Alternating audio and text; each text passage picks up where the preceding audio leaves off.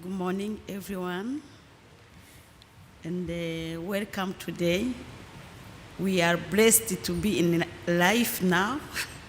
So, my name is Lenir Tendaishimie.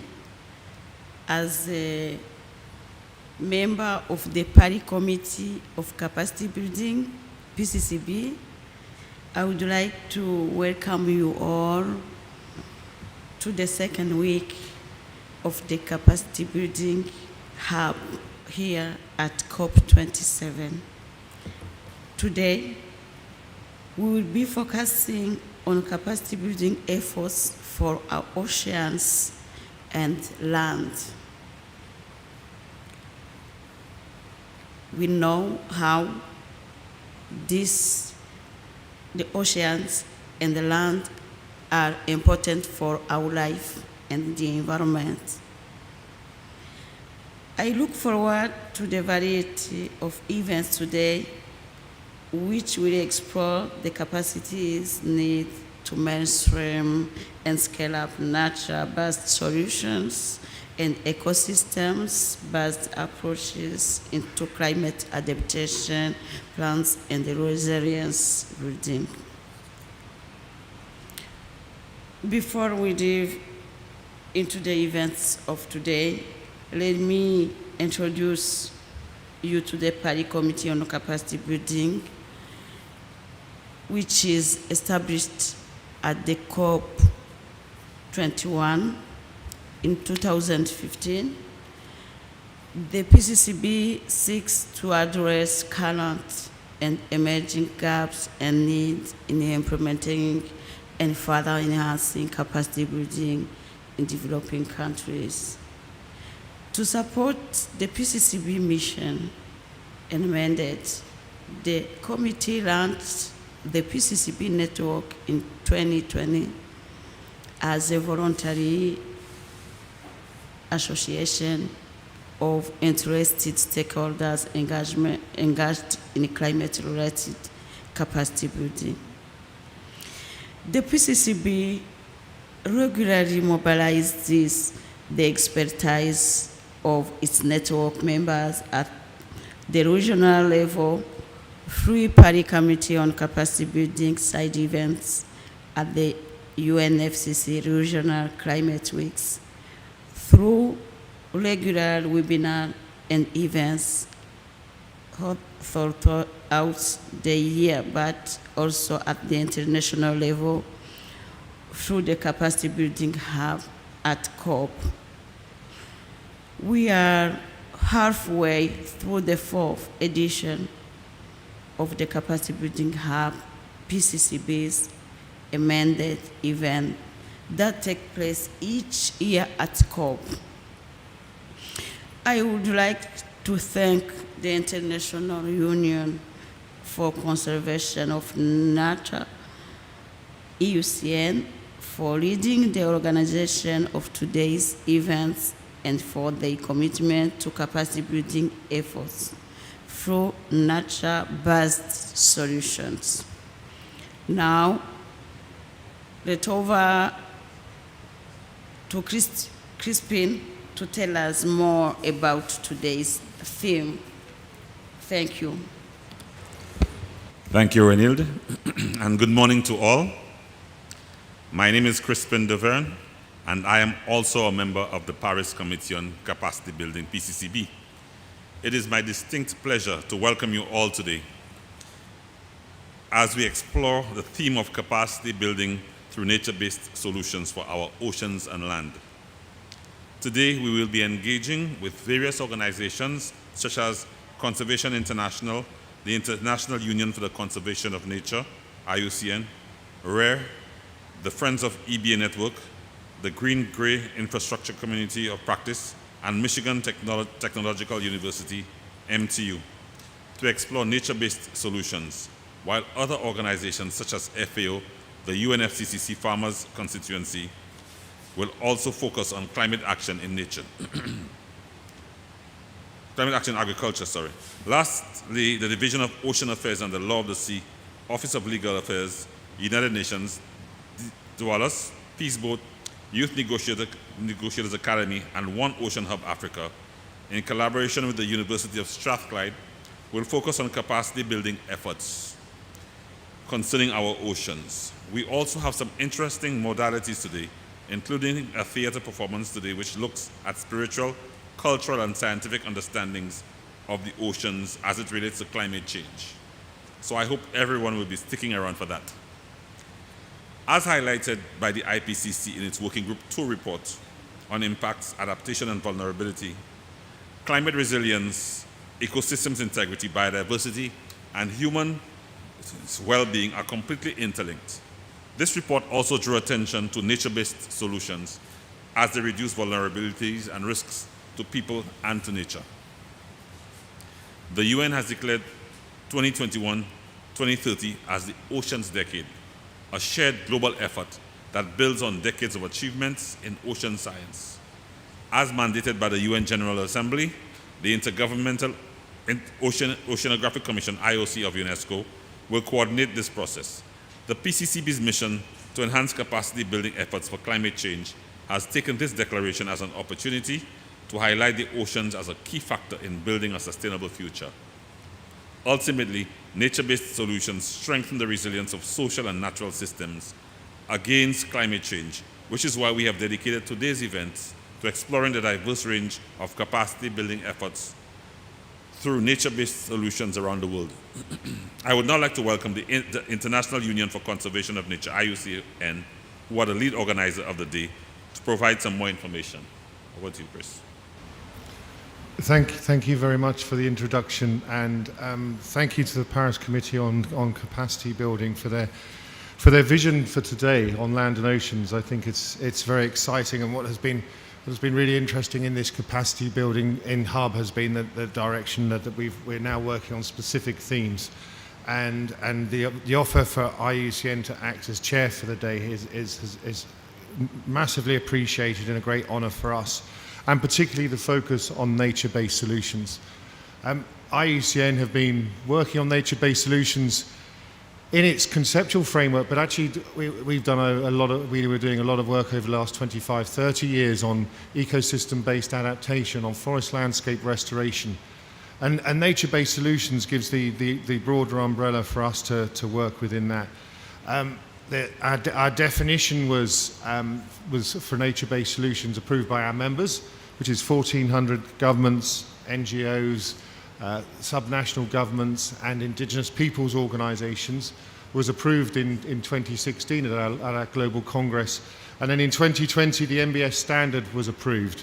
And that was a key stepping stone for us. So it helped highlight the importance, but give a quality assurance to nature-based solutions, and making sure that when we are delivering nature-based solutions, and Crispin, it was great to hear your reference to the cultural aspects of nature-based solutions, and making sure that the rights, access for indigenous peoples, local communities, smallholders, farmers are centre to the NBS approach, but also making sure that we also are integrating gender there.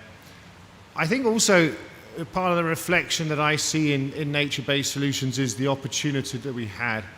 If we look back at the acceleration of the concept, I think in Glasgow for me there was a good conversation around nature-based solutions. It was really building up, but I think here I've been, even though being totally integrated in it, I've been amazed at now that it really is integrated into the climate change conversation.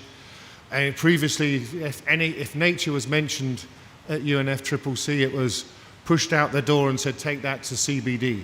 But now it's really part of the conversation, and that bridge between the different conventions is critical.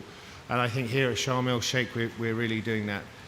And as well, I mentioned the quality assurance through the standard, but also really enhancing the resilience that nature-based solutions can deliver.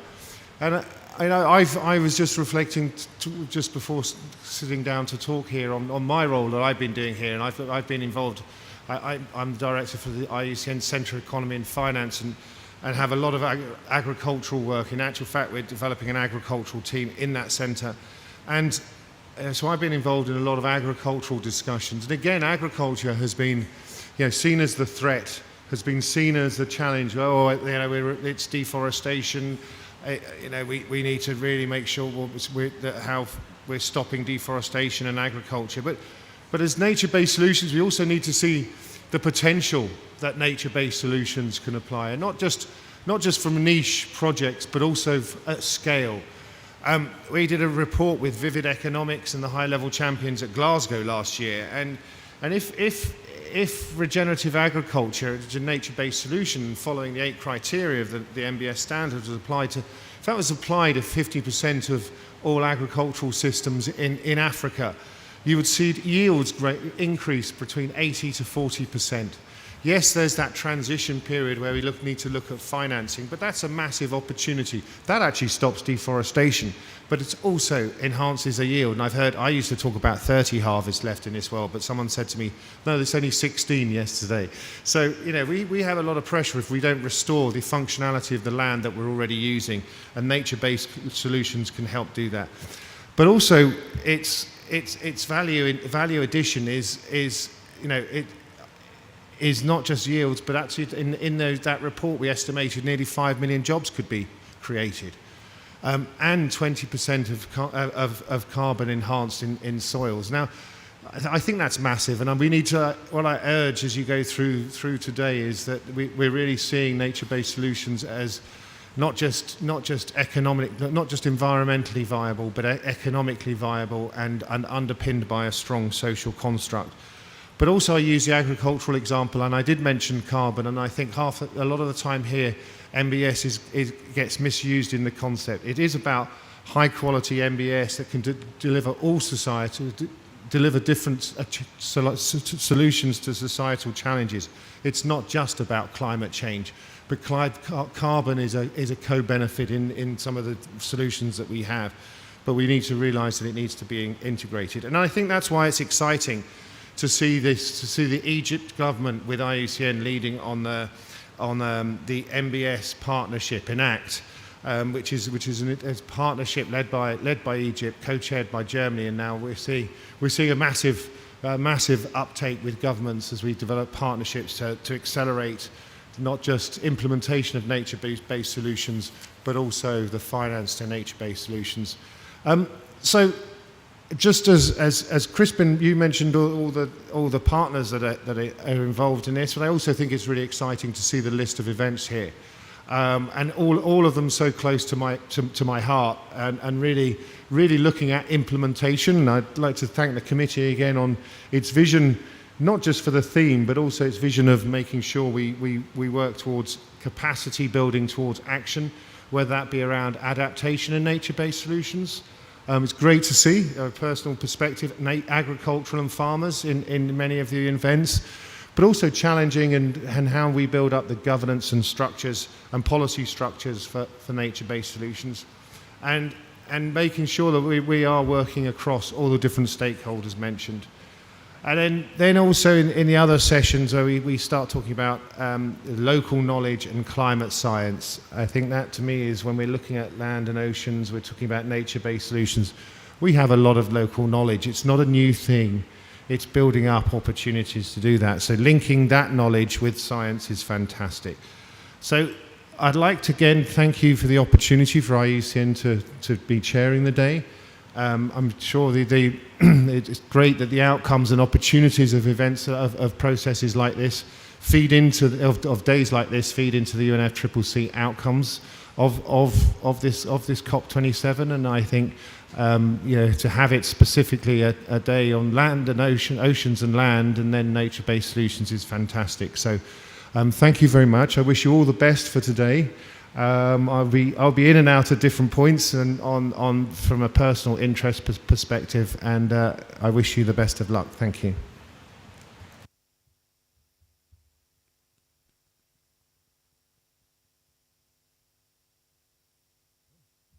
Thank you, everyone.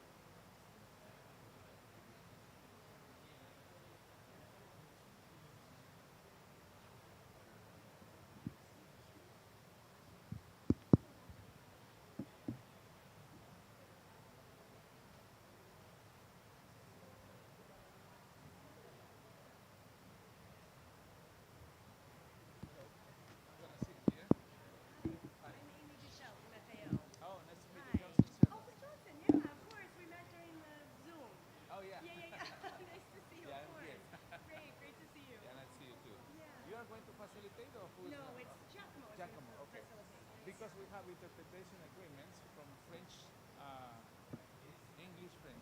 Yes, yeah. Okay, that sounds good. And then we're just waiting for the indigenous leaders, Tuntiak and. Yeah, I think they say they are coming, but we call them. I know.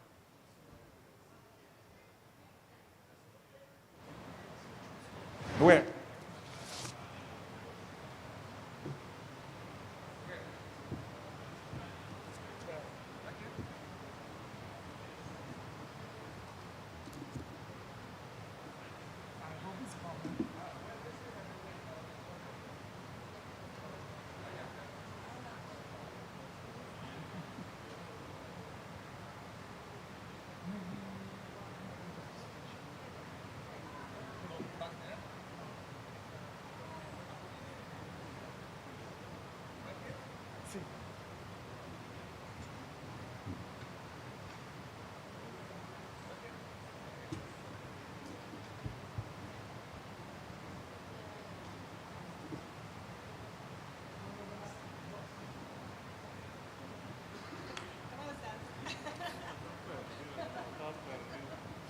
Pero llegaste.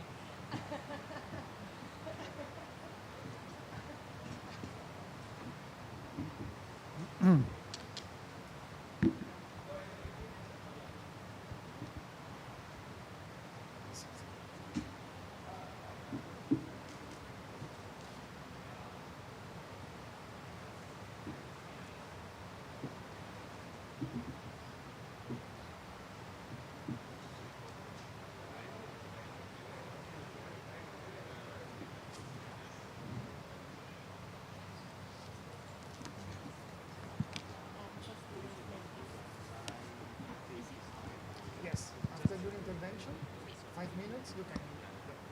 Yes. Thank you so much for being here. It's so important. Thank you so much. Welcome everybody. Just a reminder, if you need a French to English translation, you can pick up some audio there at the table in the center. We're going to start in 1 minute.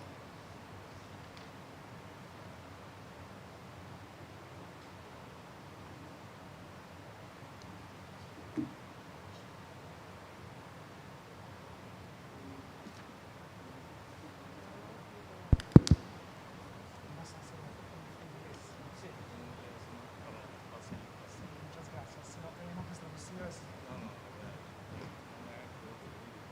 No, es solamente como la alianza promueve, fortalece las voces inglesas en este proceso y con el adaptamiento al cambio climático.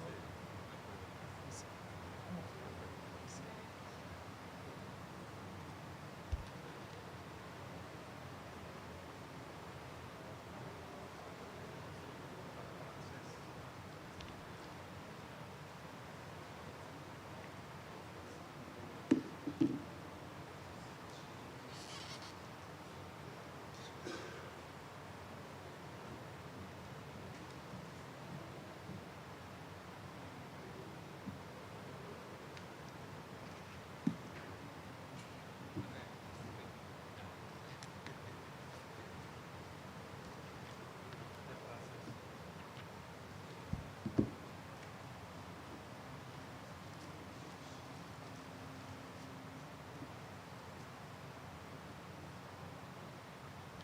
Okay.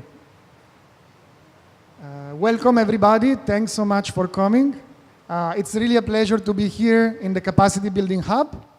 We have exciting speakers and it's an important topic. Today we're going to discuss about local and traditional knowledge and their role in adaptation.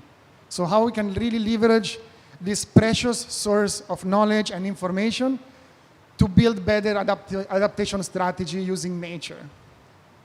My name is Giacomo Fedele, and I'm the Adaptation Strategy Director at Conservation International, and I'm your moderator today. We have many distinguished speakers here from indigenous people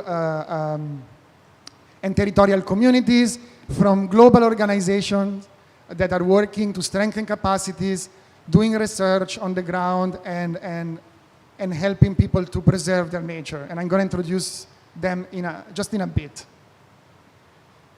I want to start maybe with a short story to highlight the topic of today. It's a bit of a sad story, but really highlight the importance of local knowledge. In a region in the Alps, not far where I come from, there is a mountain that's called the Mountain Talk. And many years ago, a big dam was built in this region to produce electricity. But the mountain was called as well the Walking Mountains, because the soil was very unstable. The local people knew that the soil was unstable, and they call it, even in their local language, the Rotten Mountain. What happened? The dam was built, and unfortunately, after so many heavy rains, in a period of heavy rains, a landslide started and happened and ended up in the lake, creating a huge tsunami, and the water fell downstream, creating huge damages. So this really highlights the importance of how we could have taken into account the traditional knowledge when planning this kind of project to be more sustainable and avoid any potential damage and harm to the environment and the people.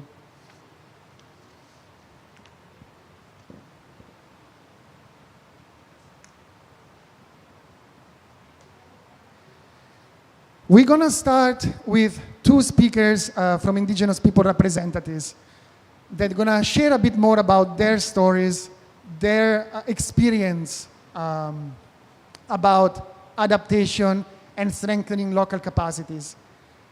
I want to invite, and I thank so much, Juan Carlos Hintiach.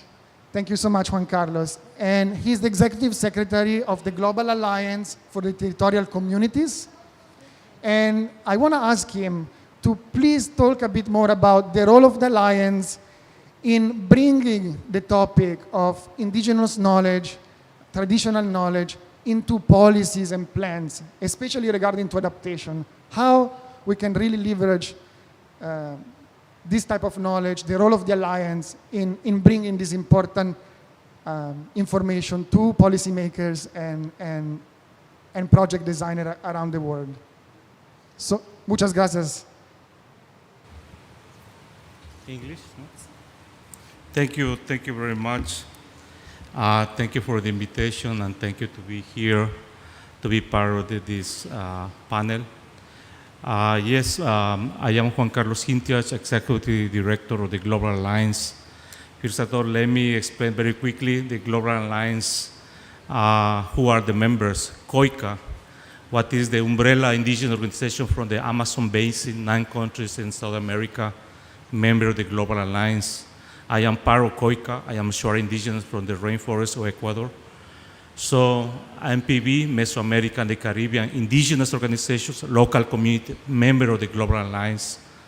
And then Brazil, all Brazil also member of the Global Alliance, indigenous and local communities in Brazil, not only Amazonia, people from the coast and the mountains and other ecosystems. Also Repaliac, what is Congo Basin in Africa, is member of the Global Alliance, and Indonesia, among organizations. So this, we did a network globally.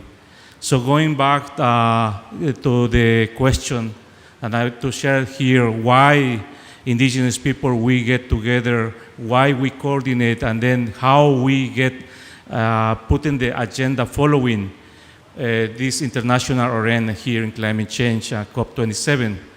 From 1992, many indigenous organizations from the Rio Convention, and then we are following these international decisions. We were asking ourselves who are bringing our demands or struggles from the ground, or what we are doing on the ground, how we are working.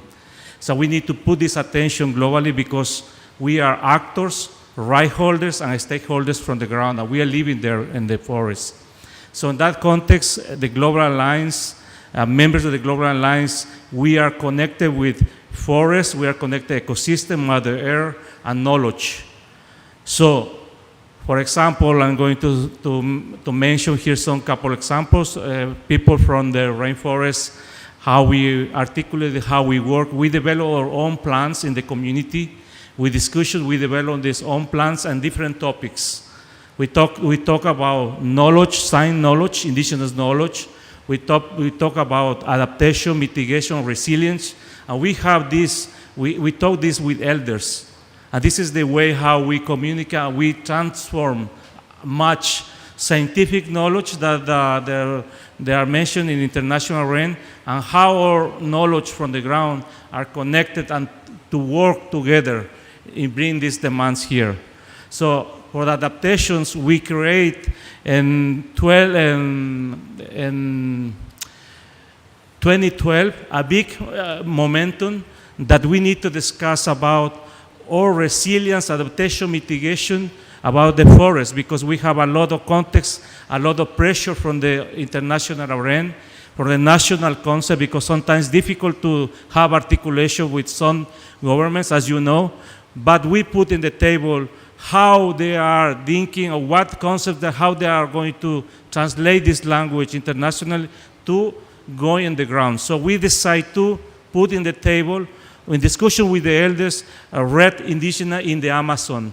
So what that means as a answer, indigenous answer, climatic answer to adapt or to convert to different knowledge. So this process of adaptation or answer for the climate change, we need to remind how the elders, the traditional knowledge, how are they monitoring, how are they manage with their own vision, their own cosmovision, with their own language, the forest, and not just water, no other ecosystems, as integral, as a holistic way. This is only that we need to put this on the table. Holistic, no, we cannot separate carbon, water, air, forest. We put in the table integral, and then we also need to respect this language, the intercultural language. This intercultural language, we need to answer the different groups, how they are transforming and presenting, how they are managing in their own vision. You know, because we have many different languages, many different customs, but all together, we need to make an answer for the international arena.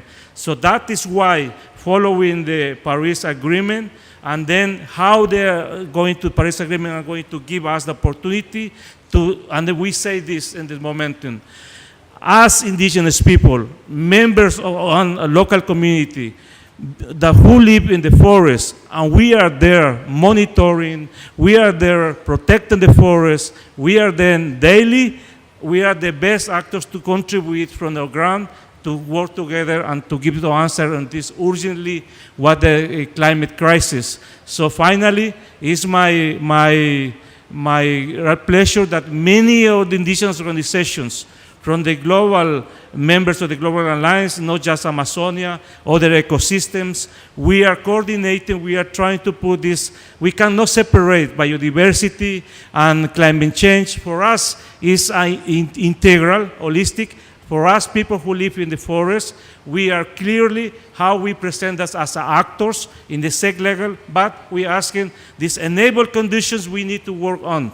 If we want to go together, we need to get respect, and we need to be partners in a good way to go this process, by respecting and accepting all knowledge or traditional knowledge in all these processes. Thank you very much. Muchas gracias, Juan Carlos. Muchas gracias por compartir esta experiencia. And I know, Juan Carlos, you need to leave at some point, so thank you so much for being here. We can now move to the next speaker, and I really have the pleasure to introduce you Apollinaire Zongo. He is a beekeeper working in Burkina Faso. He's also a DGM, the Global Grant Mechanism for local communities and indigenous people. And he's going to share with us his experience working on the ground with communities, leveraging their adaptive capacities, building those capacities to adapt to climate change. Merci beaucoup pour être ici, c'est vraiment un plaisir. Et il y a votre présentation qui arrive. Alors, je dis un grand merci donc pour cette opportunité. Et je dis bonjour également à tous et à toutes. Et pour nous donc avoir cette tribune pour s'exprimer, c'est vraiment dire combien est-ce que le travail que nous faisons sur le terrain est vraiment remarquable. Et en tant qu'acteur direct et sur le terrain, nous dirons que lorsque nous parlons de changement climatique, ou plutôt, je dirais, de crise climatique par certains endroits, alors pour nous, cela se manifeste à deux niveaux. Et le premier niveau, je dirais que c'est la dégradation accélérée des sols et qui donc a pour conséquence aujourd'hui donc la perte croissante au niveau donc de la productivité et donc une baisse considérable donc des rendements de nos récoltes. Et cela est perceptible. Et cela fait qu'aujourd'hui, de plus en plus, nous avons donc beaucoup de difficultés à satisfaire donc les besoins alimentaires de nos populations. Le deuxième point que nous allons donc que nous remarquons en termes de manifestation donc de changement climatique, c'est aujourd'hui donc le bouleversement complet de la saison pluvieuse. Et cela se traduit aujourd'hui par le fait que les périodes qui étaient bien connues par nos populations pour les cultures sont bouleversées et cela fait que de façon concrète sur le terrain, nous n'arrivons pas très bien à nous adapter. Et ça, c'est d'une manière générale la remarque que nous faisons. Et pour faire face à cela, nous avons donc décidé ensemble, premièrement, pour les sols, parce que là, vous le voyez bien, à certains endroits, nous avons des sols qui sont complètement délavés, lessivés et qui sont impropres à la culture. Il faut donc des connaissances. Et nous avons tout simplement décidé de mettre en repos ces différents sols-là, de les observer pendant un bout de temps, 1 année, 2 ans, pour leur permettre de régénérer, pour leur permettre de restaurer et que nous puissions donc réadapter certaines activités à cela pour pouvoir donc satisfaire un certain nombre de besoins. Et en plus de cela, nous avons donc la deuxième solution que nous mettons en place, c'est la maîtrise d'eau. D'autant plus qu'aujourd'hui, tout est bouleversé sur le calendrier et agricole. Alors, qu'est-ce qu'il faut faire?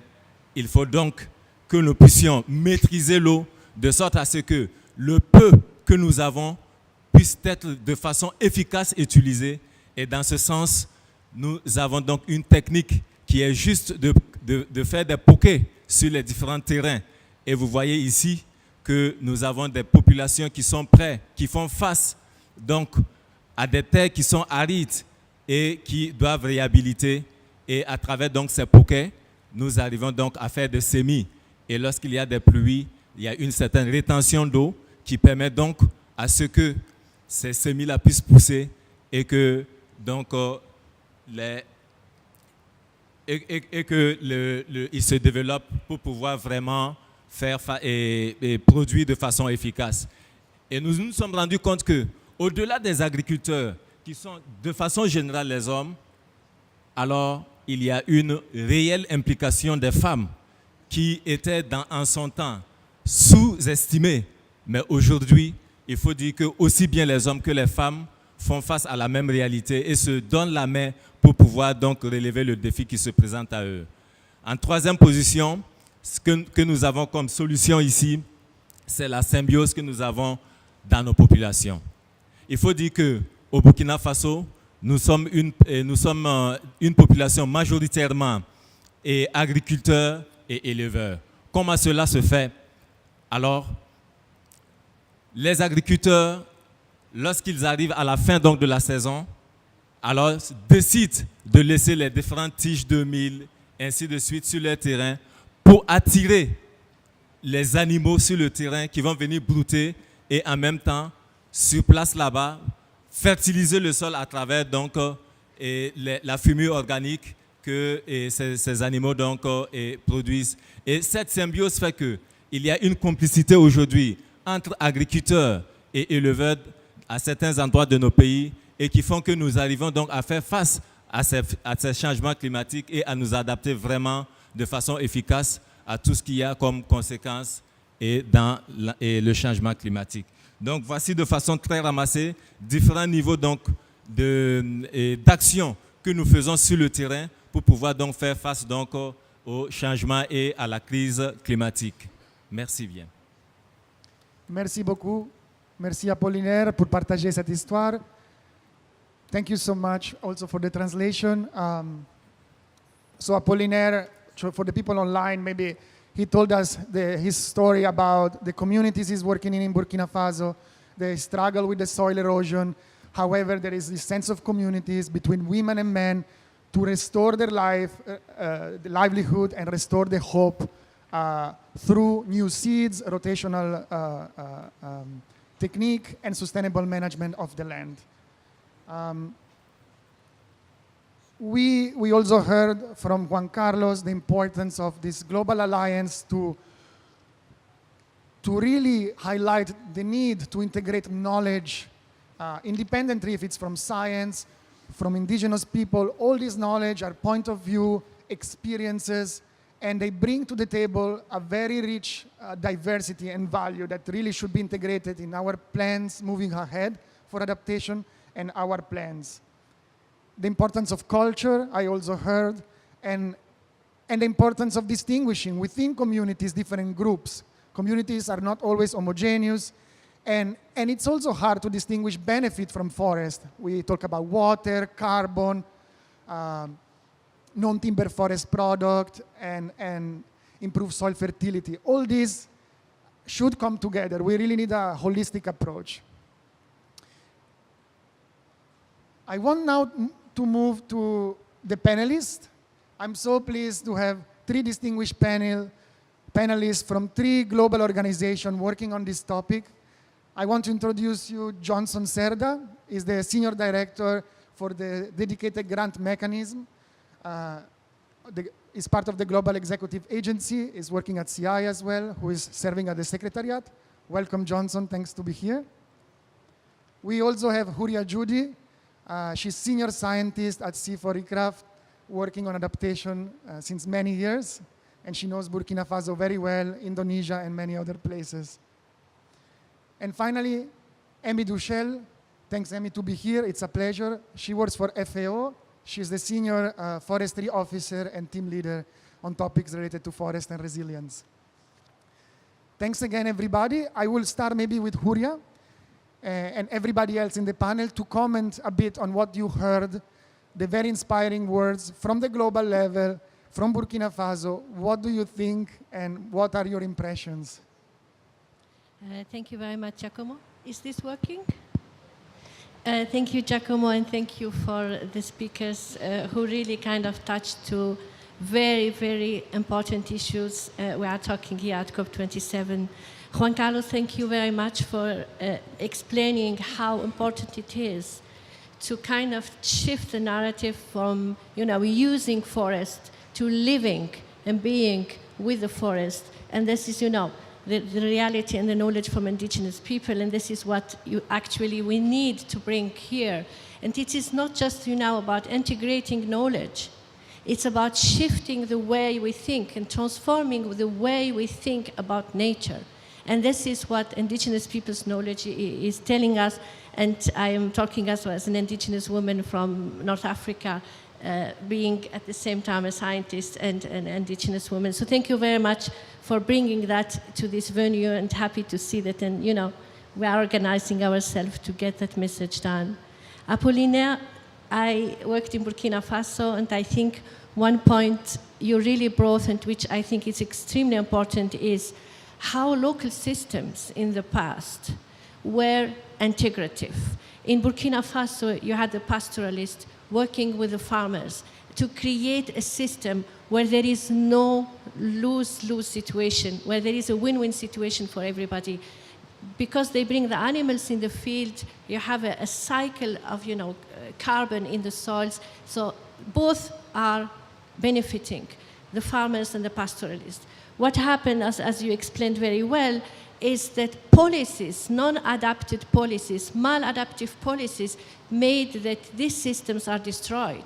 So we need to stop working with policies who are destroying local knowledge and local systems who are adapted. Now we are asking these people and saying you have to adapt again.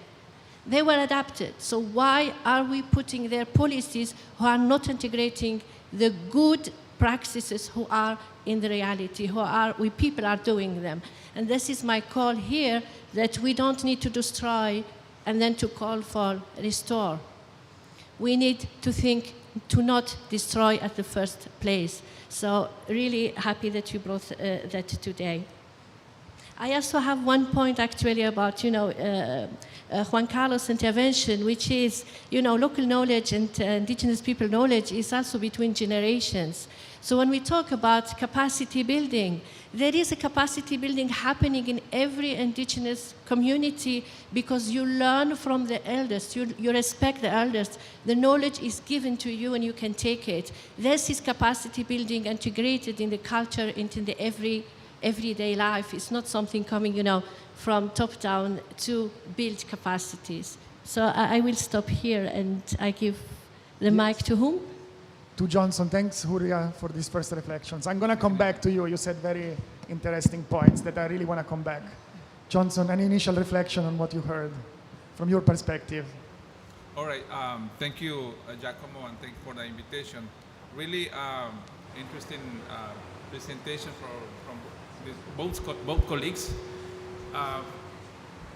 I believe that in the indigenous movement, at least in Latin America, also I observe in Africa, we have organizations already structured at the community level and working on specific topics related to climate action. Closer, right there? Okay. Related to climate action. And this is really important. Just let me comment on 3 topics. One is in relation to, Giacomo, when you started, you said about the importance of the language. And I've been, witnessing the situation in some of the cities. For example, in Quito, in Ecuador, there is a neighborhood in Ecuador called Turubamba, and it's flooding every year in the winter. And people is complaining, always saying, "Why this is flooding? It's not well done," And you know what happened? For us, Turubamba means a swamp. It's a place of flooding always. We understand that it's in our language. But when the people, they don't take that culturally, the language that we understand, and they build or they do whatever, the impact is going to be there. So we need to be connected with the language. That's really important. I know many cases where we don't identify the language, or we don't take the language or the meaning that we have in the communities in order to implement something. It's important to pay attention on that. The second thing is, I think with the DGM project, we have supported at the global level in order to strengthen, first of all, the governance system for indigenous peoples and local communities in order to make their own decisions, receive funding directly, their own decisions, and decisions on what actually they want to implement for climate action at the local level. So examples like in Burkina Faso, we have many in Brazil, where communities are implementing what they believe it's important for them. For instance, they have the seed banks. Really in Brazil is helping for them to reforest, to bring, or to maintain the crops that they have in that region of the Cerrado area. And that is helping a lot. The communities, they know what to do if they have access to the resources. So that is important. I recognize that also in Burkina Faso, they've been trying to reduce the emission because they use also the woods, right, for charcoal. And they've been doing interesting work in order to reduce the emission from that. That is important. It's connected to what you are saying about an indigenous knowledge. I think this is important. For many years, I see that when we do capacity building, always we take, the view, the Western view of capacity building, from creating a protected area, the science-based implementation, but not integrating the view that we have in the communities in order to provide a capacity building. So the integration of that is important, not only protected area, but in the case of the comments that our colleagues have made, in order to implement at the community level, we need to strengthen the knowledge of indigenous peoples. Thank you, Jack. Thank you so much, Johnson. Thanks for your great points. And I'm going to come back to some of them later. Emmy, what's your general reflection and what are your thoughts at this point? Thanks so much for inviting me to this really rich panel. And I mean, just many things going in my head right now. I mean, I think what the real challenge now, and I think we've seen this since last week, there are these wonderful examples of locally led adaptation efforts around the world. And we heard this very clearly today as well. And building on what Huria was saying, really the challenge now is that the policies are in place to be able to support that. So really not only enhancing ambition by governments to mitigate against climate change, but also putting the right policies in place that are informed by the local level work to actually facilitate transformational adaptation.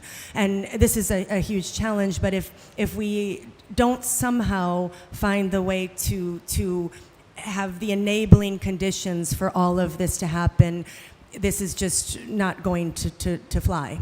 And so I think from an organization like FAO, really the challenge is, when we're thinking about sort of our knowledge products that go out and are sort of read and taken up by policymakers, something that we're really trying to push is that you do not have forest-based or tree-based climate action without meaningful engagement of indigenous peoples. This is sort of making that extremely clear over and over again.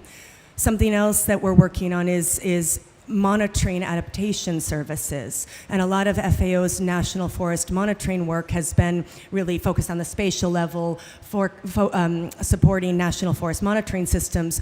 Well, thinking of ways to really bring in sort of the local monitoring into these national systems. And there are good examples of that, including from the REDD+ experience. Maybe the other point is that when thinking about the adaptation elements of nationally determined contributions and strengthening those, as well as national adaptation plans, I mean, these are really key policy instruments where these kinds of local experiences can be informing these critical policy tools. And then finally, when we're thinking about climate finance, and FAO supports countries in leveraging climate finance, really ensuring that finance is going to the ground, and ensuring that it's really going to those who are on the ground protecting, sustainably managing, and restoring forest and tree-based landscapes. Thanks. Thanks, Emmy. Thanks so much. I want to go back to Huria, and Huria, asking you a bit, from your organizational perspective side, you're working on research. What is your organization doing to support capacity building?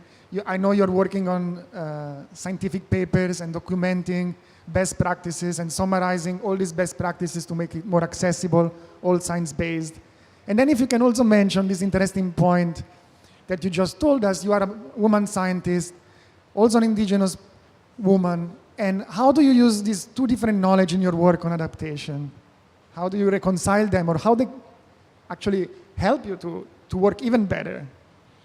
Okay, I will start with the easy question, which is the first one, and I will leave the second one for my second, later on. Yeah, C4E-CRAF, we are a research organization, but research organization actually not in development. So we are based in many countries, and we are based also in the countries we are based in regions in some countries, which make us actually an organization which is informed a lot by what is happening in the ground. And in the work on adaptation, which we started a long time ago, actually, one of the first actually global comparative project on adaptation and forest and trees was a C4 project with other partners, of course, and we learned a lot in this project. And this is, I think, one important issue. Then, as scientists, when we go to the communities, we shouldn't go to the communities with the spirit of we are, having the solution already there, and we are going to bring you the solution. No, this is not the way. We go there to learn from the communities, to understand the context. And then we have solutions. We can think of solutions, but together, and they need to be adapted to the context. We don't say that enough, and I know, when you talk to donors and you say, I need 3 years in the field to understand how adaptation is happening, and I need to understand the best practices, all donors will be, oh no, this is too long. This is not too long, because we are talking here about, co-producing knowledge and creating a knowledge which is responding to the challenges we are experiencing. So in C4ECRAF, we try really to build that into the way we work, and in, not only in adaptation, but in all other aspects we work. And I would just give here an example. As Amy was saying, we are seeing that forests and trees, when the whole debate on climate change started, forests and trees are seen from the mitigation point of view. This is carbon. The forest, tree, carbon. And we are seeing a big problem here because we are neglecting an extremely important role of trees and forests for resilience, for people in the ground to adapt. Forests and trees produce so many, they give us so many gifts to adapt, but we need to protect this forest to give us this gift they are giving us. So there is something there which we need to develop, best practices and principles. So we are working with FAO together to develop kind of, what are the guiding concept we can think of to make this role of forest and trees for adaptation more explicit and clearly, kind of formulated in the adaptation arena at the national level or here at the global level. And we came up, we had like a lot of consultations with people working on adaptation, and we came up with 10 principles. We are working on publishing this paper, and FAO is taking this forward to the policy arena. But what I wanted to say today is, interestingly, from the 10 principles, we have 5 principles who are linked to local communities and the knowledge of local communities. So this is something which came from the analysis, and this is where we see the gap and where we really need to act all together to kind of cover this gap. And so one of the things I really would like to speak about here, we talk a lot about, the integration of local knowledge or indigenous people knowledge. Integration is not enough, because integration has also something, we have already our path, how we change the world, and then we are going to integrate a little bit of knowledge from here and from there. This is not the way it works, simply because the knowledge, the local and indigenous people system is a completely different system. It's a system which identifies your relationship with nature. And this is what we need to change. So integrating in a very incremental way is not going to solve our problem. So what is the difference? What should we be doing differently? I think one thing we should do differently is to give and to allow leadership of indigenous peoples in managing their forests and their trees, and we learn from that system. And I think that the other aspect we need to do is, the local knowledge and indigenous people knowledge is an opportunity for us to transform the way we live, to transform the relationships we have among each other, with nature, And it can start in here in this panel, it can start in this room, it can start at COP27, it starts everywhere. So this is not something, a big change who is going to come from somewhere. We have to do it in the way we relate to nature and in the way we relate to each other. So those principles try actually to give an idea about what is this transformation we need, all of us. What is this transformation we have to go for, that we can make, you know, a better life for the people who are living from and in the forest and the people who are using these resources in the ground. So I will stop here, and I don't know, I think it's Amy. Yes, it would be nice to hear from Amy, actually, yes.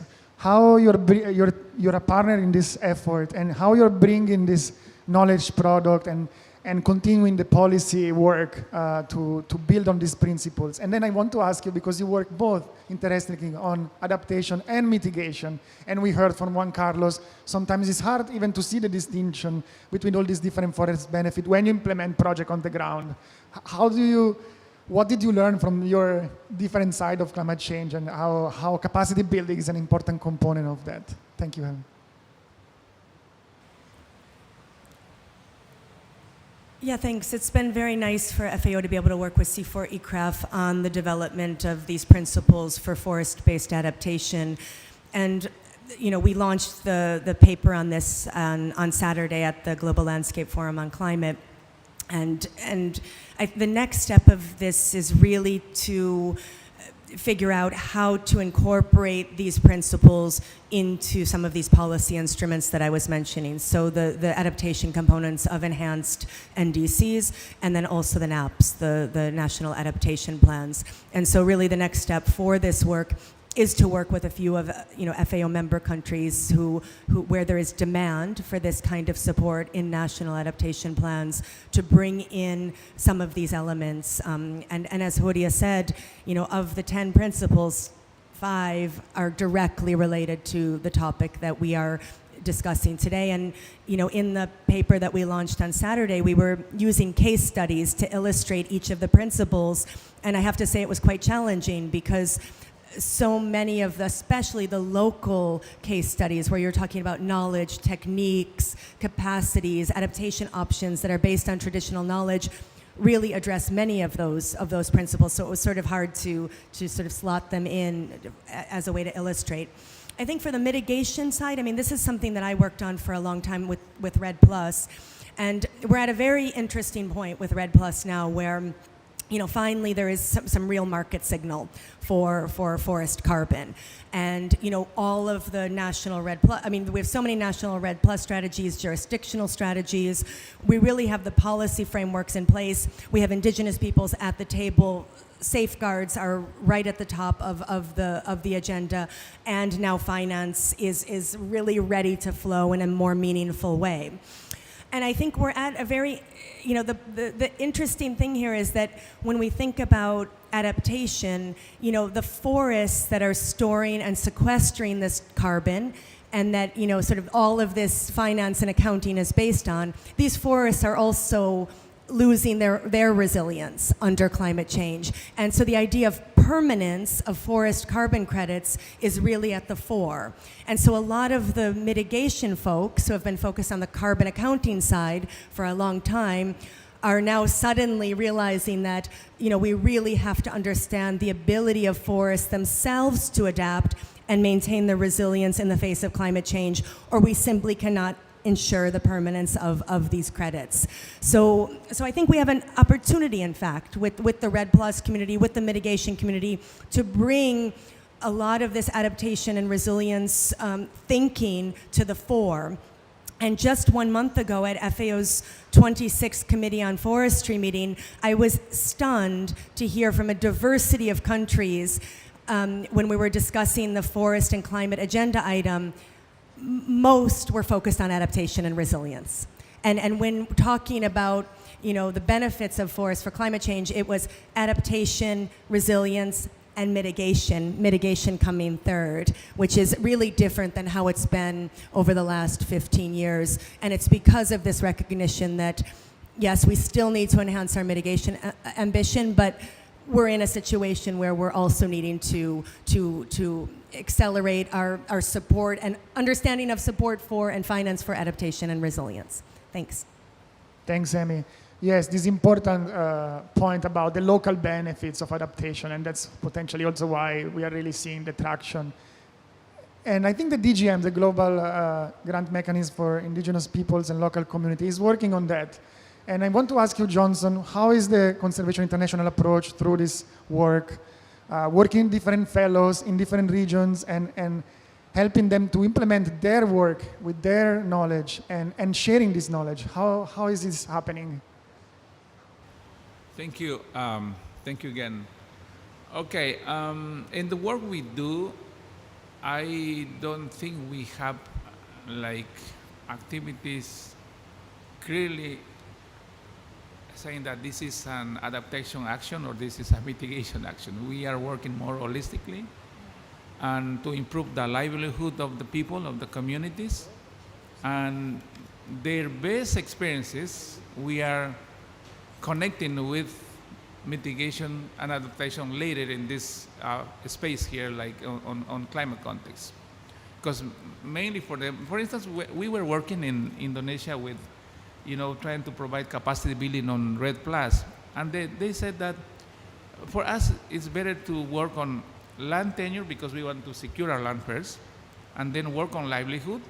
And perhaps REDD+ is going to be a complement, but that is not our focus right now. We would like to work on other topics that at the end perhaps we respond to mitigation, adaptation, and also REDD+, let's say in this case.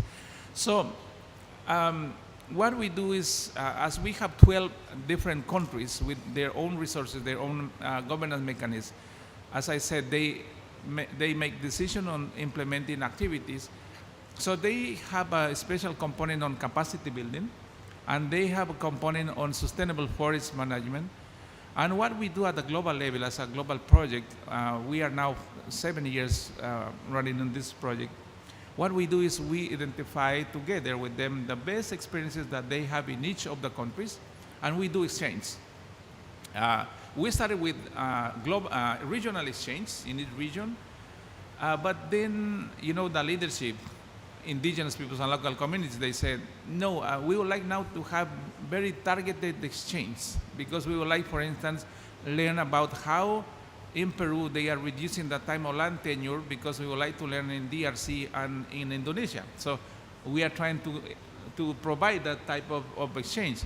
Or, for instance, recently we had an exchange from Brazil and 3 weeks ago, actually, and Mozambique, because of the language, the ecosystem, it was perfect. The Cerrado area with the north part of one of the parts in Mozambique.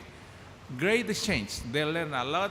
They came really enjoying that exchange because they were able to exchange what they were doing with the medicinal plants, for instance. It sounds like simple, but important for communities to defend themselves, for instance, in the previous years against the COVID. So they've been exchanging experiences that they had. So that is what we do at the region. Targeted exchange now. But also we have a global exchange. Still we have that because we would like to exchange these experiences that we are having with not only among DGM project, but also other. We want to provide this experience to other networks like the Alliance with our other Hintiach or other networks we have in the region. So that is the plan what we have. But I wanted to make a couple comments here is that talking about the policy, in countries like Ecuador, I'm Ecuadorian from the Amazon, what I see in our constitution is the recognition of the ancestral knowledge. They call it like that, ancestral wisdom. And they said that this is important topic that need to be across all the policies at the national level. So they are committed to implement. When you see in the implementation of the different institutions, the only institution using the ancestral knowledge concept is one of the programs related to CBD. The rest, climate change, all the projects, they are not using. So when we ask them why you are not using this important aspect of the knowledge from communities, they said because we don't have capacity on that. We don't know about that. We don't know what is indigenous knowledge. We don't know what is ancestral knowledge. And also we don't have resources, finally, they say. So that is, even we create at the constitutional level, we have policies we can implement. We don't have at the national level capacity for that. So that's one key important issue. The other thing is that many interesting activities with the DGM or other projects implemented in the communities are really great examples. But the problem is that we are doing, with one hand, with the Minister of the Environment, for instance, doing something, the Energy Ministry comes and then do whatever they want to do. So there is no interinstitutional coordination at the national level. So that's affecting us. Even we are having successful projects, it's affecting a lot. And we have seen that, and also it's a call, attention to the governments that they need to coordinate and enhance the activities that we are doing as a communities, because that is something really contributing for climate action. So that is important, and I wanted to highlight that, experiences that we are having in DGM is really supporting the national determined contribution as well. But if they include this contribution to their NDCs, that would be, perfect. Thank you. Thank you, Johnson. I know Apollinaire had a comment on what he heard, and please, go ahead, Apollinaire. Je vous remercie. Je voudrais juste revenir sur un aspect qui, pour nous, au Burkina Faso, est très important et dont Ouria a fait cas. C'est vraiment le conflit qu'il existe entre les politiques et les connaissances traditionnelles et culturelles. Il y a vraiment matière à faire. Parce que très souvent, on nous envoie des technologies qui sont toutes faites et qui sont en contradiction, en parfaite contradiction avec les connaissances et qui bouleversent donc la cohésion sociale et qui met à mal donc les techniques et pour faire face donc à l'adaptation climatique. Et je lance en même temps un cri de cœur à l'ensemble donc des projets. Nous, c'est vrai que nous sommes en train de changer le paradigme, le concept de passer de bénéficiaire donc à partenaire dans les projets, et il faudrait donc qu'on tienne compte de ce que nous savons faire. Il faudrait donc que pendant la conception et dans la mise en œuvre, que l'on tienne compte résolument des connaissances et des aspects sociaux pour que nous puissions donc réussir de façon efficace donc l'adaptation à notre contexte. Voilà donc ce que je voulais dire. Merci. Merci, Apollinaire. Thank you so much. It's such a good point about indigenous people, local community, be equal partner in project design. If we bring technologies from outside, almost 100% they're not going to work. We really need the buy-in, the experience of communities to build technologies and approaches that make sense for the local context. I think we are really at the final 2-3 minutes, so I just ask the great panelists if you have anything to add, 1-2 words for really concluding this great session this morning here. Urian? Thank you very much, Giacomo. This is a very rich discussion today. And you asked me before about, being a woman and an indigenous woman and a scientist, and I didn't answer this question, maybe because it's a difficult one to answer, but I just want to say that what I'm hearing here is also what I am learning, in my trajectory, navigating these different words. And I think one of them is, the holistic approaches. We are talking here, you were talking about, how the fragmentation between policies is hindering the way that we are moving. You are talking about the fragmentation between the local and the national, Apollinaire. And I think one aspect we can learn from the indigenous people's knowledge is really like these holistic approaches. We don't protect, for instance, forest because it will give us something, adaptation services or carbon. we protect forests because we need to protect all lives. That's it. Even we are a part of it, and we don't need, to get something, in the thinking of we have to get something from the forest in order to protect that forest. And we need to, this is something, for instance, these holistic approaches to the way we live with nature is something I try to bring in my, in my working. But also, this humility of learning from nature and learning from others, this is also something I think it's extremely important here, but learning at the same level and without, power relations between which knowledge is more important and which knowledge is less, and which knowledge we give a higher value and which knowledge we don't value. Thank you, so powerful. I just think I'm still struck that we these very clear calls for, real partnerships, and we just heard it from our colleague here. I mean, sort of when are we going to learn, as especially international organizations, to really engage in these real partnerships where the rights holders, the managers of the resources on the ground are the real leaders in the initiatives that we put forward, and we are there to support and learn and listen and not lead, in fact, and to really engage in a very genuine partnership. And I think that, yes, the discourse is there, but we have a lot to do to transform our own organizations to really get there to make this happen in a real way. Thanks so much, Amy.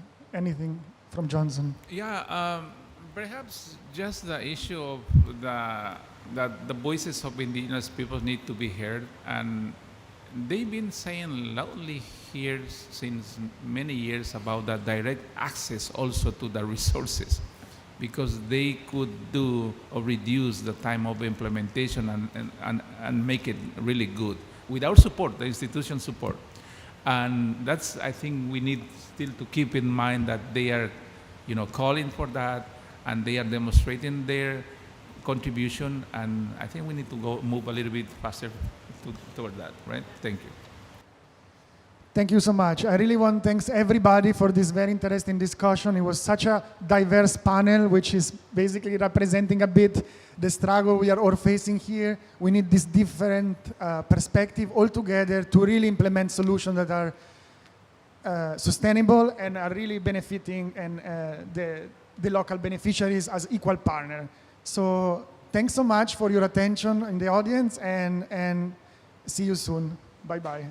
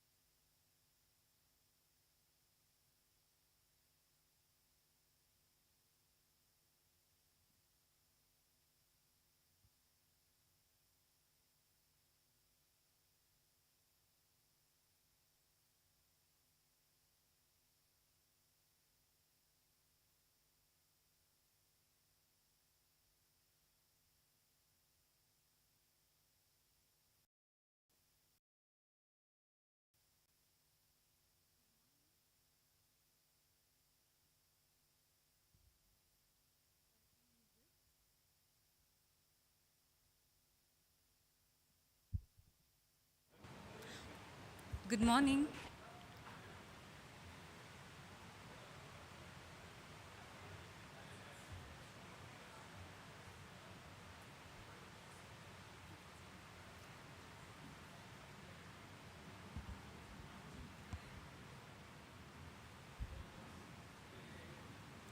All right. Good morning, everyone. Thank you for joining us today at this event, both in person and virtually. And thank you, IUCN and Capacity Building Hub for organizing this event today. My name is Shravya Mamidana, and on the way to COP27 here today, I was wondering how to begin this event. And I thought it would be best to begin with a few personal stories that I would like to share with you all here. So way back in 2015, I was a farmer, yes, trying to make bioenergy plantations in rural India viable. And I was running across VCs, funders, private bankers, and who not to keep my farming operations afloat, or rather save my farming operations from continuing, right? And it is at one VC firm that I've heard that bioenergy plantations could qualify for carbon finance. So they've asked me to go back home and come back with numbers on how much carbon we could sell. But of course, I did not know how to do that. Cut to 2017, I was at ICRISAT, one of the many CGIAR institutes, and we were researching, or rather trying to understand the right cropping systems or practices in Telangana, India, which would achieve all the three dimensions of climate smart agriculture, right? But of course, again, we were all a group of economists, and we did not have the time or resources to perform an in-depth study or collaborate with interdisciplinary teams. Right now, I'm at FAO, and together with my colleagues who will join us later, we keep getting requests every day from several institutions on how to integrate environmental impacts into their socioeconomic components or into a traditional cost-benefit analysis.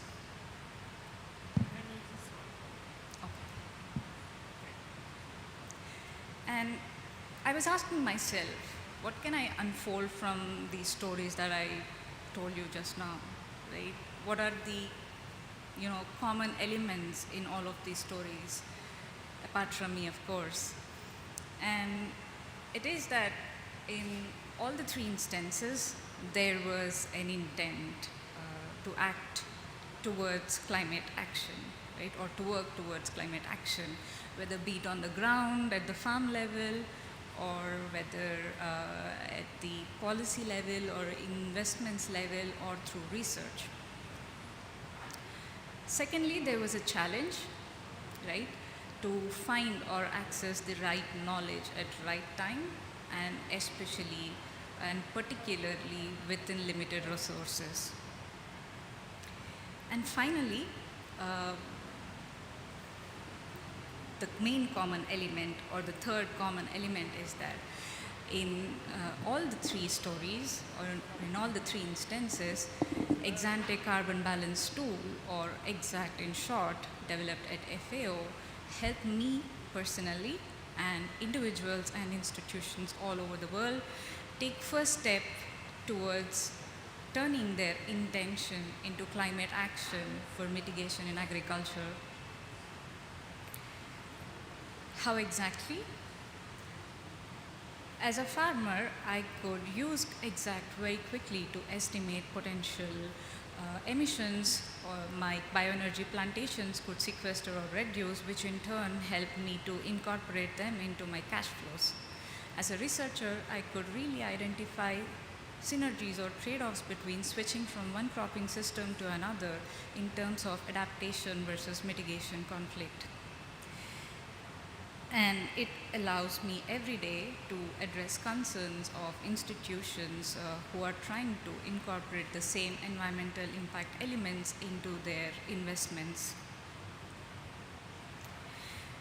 They say the real goal of development is to capacitate a person, an institute, a country, or anyone really, to better respond to challenges or opportunities that come along. And today's event is all about how EXACT helps individuals and institutions all over the world to take first steps towards turning their intention into climate action. And in the next, can we switch off this one?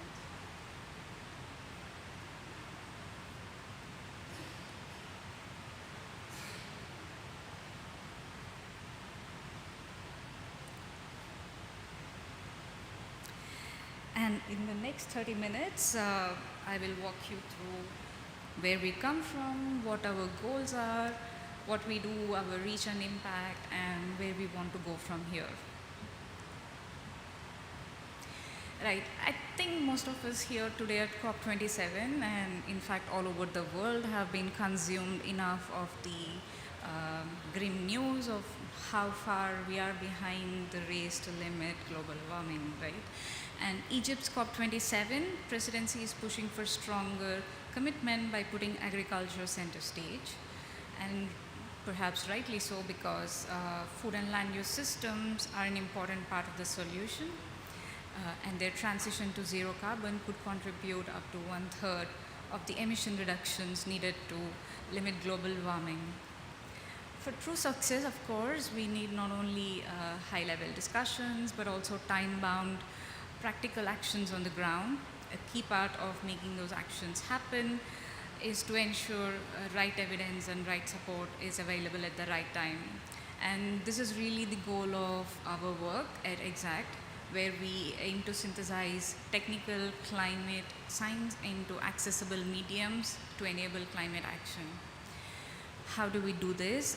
We create, support, and engage, as you can see in this following slide.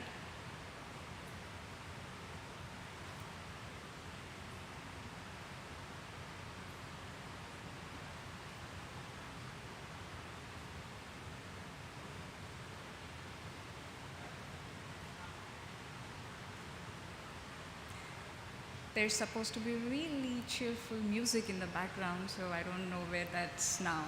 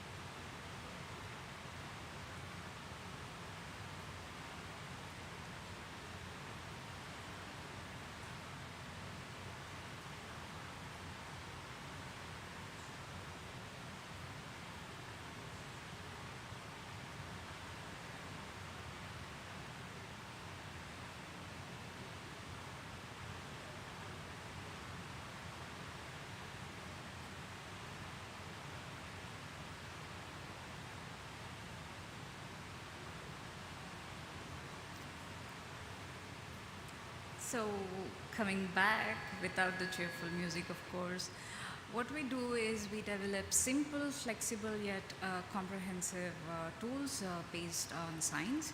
The EXACT suite of tools is a set of 3 tools developed to harness science-based knowledge to policy and investment decision processes in agriculture sector.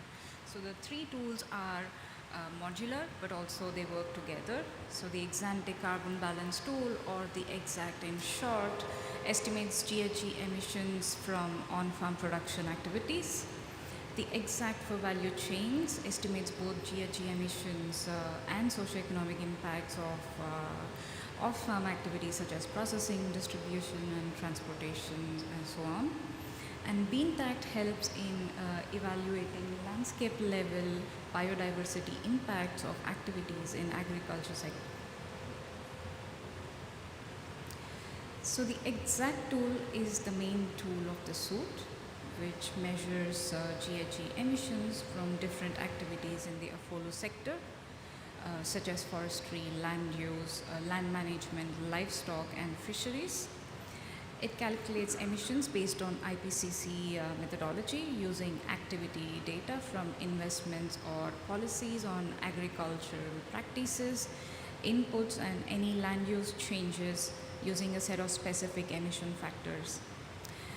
And it allows the user to build two scenarios, for example, a reference scenario or a future scenario, or a with project and without project scenario to isolate the impact of a particular policy or project on GHG emissions in the AFOLO sector.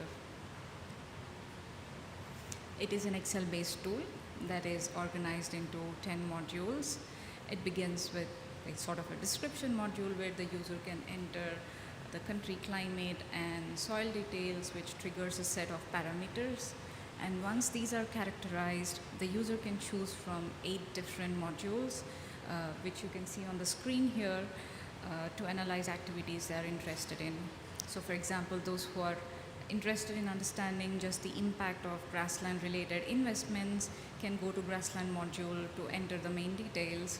And those who are interested in cropland management or forestry and fertilizers can go to the respective cropland management and inputs and investments module to proceed with the analysis. The results are generated using default tier 1 values, but the tool is also flexible enough to accommodate users to override the default values if they have better data. So what does EXACT do? How can it support climate action in agriculture? It firstly, of course, allows anyone to measure carbon benefits or costs of any proposed action, right? It provides the right evidence to identify synergies and trade-offs of different actions. And this in turn helps to identify cost-efficient activities and create right incentives to invest. And as it is based on IPCC methodology, it can also help in building baseline emissions, scenarios, monitoring and evaluation based on user needs. I will provide more concrete examples on how EXACT is applied in practice in the following slides. So at the individual or project level, imagine you are designing a project in Timor-Leste and you want to convert some 2,005 hectares of annual cropland into forests, right? And you have prepared a detailed cost-benefit analysis and everything is sound in terms of socioeconomics. But now what if you also want to know whether this action in fact will create a positive or a negative impact on environment? This is where you can use EXACT. And by simply entering a few details on one line in the Excel tool, you can immediately see the impact of your action or your investments. In this example, of course, converting annual cropland into tropical forest has positive impact on the environment as it sequesters emissions. Similarly, you can assess several such activities and you can view the detailed results in the EXACT tool. And these numbers can be used together with, let's say, a social cost of carbon to understand the impact of your investments and mainstream these into cost-benefit analysis. And our idea with the EXACT tool is also that one can use it to analyze not only climate-oriented actions that target mitigation specifically, but also use it to measure mitigation as a co-benefit that can come from food security and adaptation projects, which of course take precedence. The second example is about how you can use EXACT to create bottom-up or bottom-up context-specific marginal abatement cost curves, or max in different follow sector actions. For uninitiated, if any, the MACs are a famous tool in climate change policy making, right? But most often these come from big models and may not always represent local reality or an institutional need. For instance, you're at the World Bank or any other institution and you have invested in several agricultural projects across years. You could use exact tool to aggregate evidence from all these projects and build context-specific MAC curves which can serve as decision inputs to decide your strategy and investments going forward in the sector.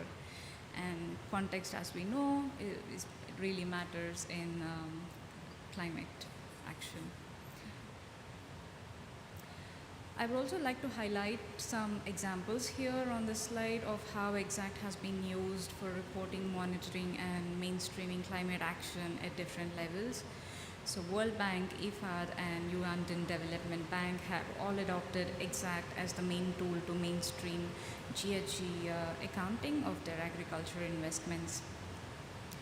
GCF and JEF, as two of the largest dedicated funds channelizing climate finance into developing countries, have also regularly used EXACT to evaluate investments in agriculture sector.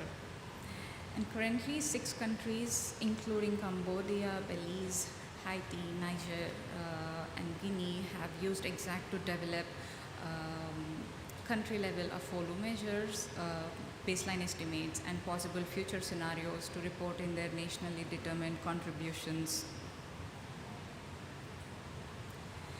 Tools are, of course, just a means, right? Our main work indeed revolves around strengthening the individual elements of action for climate empowerment. So we support individuals, organizations, institutions, and governments through education, training, and free access to information and increasing public awareness. We connect the participants with essential information and resources that we believe can improve their ability to integrate mitigation aspects in their decisions in the follow sector. So we not only train them on how to use the tool, but also continuously guide them in producing robust assessments, from making realistic assumptions to asking the right what-if questions. And we also actively reach people across universities and governments to increase awareness of climate action in agriculture. We participate and cooperate with stakeholders across decision-making and implementation teams for joint efforts. For example, in the hand-in-hand initiative of FAO, we connected with local country-level representatives, economists and financial analysts and other stakeholders, including private and public investors, to showcase the environmental impacts of investments and why it matters to measure them. At EXACT, capacity building is much more than just the transfer of knowledge and skills, and we believe that effective capacity development needs organizational engagement at many levels, from individual to institutional. And in the following slides, I will share with you some of our main engagements in these 3 different levels. So, we support institutions who are interested in strengthening their vision, integrating their strategy, structure, and monitoring processes to mainstream agriculture GHG accounting systems for climate action. Following the vision, we encompass mainly 3 activities, which are skills upgrading in terms of using the EXACT tool through trainings and procedural improvements and technical backstopping as needed. Some of our engagements at an institutional level are with World Bank, IFAD, governments in the Caribbean, and so on.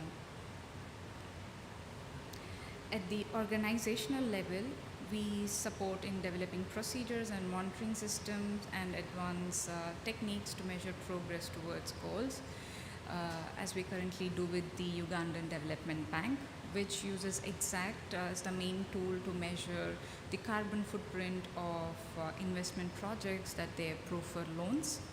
And together we are exploring how to develop preferential interest rate schemes to spur green investments in the agriculture sector in the region.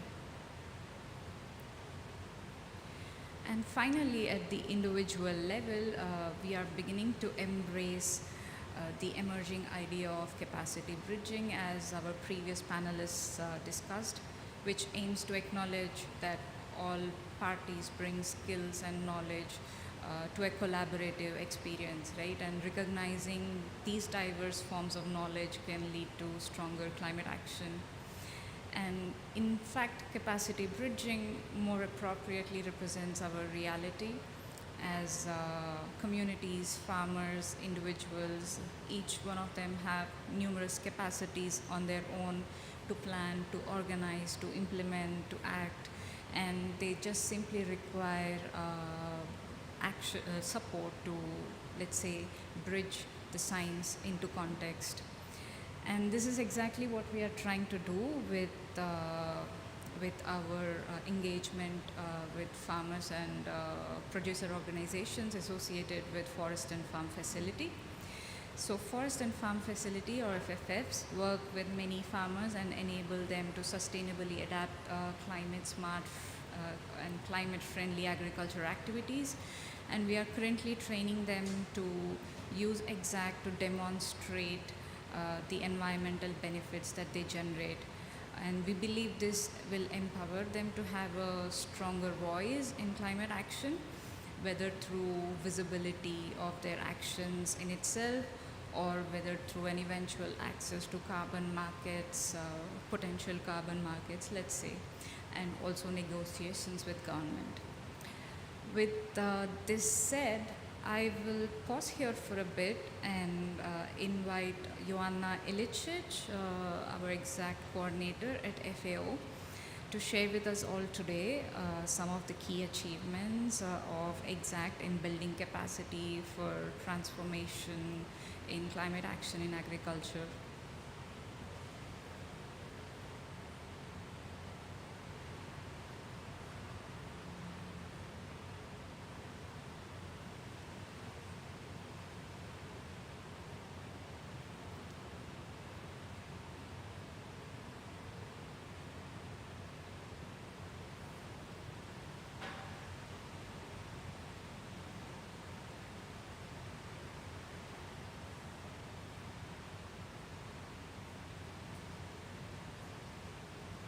Hello?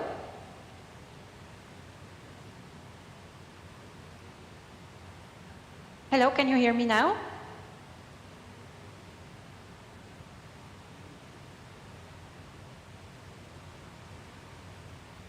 Perfect, thank you. Sorry about this. It's not really sure, not obvious how to figure out whether you hear me or not. But I'm very pleased to be here with you today. As Shravya has mentioned, my name is Joanna Ilicic. I'm a climate change mitigation economist and also a coordinator of all activities around the EXACT suite of tools. It's a real pleasure to join you virtually today and to share a few key messages on the impact that our work has generated to date. What you see on the screen are some of our main achievements. Starting from a large perspective, in 2020 alone, EXACT tool was used to measure carbon benefits in about 8% of the entire climate finance that flowed into AFOLU sector that year. This is close to $1.3 billion US. Cumulatively, we have assessed the carbon benefits or costs of around $27 billion US, which correspond to an estimated mitigation potential of 4 billion tons of CO2 equivalent measured over 20 years, coming from activities implemented on 172 million hectares. But what is even more important is that in recent years, we have trained about 2,500 individuals to use the EXACT tool. If we think that each of these individuals used EXACT at least once, the numbers that I have just presented to you would become at least several times higher. Of these estimated investments, naturally most of the emission reductions come from forestry and agroforestry related activities. Yet we also know that implementing such activities may require substantial financial resources. While there are also relatively less costly interventions that may lead to changes, for example, as those related to management of annual cropping systems, which can also bring important carbon benefits. For example, through our engagement in Uganda, we could see that changing crop management practices from fertilizer to manure and introducing reduced tillage alongside the residue retention, we could have an important impact. In this particular case, it allowed us to improve carbon balance up to 20%. This underlines why it is so important to empower all the stakeholders to perform systematic carbon accounting and to ensure that their activities at any level, be it farm, regional, or national, or international, they all contribute to the so needed emission reductions and carbon sequestration efforts. We believe in coordinated and cooperative capacity enhancement, and therefore actively engage with project stakeholders to assist them through a learning by doing approach. And what you're seeing on the screen right now is a glimpse of all the projects since 2020 that we have supported around the world. The results of project assessments of different activities and their associated emission reductions potential can be accessed by users interactively, as you can see on the screen. This delivers a very powerful message through numbers and associated narratives, which can inspire others to take first step toward climate action on their own. The key message we want you to take out from this is that capacity building is not an end goal in itself, but rather how the capacity building leads to action and transformation to a more climate-friendly agriculture. And it is really the small achievements that we are the most proud of, like the voices you have seen in the short video at the very beginning of the presentation of Shravya, which came from the participants of our capacity building events. And we believe that really these small achievements are those that eventually make the change. I will close my short intervention by sharing one final example to draw a key insight for capacity building. A few months back, we have supported a food security project in Yemen, financed by the World Bank, and that project was implemented by FAO colleagues. The project targeted increasing number of livestock to improve the food security situation in the country. As such, the project was bound to increase emissions, of course. But our team worked with the project personnel to determine what other activities would be feasible to implement and to reduce the increased emission effects. As a result of this work, introducing improved livestock management practices combined with vegetation restoration activities allowed us to turn a net emitting project into a net mitigating project. I have shared this specific example to underline that capacity building is a process, it's progressive and it's cumulative. Often agriculture projects have multiple stakeholders and each one might have to make decisions related to project design, and that is often in the absence of robust data. Any improvements we suggest require buy-in from multiple stakeholders.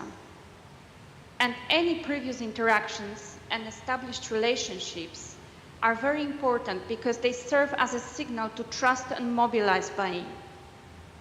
As such, Exact Unit plays a critical role in identifying these opportunities and acts as an integrator to bring all the actors together.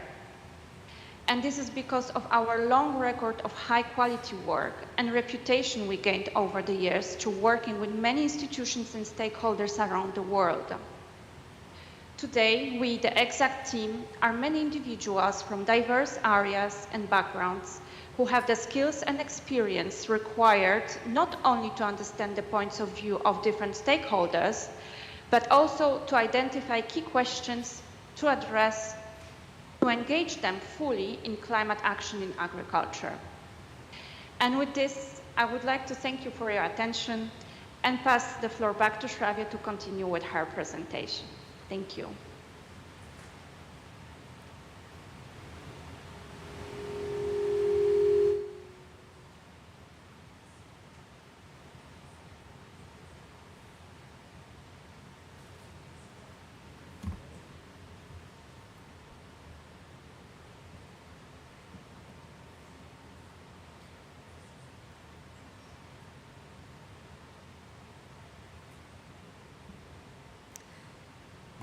Thank you, Yonna, for sharing some of your key insights and achievements of EXACT over the years. And now the question arises, where do we want to go next? And we see the need to improve capacity as climate action in agriculture takes center stage on many levels. So with close to 95% of the NDCs have conditional or unconditional mitigation targets in agriculture as on date. And private sector zero carbon initiatives and carbon market enthusiasm is growing with global players such as Bayer or startups like Norevi or Grow Indigo creating systems to pay farmers to voluntarily adopt carbon smart practices. And this is where we want to focus our efforts, right? We want to embed capacity within its specific context at a policy level. Despite NDC commitments, many of the countries still do not have MRV systems in place that can estimate baseline emissions or the right MND systems to monitor climate action in agriculture, and we want to work with them. And at the individual level, we want to empower farmers with information which they can use to leverage their bargaining power in a future potential carbon market. And of course, in focusing these efforts, we want to acknowledge challenges.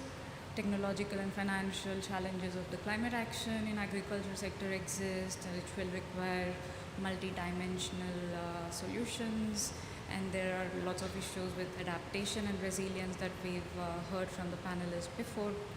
But our focus today is on the one main challenge we see in capacity building for climate action in agriculture, right? The need to move away from just a techno-managerial capacity building narrative to opening up a plural and a diverse capacity bridging approach.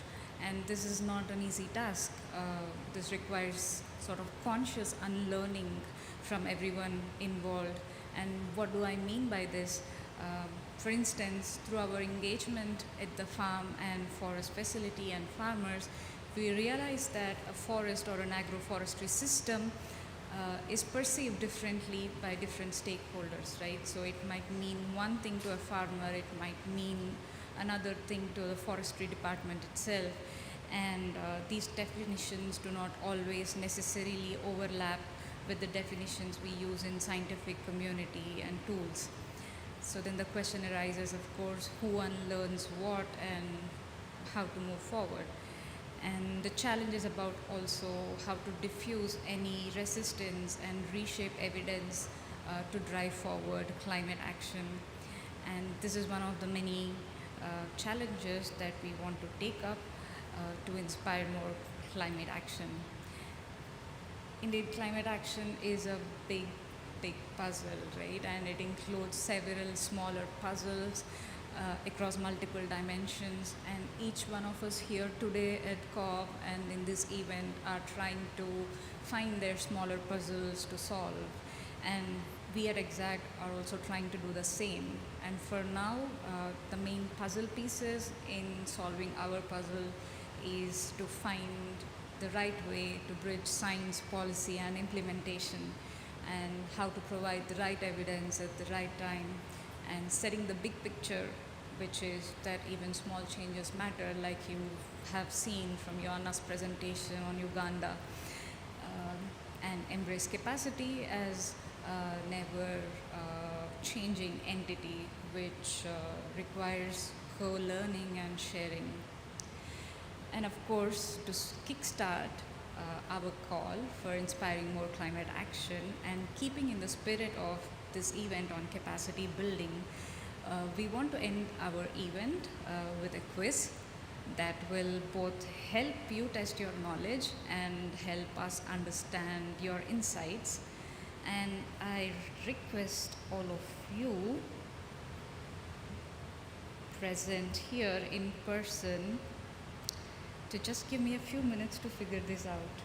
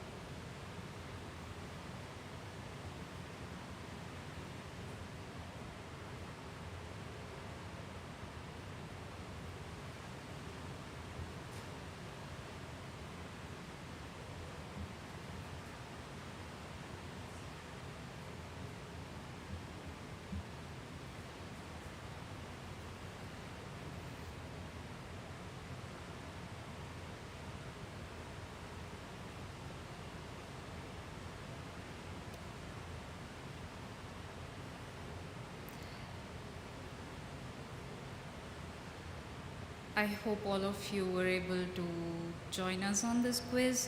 If not, I request you to virtually enter crowd.live and enter the poll code F5PBM to join us in the quiz.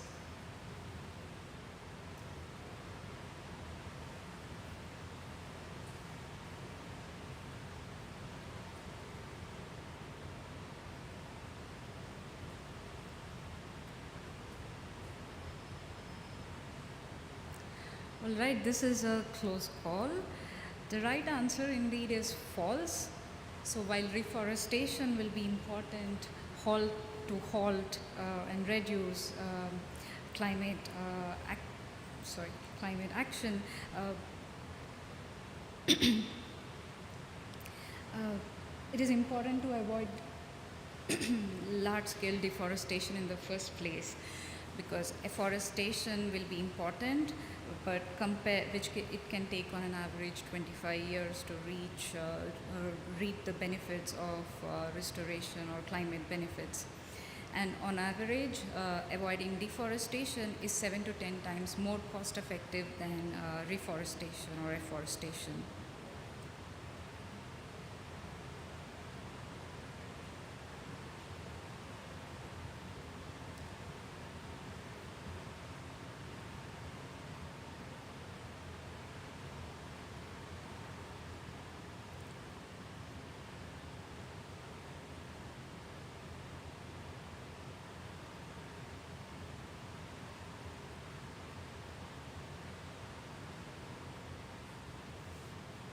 All right. Wow. I see a lot of votes for false, and it is indeed the right answer. While tropical dry forest sequesters close to 186 tons equivalent over 20 years, a temperate forest sequesters close to 426 ton CO2 equivalents. And this clearly shows why context matters in climate. And we will now go to the next question.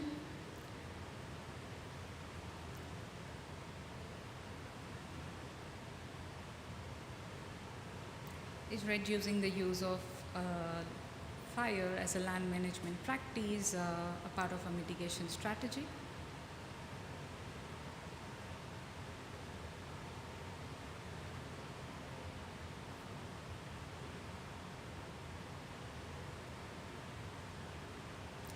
Well, I think this is a very easy one. Indeed, it is one of the most important mitigation strategies in practice today. Let's move on to the next question, which is a project that invests in livestock. Does it always increase emissions, or does it always sequester emissions, or may it also reduce emissions?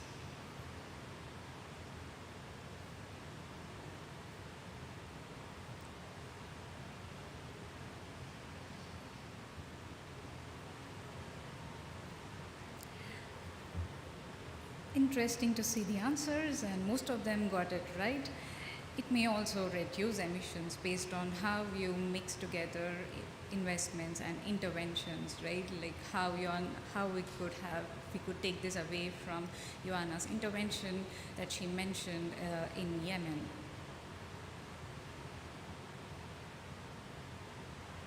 Let's move on to the next question. So how many countries used EXACT to estimate and project or follow scenarios in their NDCs?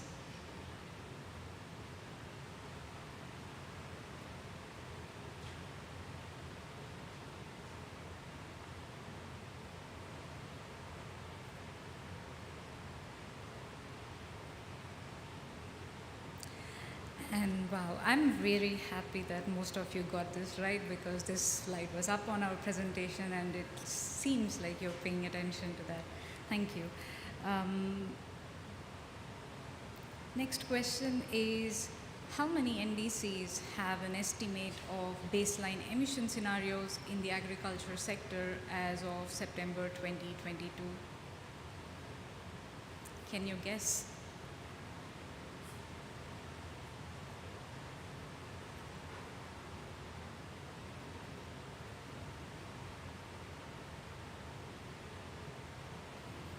All right, I see a distribution of votes. Some are very optimistic and some are very pessimistic, but let's take somewhere in between. So 36% is the right answer. So close to 36% of the NDCs which report some action in agriculture have baseline emission scenarios embedded in their NDCs. Next question. How many NDCs report that MRV systems to track mitigation progress in agriculture are not yet in place, or where they don't provide any information?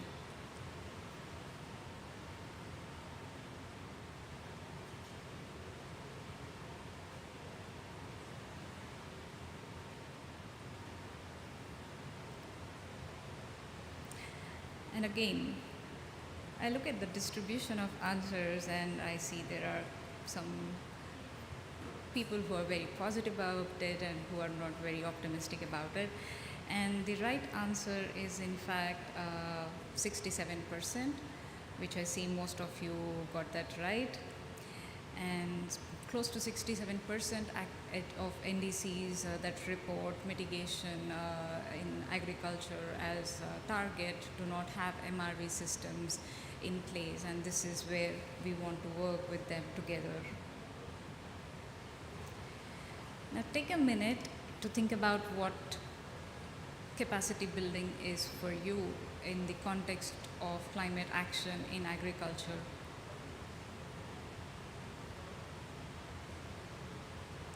And you can type it on in the answer.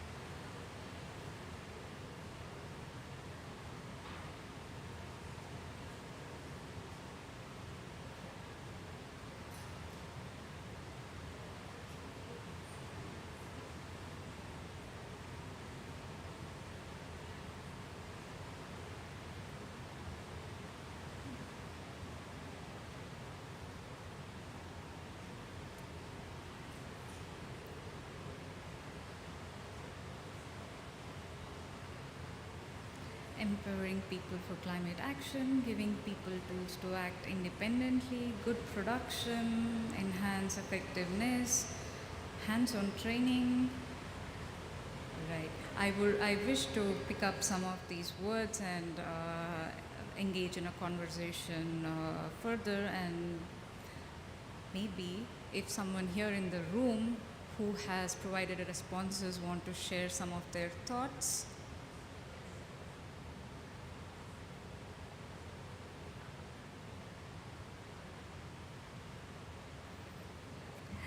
All right, so moving on, we can go to the next question.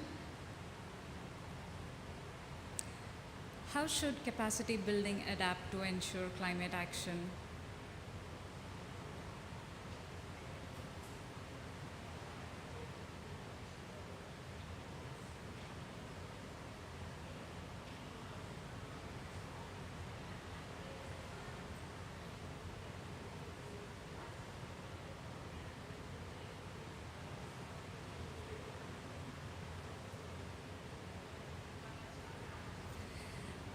I think this is a trick question. For me, it's all of the above, right? You need to be more inclusive, less hierarchical, integrate diversity of opinions, and adapt to co-learning in order to ensure climate action. But I'm also happy to see the responses. One final question to wrap up the section or event today is I want to hear from you how optimistic you are about contributions of a follow sector to mitigation in the coming decade.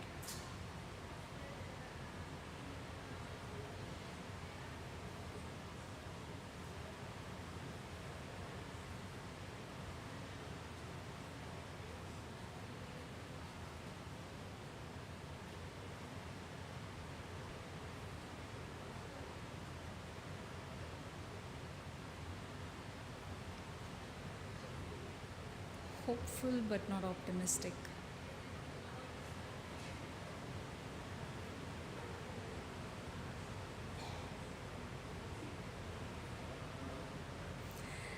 I like this answer.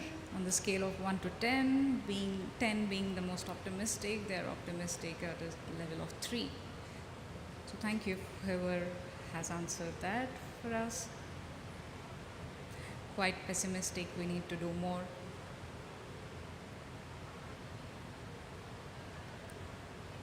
If there is no action, the food system will collapse.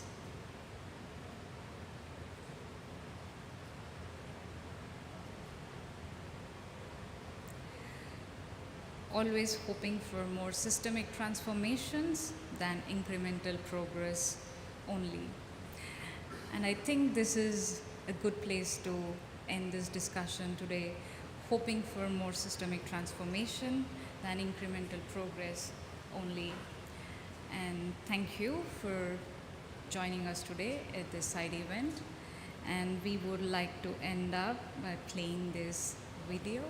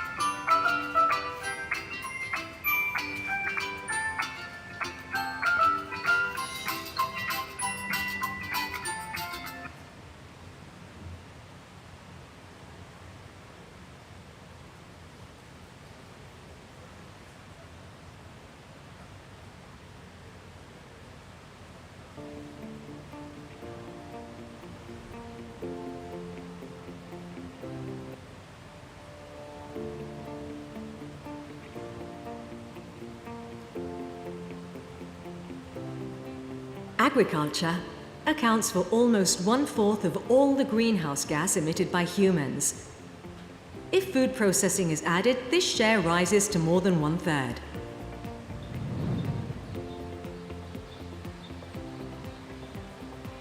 Agriculture is also a victim of the changing climate. Extreme weather events, biodiversity loss, and land degradation are undermining the sector's productivity and putting many livelihoods at risk. Yet, with the right set of policies and investments, agriculture can be a part of the solution. Policies and investments must help to reduce deforestation, help to restore degraded land, and promote sustainable agricultural practices and biodiversity conservation. The X-Act suite of tools gathers the evidence complementing the information available to decision makers on the outcomes of their agri-food interventions and helps them manage the multiple challenges and trade-offs that the sector is facing. X-Act quantifies the amount of greenhouse gas released or sequestered from agricultural production.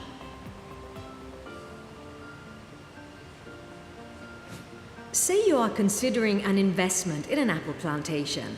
X-Act can help you understand the GHG fluxes associated with apple production and ensure you maximize the climate change mitigation potential of your investment. X-Act VC analyzes the outcomes of activities from agri-food investments along the agricultural value chains. Outcomes can be analyzed throughout the whole value chain or for specific segments. If you would like to calculate the carbon footprint of producing a bottle of apple juice, X-Act VC can complement the X-Act analysis and quantify the environmental and socioeconomic effects of producing the apple juice from plantation to table.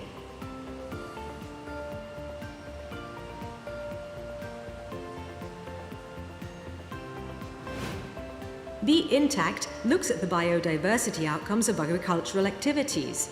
It can assess the effects of your apple plantation investment on local biodiversity. It quantifies the degree of biodiversity intactness and estimates the monetary value of the ecosystem services lost or preserved. The X-Act suite of tools can be applied at any stage of the intervention: design, implementation, and ex-post evaluation. They can be applied to individual projects or investment portfolios, as well as national-level programs or strategies, informing decision-making processes at any level.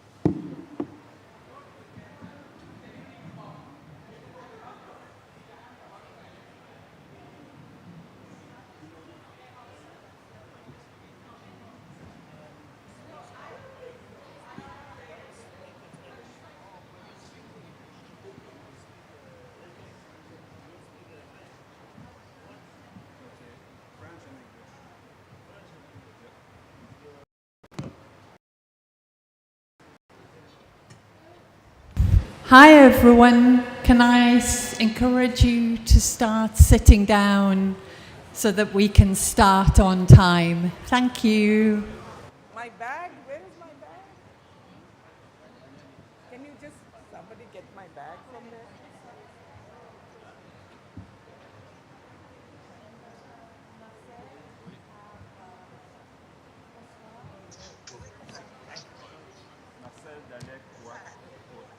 Allô?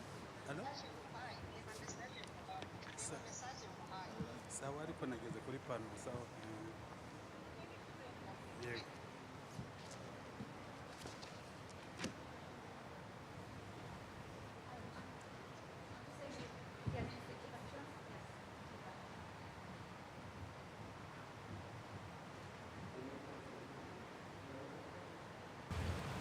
Hi everyone, good morning. My name's Keris, or perhaps good morning, good afternoon, good evening, wherever you are in the world.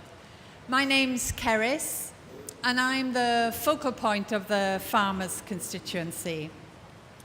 And I'm really honoured to be here introducing this very first global farmers' market. We really like to thank the Capacity Hub team for this opportunity. Because this is the first time the entire farmers' constituency in this UNFCCC process has come together in one event. Because the constituency is hugely diverse. We have farmers growing crops, livestock, pastoralists, we have foresters, aquaculturalists, we have the smallest farmer to the largest farmer, we have tenant farmers, landowners, and our constituency also includes agricultural NGOs supporting farmers on the ground. And so this concept of a global farmers market is sadly not an opportunity for you to taste the marvelous products that our farmers produce on their farm. But it's how we think about farmers markets. So these are often an opportunity not only for farmers to connect with their customers, but also for them to talk to each other, to share experiences on what's going well, what hasn't gone well, to identify information gaps. And that's what you'll hear today. You'll hear farmers from across the world, from almost every continent, addressing these key solutions, gaps in their knowledge. So we're going to have 3 panels of farmers addressing mitigation, adaptation, and means of implementation. We've aligned this with the global stocktake because we think agriculture is part of the solution and part of the solution to encouraging parties to be more ambitious to meet the climate challenge. At this point, I'm going to hand over to Tina, who's going to moderate the first panel. Thanks, Tina. Thank you, Keris, and welcome to everybody. This is the first of the 3 panels. This will be partly in English and partly in French. And we'll give the floor to all the panelists to tell who they are, where they are doing farming or where they support the farmers, and to say what are their key messages to the audience. Donc, cette partie de Forum des paysans sera une partie en français, mais je vous souhaite bienvenue. Je m'appelle Tina Uvio, je travaille pour FFD, qui est une agence qui promeut les organisations paysannes. Mais ce n'est pas à moi à parler, je voudrais donner la parole aux paysans. Nous avons ici 5 producteurs ou représentants des producteurs. Et je vais prendre une personne à la fois pour faire le témoignage. I will now ask the panelists to speak. There are 5 from different continents, and they will speak on behalf of their work as farmers or somebody who's supporting the farmers. I would like to first invite Ms. Nandini Azad from India. Could you please make your pitch for the farmers? Thank you very much. Is this mic working? Yeah?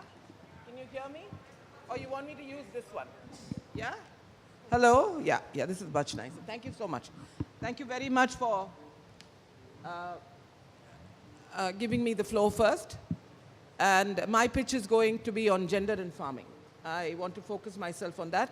My name is Nandini Azad, and I'm going to talk about poor women and cooperatives. That's our work. And I come from India, and I'm very happy that WFO has given us this opportunity in the last 3 years to look at things in different lenses. Thank you so much. My pitch is as follows. And it is not going to be new wine in old bottles, but to look at the whole issue of women farmers, because you see in many nomenclature in governments and in many countries, the word farmers has always meant men. Over the last decade, things have changed much because of people like you, people like us, WFO, pushing in the whole issue that the strategies required for women farmers are much different in many times from male farmers. Only then you get the best productivity, and as you know that they produce a lot of the food in the world. Now, what I would like to insist and ask you to support us is that we have 600,000 women in South India, and we work in nearly 267 type of enterprises: aquaculture, fishing, agriculture, sericulture, horticulture, name it, and other things, and also post-harvest as well as non-farm activities. What we found during the pandemic is once we organized the women farmers, that they could challenge both climate change as well as food systems by very indigenous and ingenious coping mechanisms. Allow women to think, let them use their indigenous knowledge, and you will do it. So what I would like to say is, we are not here to talk about rich and poor nations and who's bargaining with who on conditionalities. We are here, the Working Women's Forum and the ICNW. We have given about $5 billion, all poor women on the board, everywhere, by, for, whatever. And, we are trying to say that poor women farmers' resilience to overcome climate change, we created our own innovative financial structure, not waiting for anybody. Let them come, that's all right, we want that too. Creating strategies for better resilience on their own terms. Again, not conditionalities. And not only are most of the women don't speak English. And that they think is a big barrier. I don't think so. English is not our native language. So therefore, whatever language that women speak, they talk about women farmers' language, I would say. So to think of climate change without gender and poverty, to me, doesn't, is not so relevant. And I would like the COP27 in all their documents not to forget this particular line, in terms of when they are investing, when they are doing project implementation, or when they are doing action, you must target women in a specific way due to their many roles as women managers, reproductive, farmers per se, marketing. I also want to tell you one incident where... Thank you, Nandini. Thank you. I think you passed your 3 minutes. Yeah, just one second. But we got the message. It's about gender and local languages. 1 second, not a minute. Okay, 2 seconds. I want to tell you that when we had supply chain disruptions, that was the biggest thing for food systems. Our fisherwomen in many of the coastal towns created their own supply chain, and I'll tell you about it when you ask us a question. Thank you very much sorry for overstepping. Thank you, Nandini, and thank you for respecting my demands. Now we have the next presenter who comes from Rwanda. His name is Oswald Tuyisenge. I understood that you will speak in French, so please, the floor is yours. Thank you. Merci beaucoup de nous accorder cette parole. Je suis, comme vous venez de le dire, je m'appelle Oswald Tuyisenge. Je suis du Rwanda, membre du syndicat Ingabo. Ingabo est membre aussi de l'Organisation mondiale des agriculteurs. Nous avons 16 039 membres issus de différentes coopératives primaires qui pratiquent des différentes chaînes de valeur, mais principalement la chaîne de valeur manioc. Au sujet des défis du climat, nous tous nous savons que les fermiers rencontrent beaucoup de problèmes. On ne peut pas dire que les fermiers ne contribuent pas aux effets du changement climatique, mais leur part c'est très minime, mais c'est eux qui en souffrent beaucoup. Donc, ce COP, nous souhaitons que quand même ça donne une solution durable pour que le fermier travaille donc d'une manière favorable et d'une manière durable. Donc, donc pour nous, nos activités en tant que syndicat Ingabo, nous contribuons à la fourniture des agroforesteries, nous donnons des semences de bois, des agroforesteries qui facilitent donc l'atténuation du changement climatique. Et annuellement, nous organisons un événement qu'on appelle Cassava Week. Dans cette Cassava Week, on rassemble tous les acteurs autour de la chaîne de valeur manioc. Et aussi, donc dans la culture du manioc, nous avons aussi essayé d'inventer une technique de cultiver le manioc dans les trous, des techniques of growing in pit. So, avec cette technique, donc peu de produits que nous pouvons profiter, c'est stocké dans ce trou. Comme ça, pendant la saison sèche, notre culture peut en bénéficier, donc utiliser cette eau qui est stockée dans le trou. Comme ça, même dans la saison sèche, vous voyez que votre culture est en bonne santé, si je peux dire comme ça. Merci Oswald, c'était bien. Bon, autant on nous a demandé d'être concise, mais les choses à expliquer sont beaucoup, mais merci beaucoup. You can always continue talking to Oswald and also Nandine afterwards. Oswald was saying how much the smallholders are already suffering about the effects of the climate change, but farmers are already doing a lot, and he was explaining how they work with cassava. But I will now ask Marcel Grolot, the President of Agricole, to take the floor as the Canadian farmer. Please, the floor is yours. Merci Tina. Alors, je suis producteur agricole au Québec, la partie francophone du Canada. Le Canada est un très, très grand pays qui s'étend de l'Atlantique au Pacifique. On a connu des inondations records dans les dernières années, autant dans les provinces atlantiques que en Colombie-Britannique, sur la côte atlantique. Des feux de forêt sans précédent. On a subi la tempête tropicale Fiona récemment, qui normalement, c'est des choses qui n'arrivaient pas. C'est un ouragan qui a frappé la Floride et elle était encore une tempête tropicale rendue au Canada. C'est des risques beaucoup plus grands pour les producteurs et les éleveurs. Donc, au niveau des moyens, ça prend des assurances agricoles adaptées aux risques qui augmentent pour les éleveurs et les producteurs. On vit des canicules aussi à répétition, beaucoup plus fréquentes, beaucoup plus tôt en saison. Donc, l'accès à l'eau pour les cultures maraîchères et fruitières est devenu un enjeu déterminant. On a besoin de plus de recherche pour développer des mesures d'adaptation, car la situation change rapidement, comme je viens de l'expliquer.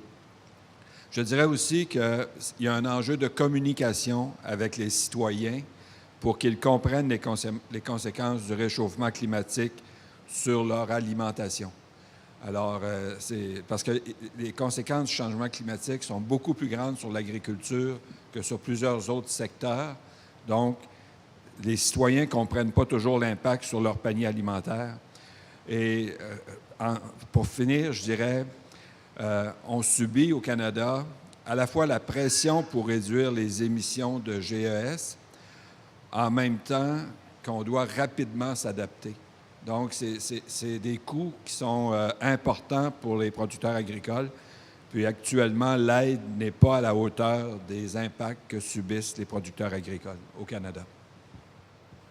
Thank you, Marcel. He was underlining how much the farmers also in Canada suffer of impact of climate change, and he was requesting more research, agricultural adapted insurances, but also more support for farmers to be able to adapt, and so that we have to communicate better to the great public so that they understand the difficulties that farmers are facing.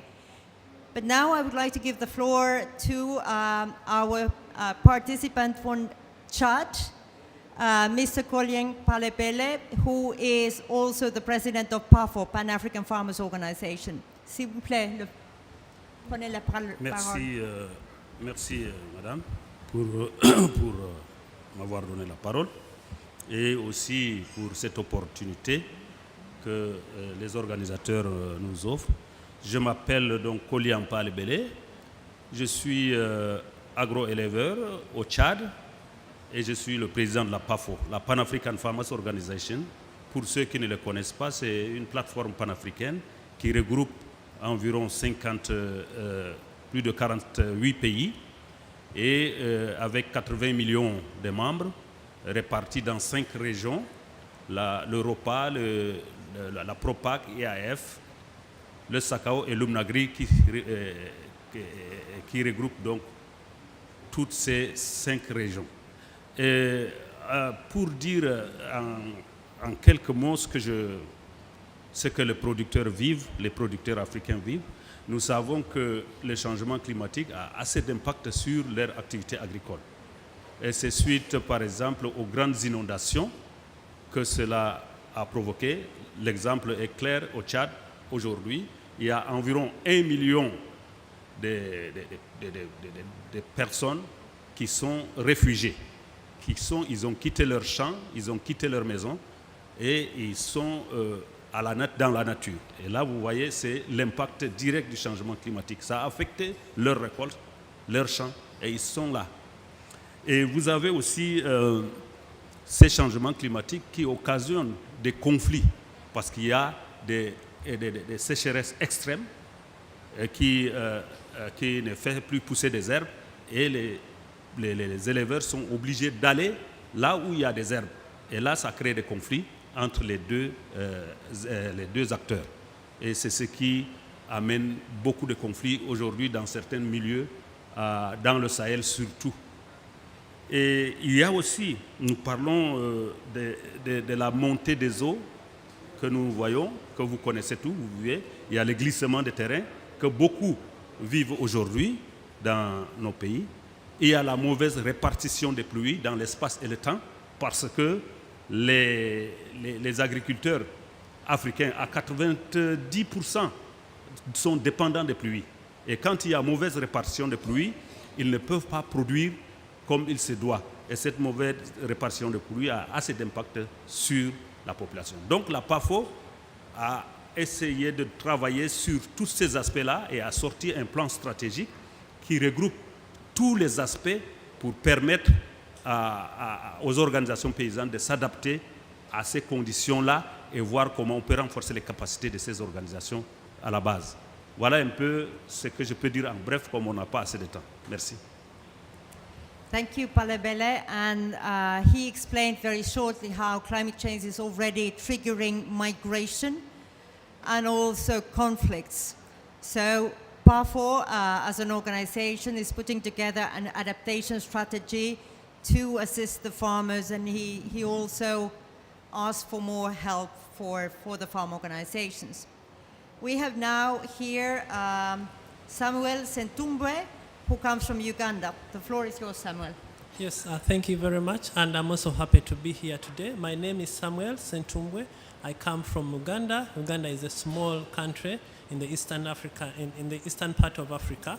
I am not a farmer myself, but I work for an organization that works and supports farmers. It's called the National Alliance of Agricultural Cooperatives in Uganda. I think my colleagues have spoken a lot about the sufferings or some of the things that the farmers or smallholder farmers are going through as in regards to climate change. But for me, I would want to re-echo some of those things, and some of the things that I think we should be doing as a country, as a nation, and then also as a community that is interested in seeing the fight against climate change successful. One of the things is that there's misinformation or lack of information. The honest truth is that many of the farmers, the smallholder farmers that we work with, are doing so many activities, they're doing so many practices, but they're not aware of the challenges or the effects that some of these activities are actually putting in terms of the risks that they're posing in terms of climate change.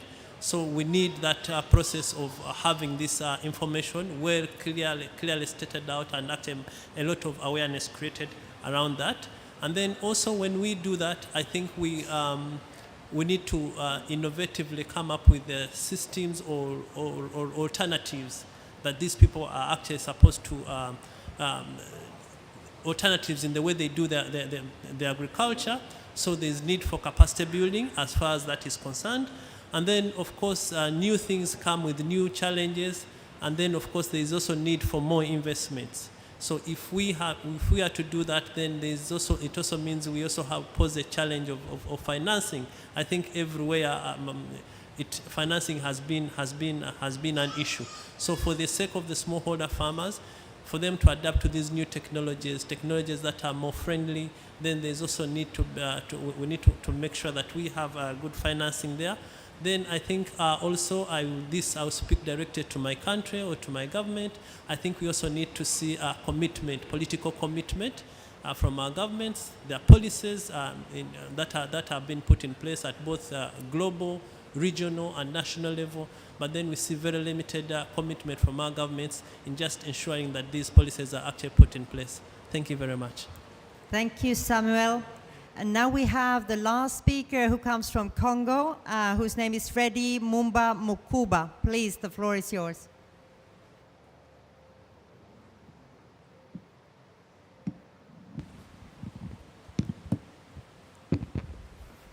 Bonjour, moi c'est Freddy Mumba. Je suis le secrétaire exécutif de la Confédération nationale des producteurs agricoles du Congo, qui rassemble en son sein 500 000 ménages paysans. Et donc, nous sommes en plein travail dans l'agriculture. Et comme nous sommes dans le bassin du Congo, on parle de la RDC Pays Solutions, c'est-à-dire au niveau des producteurs agricoles du Congo, on est en train de réfléchir aussi pour voir comment on peut réduire la pression sur les forêts. Comme on sait, dans la plupart de nos pays, plus de 70% de la population est en milieu rural et vit de l'agriculture. Et donc, si on y va de façon non responsable, on va détruire toutes les forêts avec l'agriculture.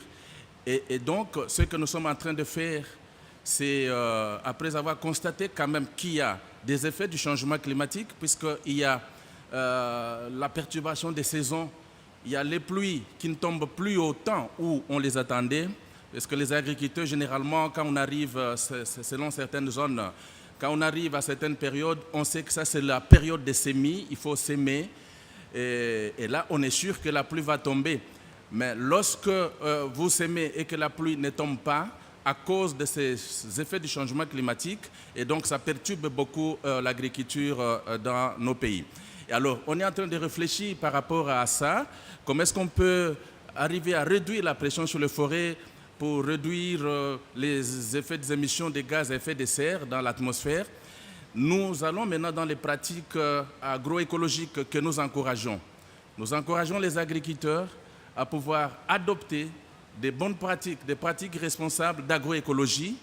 Notamment, nous recourons à l'agroforesterie, qui consiste à mélanger les cultures avec les arbres, avec les plantes, les arbres, pour que les arbres qui sont sur le terrain puissent permettre la fertilité du sol.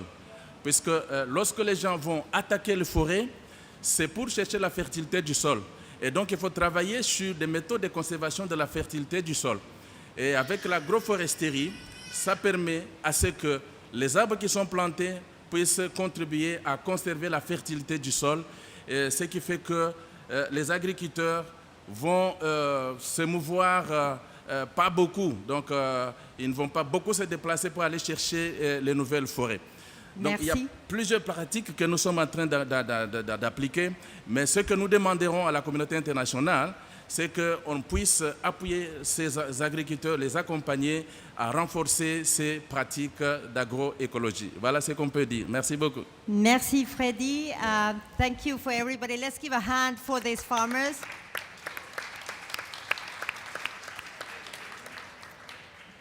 I would now like to ask the panelists to leave the podium. We'll have the next panel coming in. Just as a short summary, I think that all of these people underline that they are already facing a lot of difficulties and they are suffering. On the other hand, they said that they are already applying plenty of methods which are improving their adaptation and resilience toward climate change. They need some more help. They need agricultural insurances, knowledge, investments, and aid. What I'd like to mention as the last thing is that we shouldn't forget women and women's role in farming, and that they need support in their own language. This is a very short summary. Now I give the floor to the next moderator, who is Luisa Volpe from World Farmers Organization. Please, Luisa, the floor is yours.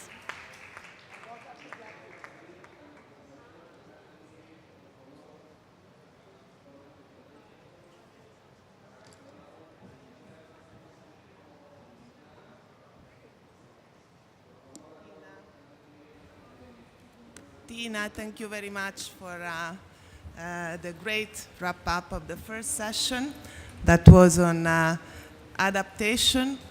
We are going to speak now about the key role of farmers to unleash the potential of the agricultural sector in mitigation action. And I have with me today Dennis from Uganda, Paul Zakaria from Zimbabwe, Kati from Finland, Gasham from Mauritius, and Josephine from Liberia. I will start with Josephine. Josephine, can you kindly tell us a little bit about your experience on what farmers are doing already and what they need and what they could do with more support and more attention? Please, the floor is yours. Thank you very much. And I also want to say thank you for COP27 for giving us this platform. I'm Josephine Francis. I'm the Vice President for ROPA for West Africa, and I'm also the President for Farmers Union Network. We have on our membership about 55,000 farmers in Liberia. Agriculture for a while have been a sleeping giant in my country. And now we're trying to wake up from this sleeping giant to make sure that the challenges that the farmers in Africa, in Liberia, are going through with climate change. At this time in November, we have two seasons. We have dry season and rainy season. And at this time, the smallholder farmers start to cultivate the land to grow maize, to grow potatoes and okra. They cannot do that. And why do they go into the wetland during the dry season? It's because of climate change. And how do they get this help to make sure to support agriculture? We need the farmers are good partners with adaptation. We recycle all our produce. We turn it into animal feed, we turn it into compost, but getting to finances is very difficult. The banks do not understand the language of supporting agriculture. So we need to get that support, a direct support to the farmers, direct support to the farmers' organization, which is very important for Africa. Thank you. Thank you very much, Josephine, for also sticking to the time, because it's very short. So I will now give 2 minutes to Dennis for sharing his experience with us. Hello. Good. Yes, Dennis from Uganda. the CEO for the Young Farmers Federation of Uganda. Thank you. One key thing, as a farmer, daily, I do two main things on climate change. I adapt to it, but I also mitigate. Though I might also contribute by producing some greenhouse gases. But oftentimes, fingers are pointed to me as a farmer as one who causes climate change. But most of the times, I'm doing the adaptation and the mitigation. So today, I'm talking only more about the mitigation, where we as farmers are trying to reduce on the release of greenhouse gases in our activities. And this we do by reducing the sources, for instance, more especially into trying to look at new kinds of biofuels, because we are the ones who produce them, especially when you look at the biogas, the use of solar, which is also done on our farms, but more especially in the African setting, the biogas sources. But also, we as farmers are trying in mitigation by trapping or absorbing these gases. All the work that we do, we are trying to pull the carbon. We are doing the agroforestry. We are trying to see that we have crops that trap all this. And so we are also trying to promote the sustainable use of the land and in all our good agriculture practices. So what I would want to see, and I would thank the COP27 for having the first global farmers market, is to have safety net as a farmer. We need these, especially in terms of climate financing, which is important, but this financing that is easily achievable to the farmers, not in broad, not to only big companies and all that, but to the farmers. Then also, we as farmers need collaborative partnerships that leverage on the opportunities for all of us, not for the few.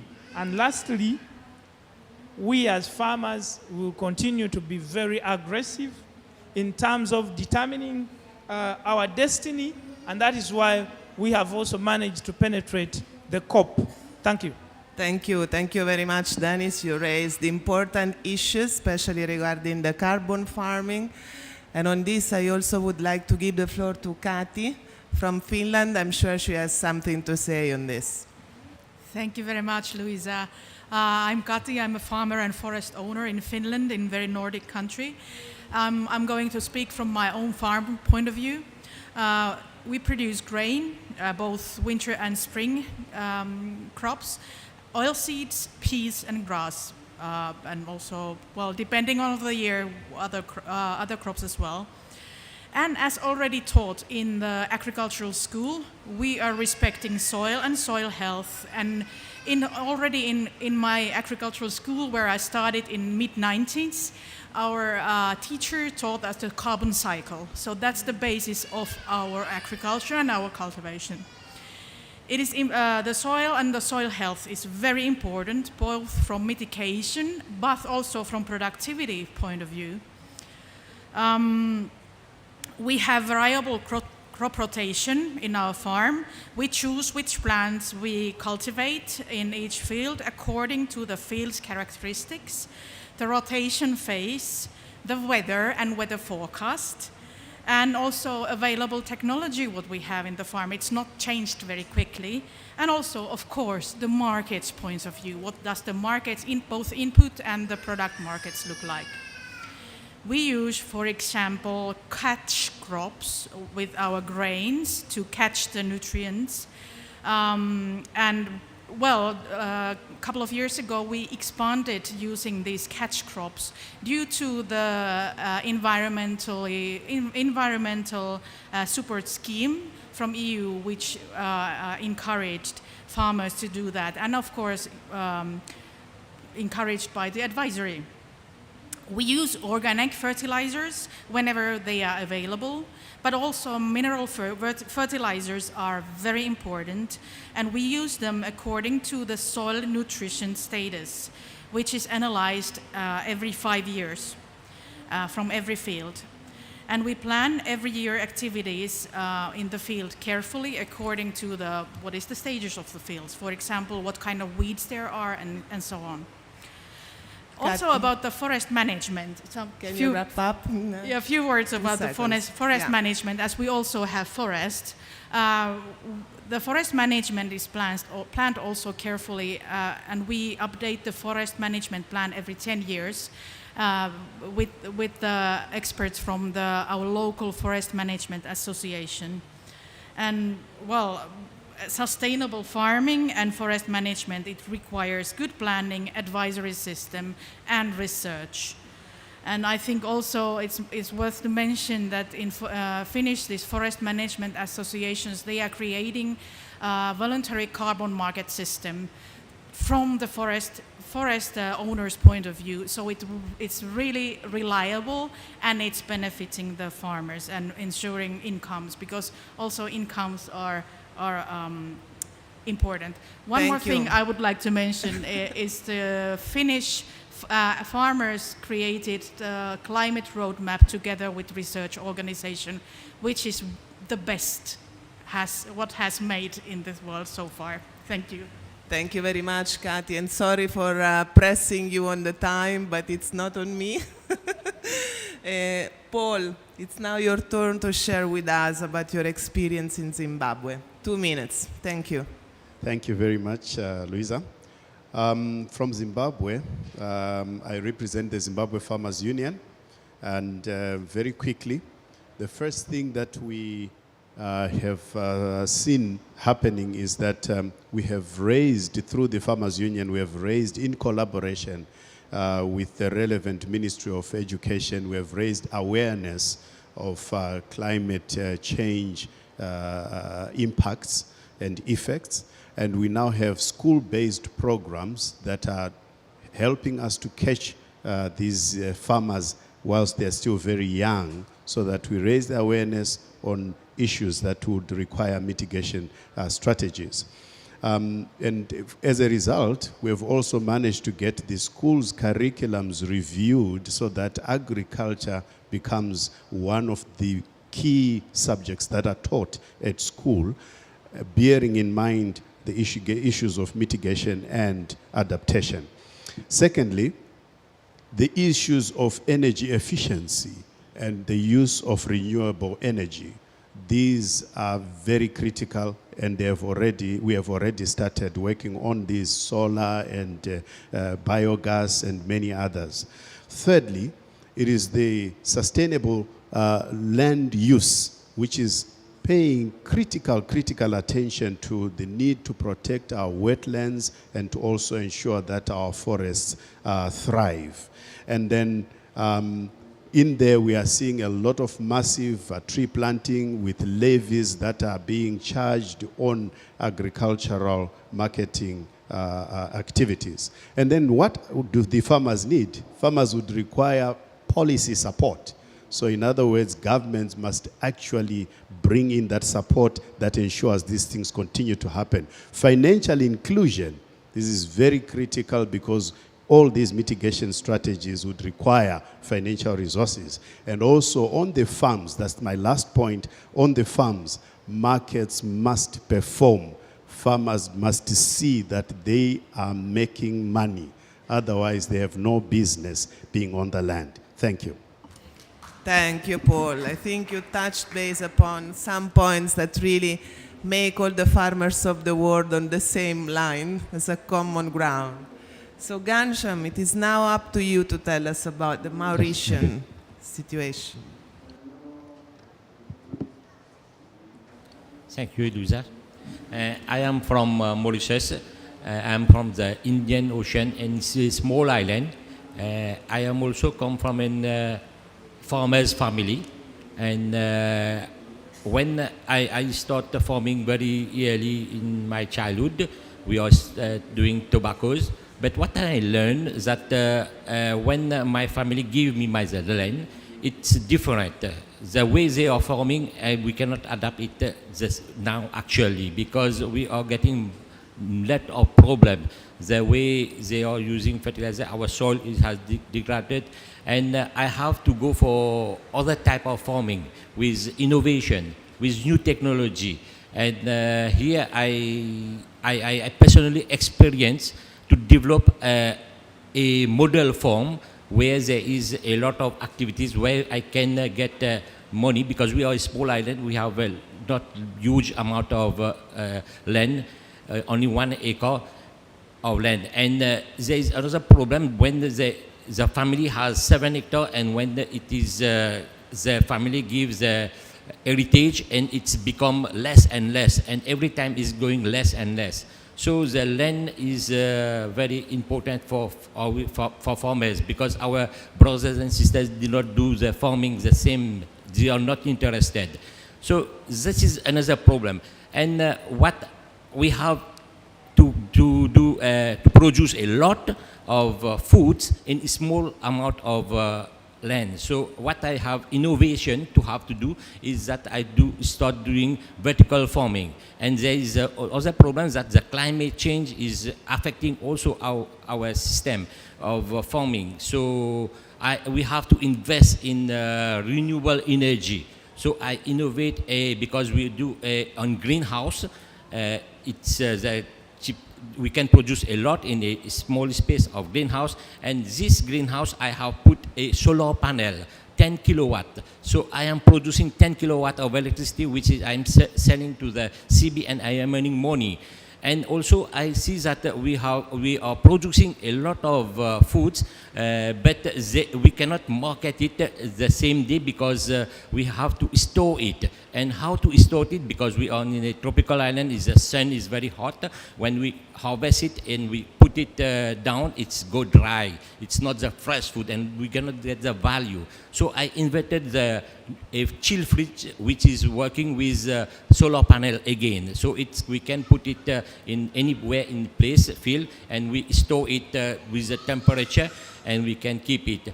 Because we have to reduce the food waste. This is another concept. There is 30% of food is being waste. This is what I am doing. Thank you, also, Gansham. Can you wrap up yes. on?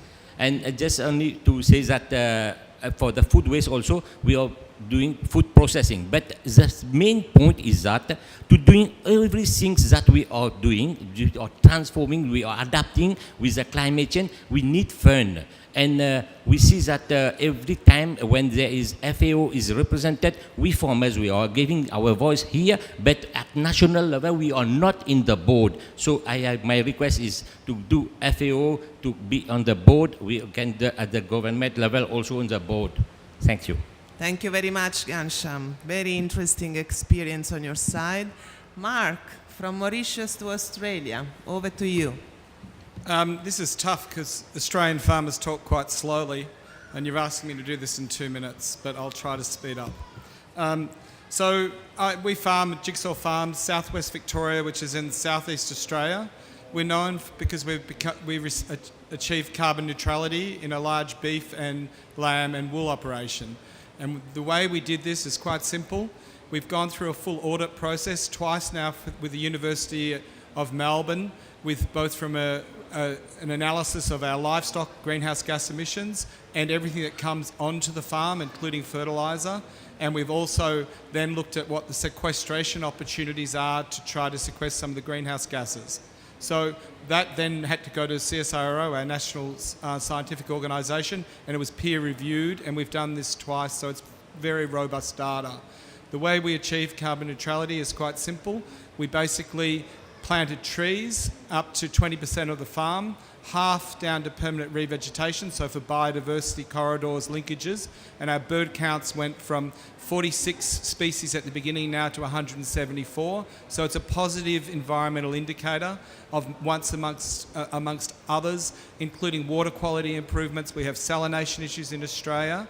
And then we also, with the trees, we put in production trees. So high value saw logs are about half of what we planted, or a little bit more, and they sequester nearly 4 times the amount of greenhouse gases than the permanent revegetation our local native species do, but they're integrated together in the system. So it's a really important story that we'll have an income source from the saw logs. It's a really important story that they sequester carbon, which therefore gave us that carbon neutrality. The other one, which is quite critical for us, is that we are actually financially profitable. Thank you very much. Thank you very much, Mark, for sticking to the time. I would like to thank my fantastic panelists and call up on the third panel that will be moderated by Caris. Meanwhile, I would like to remind some of the main points that emerged from this discussion, basically the fact that the farmers everywhere in the world are already applying practical and efficient solutions to mitigate the climate change, from planting trees to carbon markets to support the farmers directly. And we have seen also many others. Of course, farmers need farmer-driven partnerships, but also right access to finance and financial schemes that can really support them. I leave the next conversation to the new panel, and thank you very much.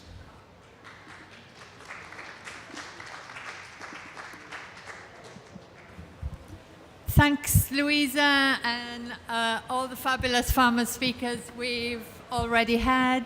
This is the final panel for the next 10 or 12 minutes. And this is a panel about means of implementation. So we've heard many things that farmers are doing, but also things they want to do. So what might be their financial needs? What do they need from technologies appropriate to their situation?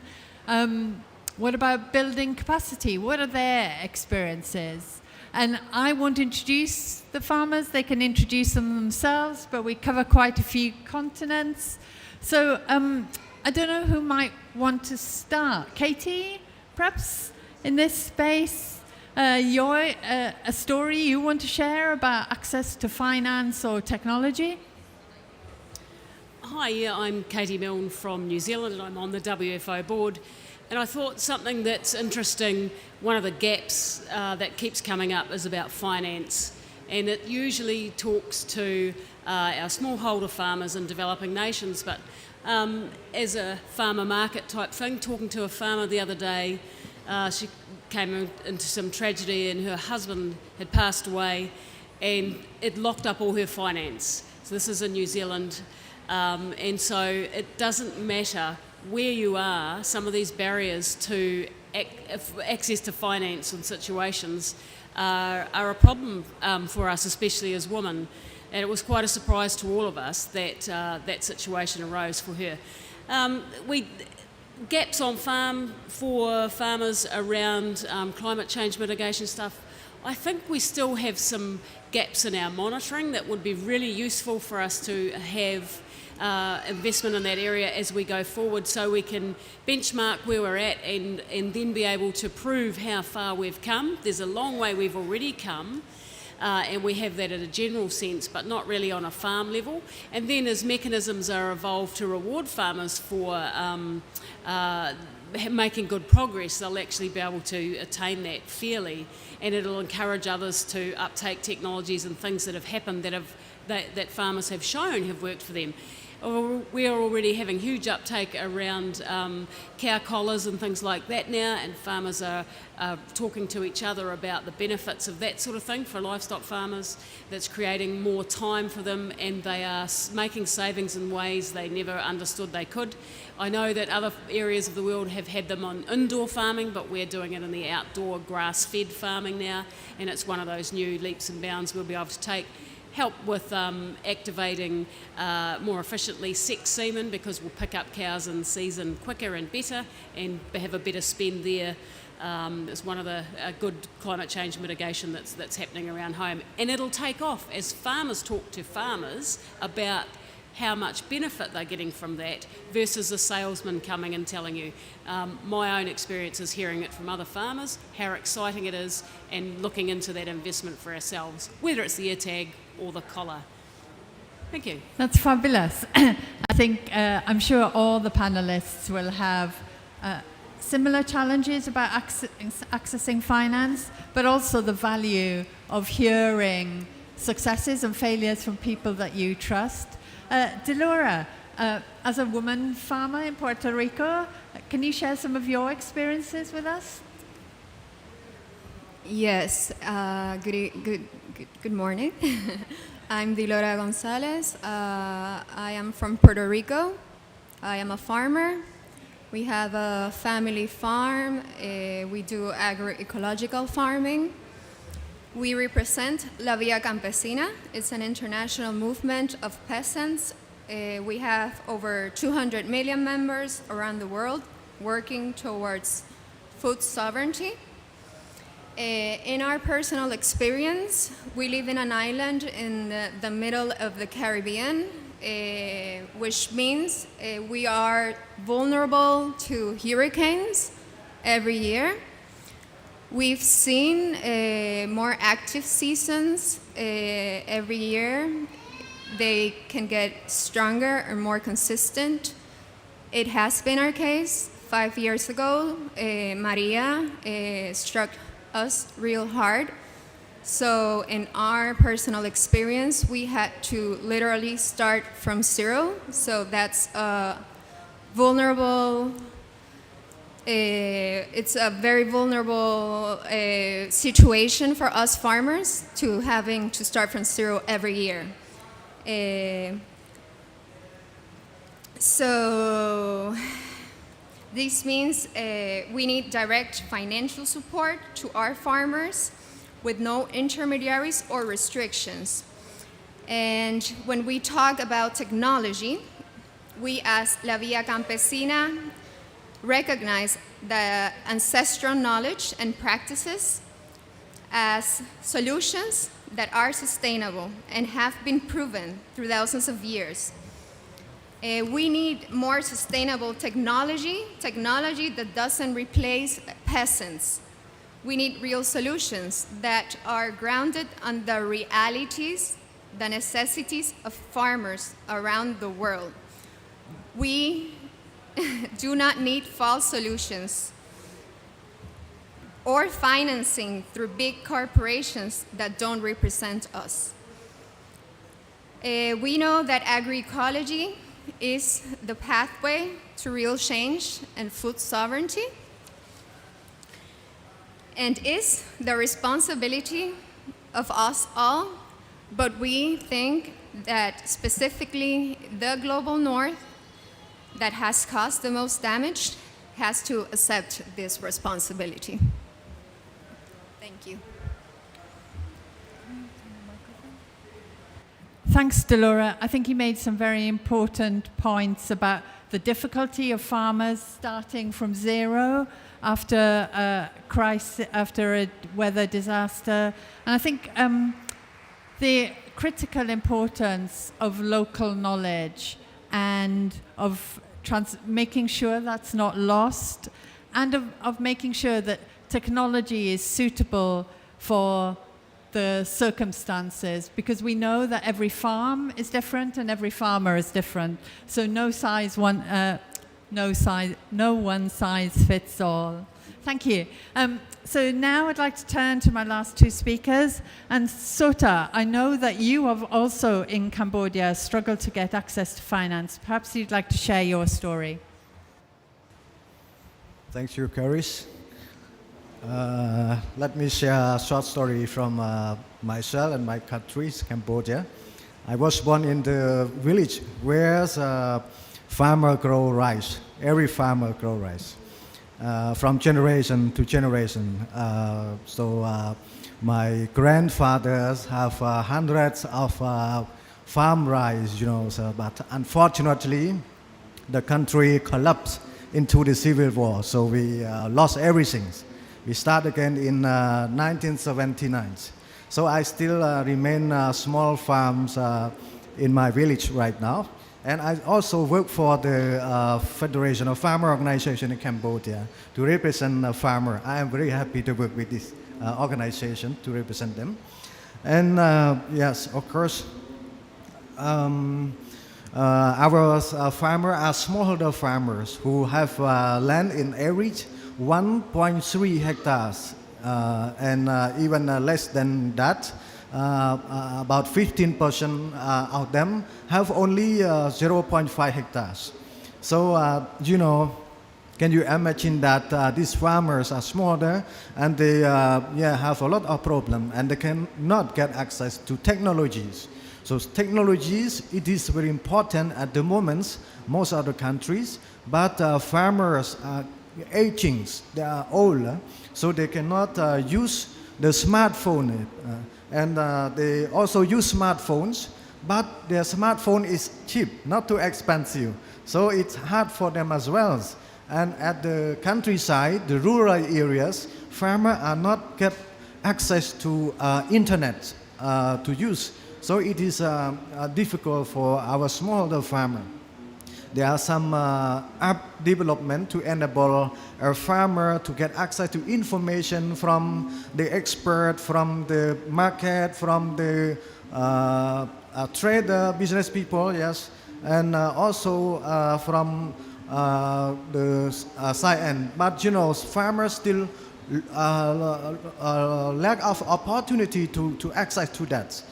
It is because of the knowledge on how to use technologies is very limited. So that, to me, capacity buildings for young people, women, and marginalized people, and indigenous people, I think very important to ensure that they are preparing today for the next 20 or 50 years. So it is very important. And I think that access to direct finance from development agency or the financial institution like the UNFCCC, it is very important for smaller, so that they can tackle the issues.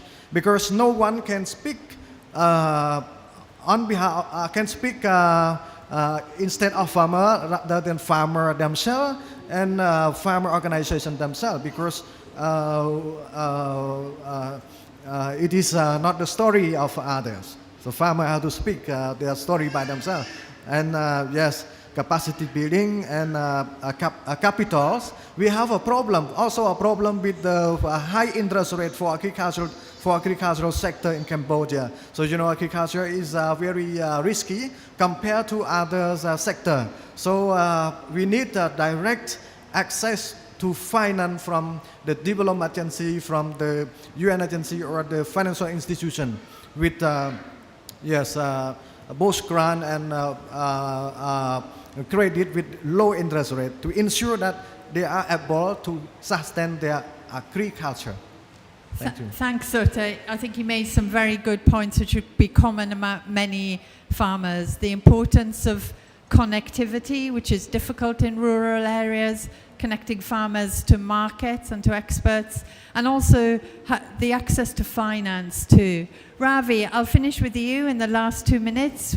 Do you have any reflections on what you've heard from the other speakers?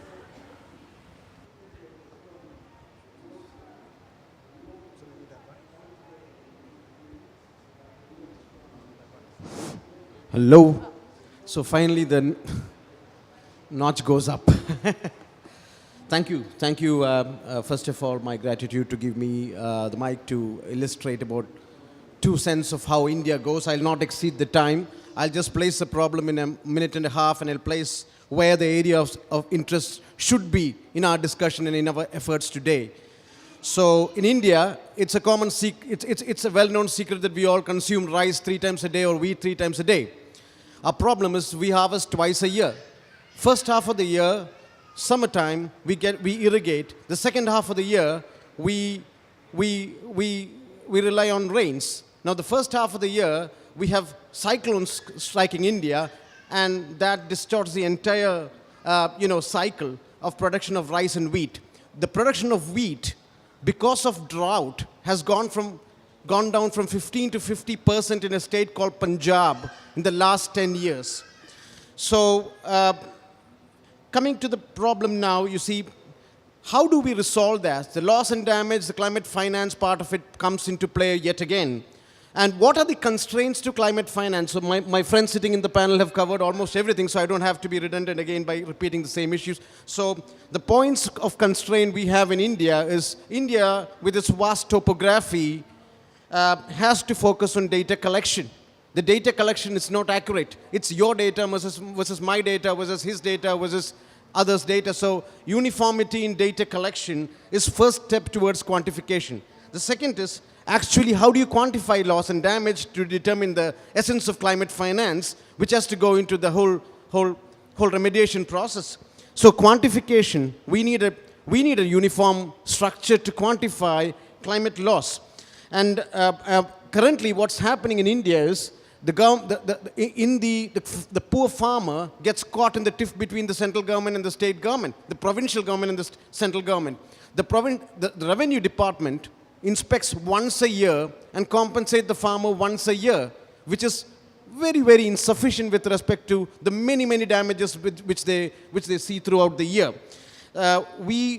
In terms of financing and bringing us to carbon neutrality, the one constraint we see is either we are fully industrial, the investments are targeted towards a fully industrial scale, or it's in the incubation phase. There's nothing between the two. So we need a well-defined structure to have something between the two in terms of that. And the last constraint, half a minute to talk about technology. The topography is vast. Suppose a good fisherman in Maharashtra, coast of Maharashtra, gets a good catch. How does the central India guys get to know? So we are working towards, our organization, which is called United Farmers Front, we are working towards developing and bringing together integrators who can bring the market and get the market going. So I believe I did not exceed the time, Clarice. Thanks. That's fantastic. I hope that you've heard from the amazing diversity of voices that our constituency has. I wish that we could also feed you, but I'd just like to hand over to Arnold for the closing remarks for the last minute. Thank you. Thank you, Kéris. Bonjour à tous, pour dire un petit mot francophone. Salam alaikum for the Arabian speaker, and hello for all the English speaker. A great wish for all of you, as Mark say. When you are English native speaker, if you can speak a little bit more slowly, it's easier for all who are not practicing English so often. Please, that will be very nice. I want to congratulate all of you for the very serious and inspiring story you tell us. And I want really to congratulate and demonstrate to all our partners that we have a lot of example. You have shown that we have example. We are moving. We demonstrate every day that we are mitigate the climate change. We are storage more and more carbon sometimes, and we need adaptation, and we try to adapt. On my farm in Normandy, myself, we plow less and less our land to have the more productivity as possible on our cropland. We are more and more serious in the management of our pastures because we need productivity, and this circular economy between our crops and our animal are fundamental in our system. The circular economy, we do it more and more, and we show the sustainability and the fact that farming is really a solution. I want just finish by wishing you the best week as possible. Every morning between 8 and 9, you have 9 and 10. 9 and 10, you have only one thing to do: join the farmers' constituency, and after spray the solution, the example, and the willingness of the farmer in this COP. And I am sure that all together you will be able to repeat just after me: we fight for climate mitigation. We fight for climate mitigation. Please, loudly. We fight for climate mitigation. Thank you very much.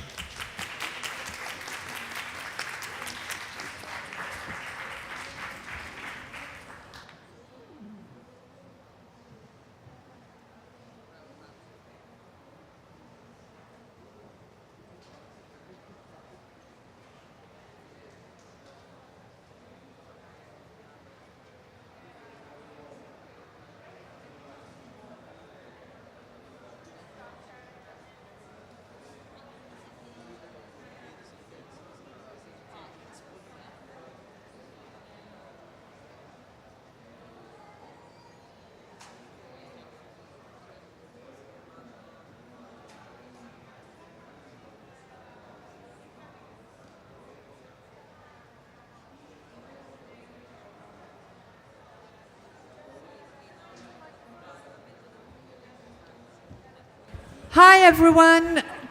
Every farmer who spoke on this panel, can I just have you here on the stage for a group photo, please? Thank you. Tous les fermeurs, pour une photo, s'il vous plaît.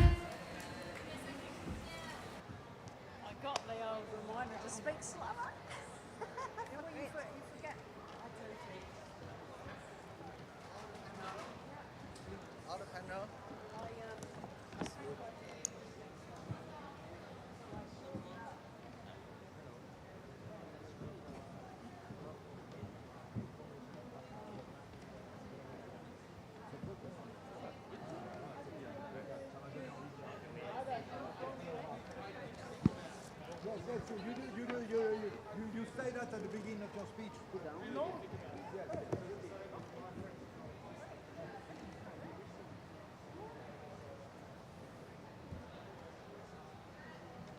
No selfies, please. Change the direction of the camera.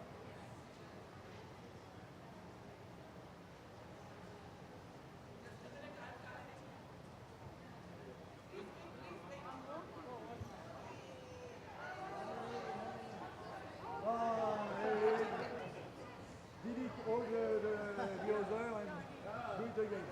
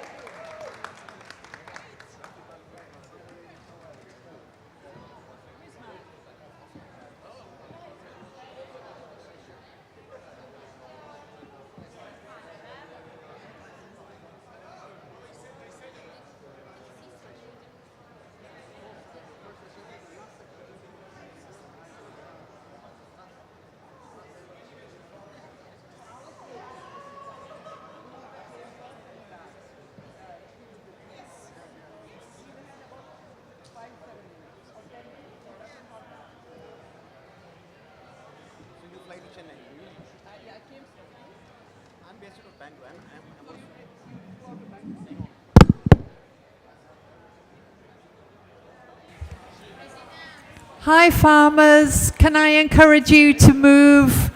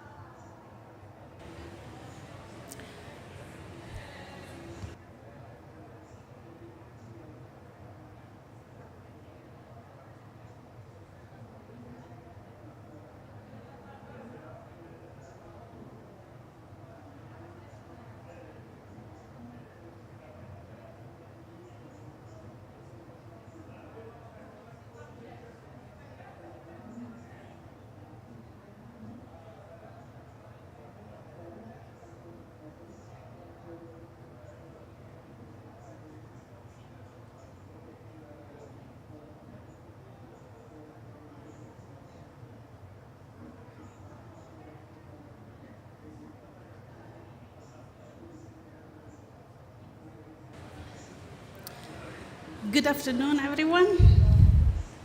We're going to start in a few seconds.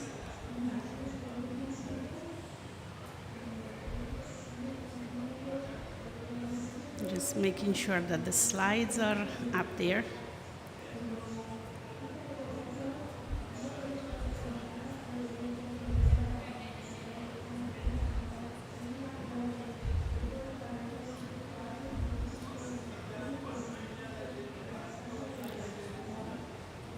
Perfect.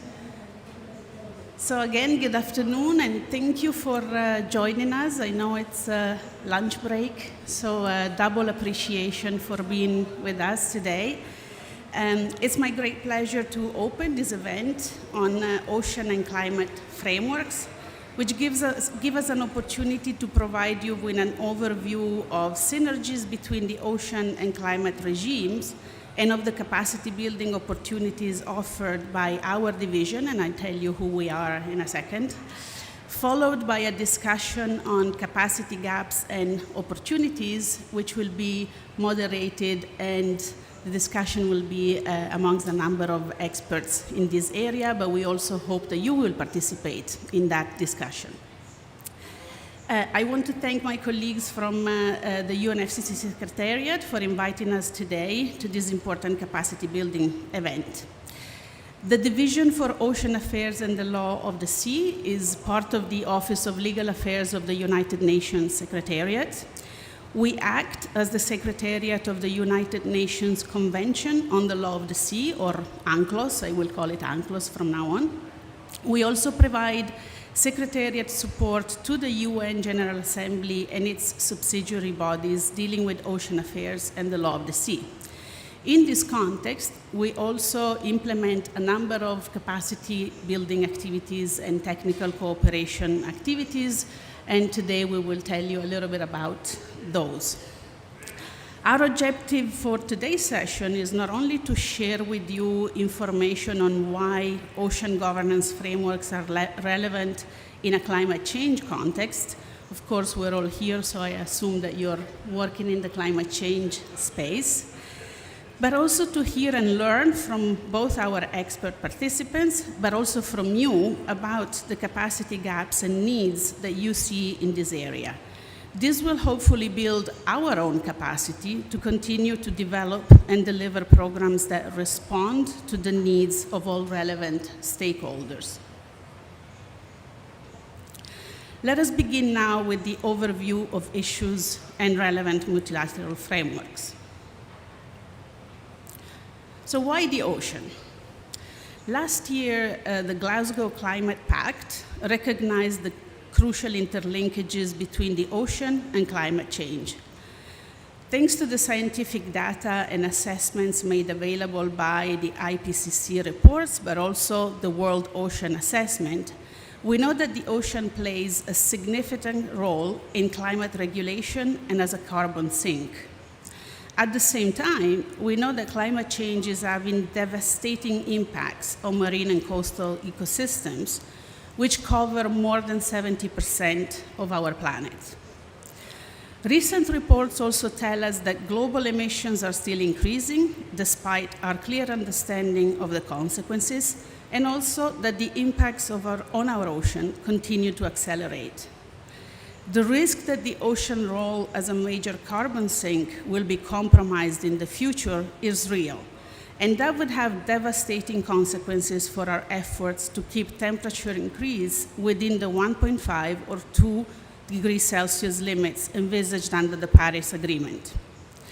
More needs to be done to address vulnerabilities and build resilience in ocean ecosystems, including for the benefit of local communities who are bearing the brunt of the impacts of climate change on the ocean.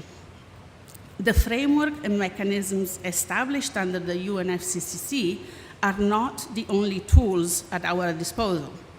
The ocean and human interactions with it have been regulated for centuries by the International Regime for the Law of the Sea, and presently by the framework established under the UN Convention on the Law of the Sea. In order to tackle the ocean and climate crisis, we have to use all of these tools available under this regime. And hence it will be important for all of us working in the ocean and climate change governance, both at the international and national levels, to have the capacity to implement both of these regimes effectively and to ensure that they are as mutually supportive as possible. We know that the oceans provide us with many benefits, and here is a slide that really summarizes it briefly. We already talked about the role of ocean in climate regulation. The ocean also provides us with up to and more of 50% of the oxygen we breathe. It offers important carbon sinks thanks to their blue carbon roles, but also shoreline protection, a very large potential for ocean renewable energy, but it has also been the home for the majority of human population for many, many centuries. In fact, perhaps since the beginning of our history. And that goes from the small villages in small island developing states to large megacities that are mostly located around the coastlines. It also offers us with food through fisheries, aquaculture, but also culture of seaweeds. And very importantly, it is the means that supports 90% of trade and transportation through international shipping. The ocean is the backbone of tourism and recreation. And also, for good or for bad in this context, it holds large reservoirs of oil and gas, but also is important for the discovery of new products and new medicines that are obviously also very important for humanity. And all of these, of course, translates in job and livelihoods. This is recognized in the SDGs, in the Sustainable Development Goals, and in particular SDG 14, which is dedicated to oceans. But the sustainability of all of these activities in the oceans, of course, has to be balanced with taking care of the impacts that these activities have on the ocean. And the cumulative impact of all of the activities in the oceans is now also compounded by the impacts generated by climate change.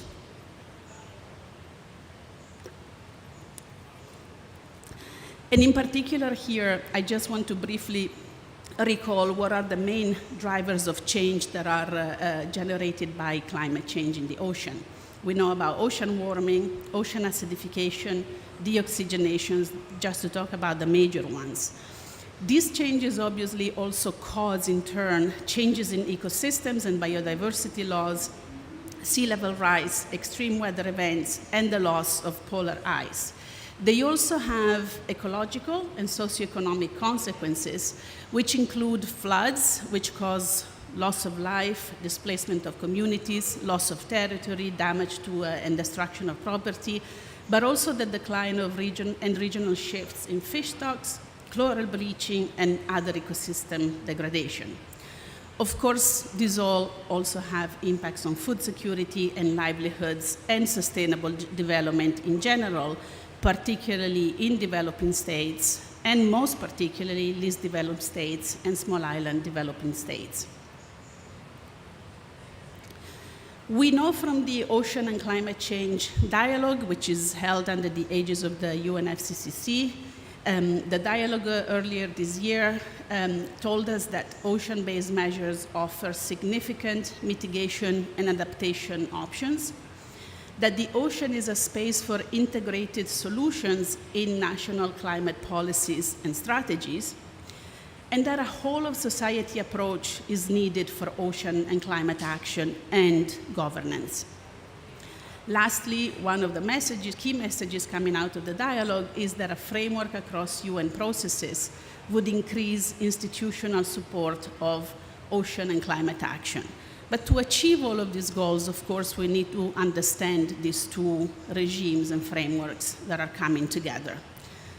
And this is the reason why today we're here to share briefly some knowledge of international law of the sea and ocean governance, and why is important in the context of your work on climate change.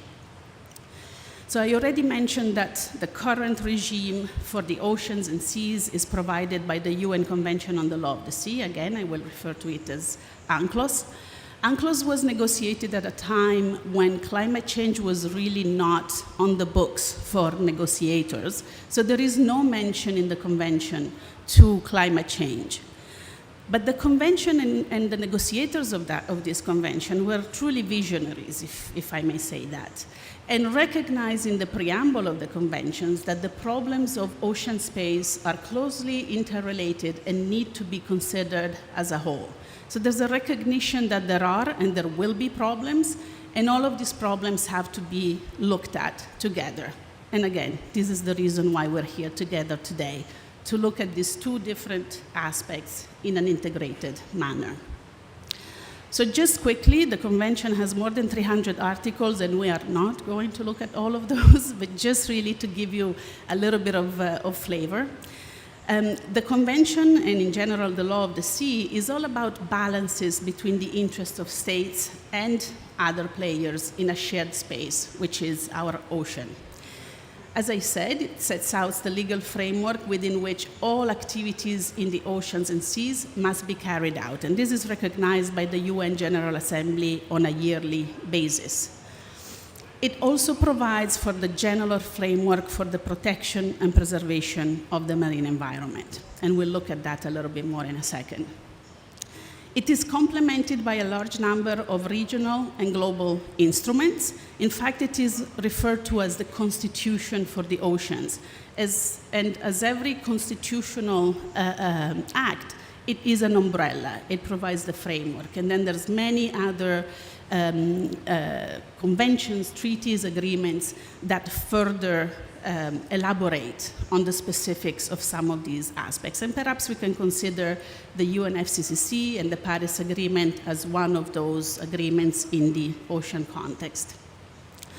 UNCLOS also establishes a number of institutions to facilitate its implementation, and there are also all the institutions that manage and provide support and have mandates in relation to all the other instruments that I just told you about. So there's a number of UN specialized agencies, for example, that have different mandates relating to oceans. This is then, of course, also replicated at the national level, where there are a number of ministries, departments, institutes that deal with different aspects of the ocean governance puzzle. I like to think of it as a puzzle. And hopefully it's a puzzle that is not in the box with all the pieces separated. It's a puzzle that is put together and makes up a nice picture. Sometimes it does, sometimes it doesn't, but that's the aim. So it's a complex governance regime. And last but not least, the UN General Assembly also retains a role in terms of the implementation of the convention by undertaking an annual review of the implementation of UNCLOS and setting out general policies on ocean affairs and the law of the sea. Again, we're not going to go into details here, but just to give you a quick visual look of what the convention regime is all about. And mostly I want to focus on the fact that the convention has a couple of different approaches. There is a spaces approach, and there is an activity approach. And there's a lot more, but let's focus on those two for now. And on top of the activities, there's also a number of cross-cutting aspects that are dealt with in the convention. This is just to give you in one picture the idea of what the spatial, I cannot pronounce that word, spatial approach is. And from the coastline, you would see the red line, the baseline, which is, according to a number of articles of UNCLOS, very technical and complicated, but generally it's drawn along the coastline. From that line, then, the convention sets out a number of maritime zones, including the territorial sea, contiguous zone, the EEZ, or exclusive economic zone, the high seas, and then if you look at the seabed, we have the continental shelf and the area. And then the convention provides what are the rights and obligations of states in all of these different areas, including the rights and obligations of the coastal states, which are balanced with the rights and obligations of other states that also need to make use of these shared spaces. As I mentioned, the convention also sets out the framework for all activities taking place in the oceans, but also for certain cross-cutting issues, including the protection and preservation of the marine environment. It contains a whole part of the convention. Part 12 is dedicated to the protection and preservation of the marine environment. And very importantly for us is that it sets out a general obligation to protect and preserve the marine environment.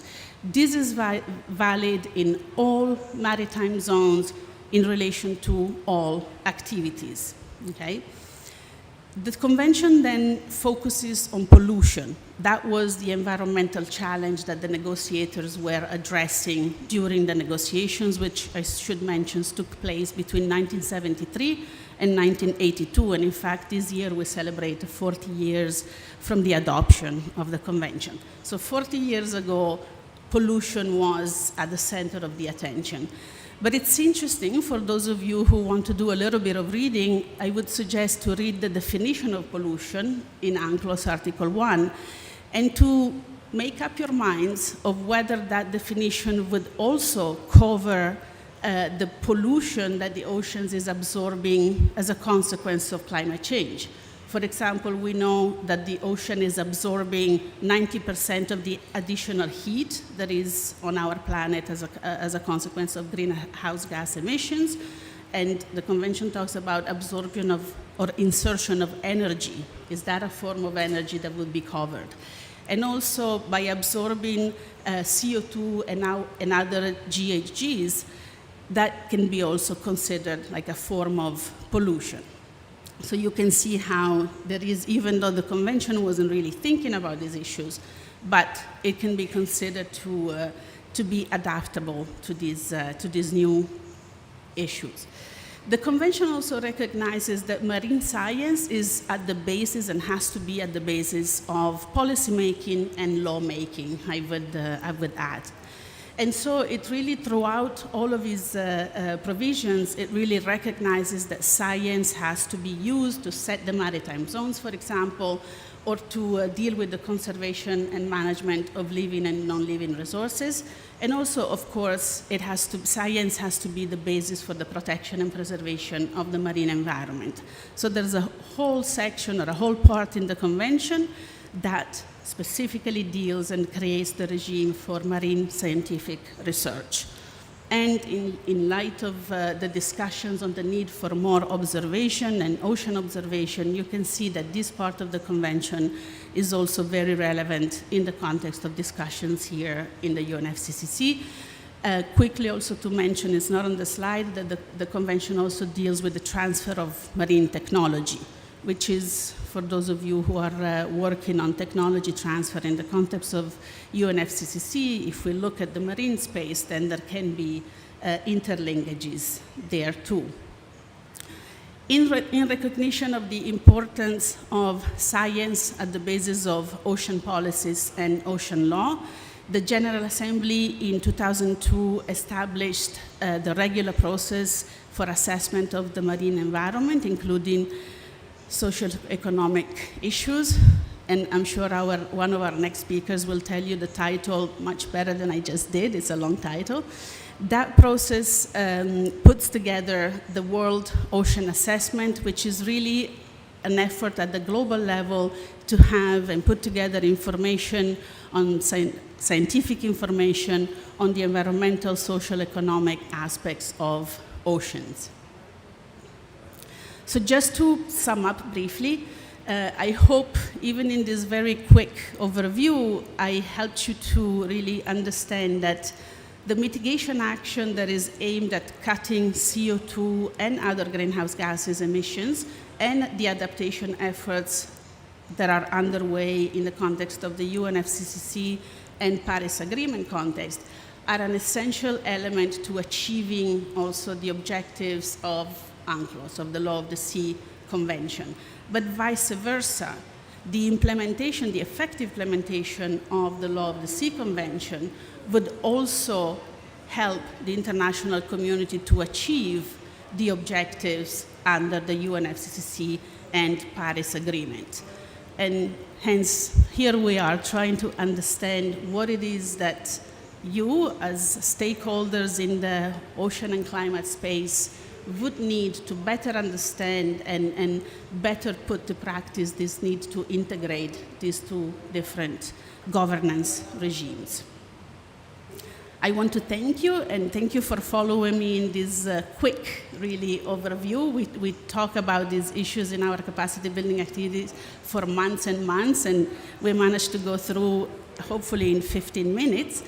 And I now hope that we have our online speakers with us.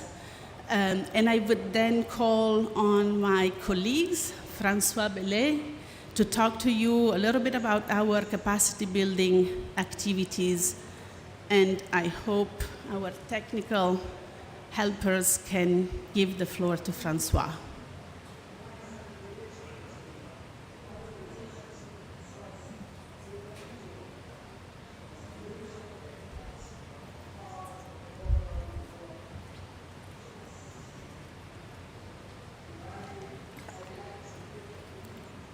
And if Francois is not there, because I don't see him on the screen, so maybe we can then pass to our second online speaker, hoping that Francois will then join us soon.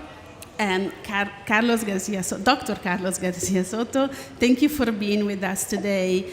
And he will talk to us a little bit more about the capacity building opportunities in the context of the regular process. And I know he will tell you the name of that process more completely than I did earlier.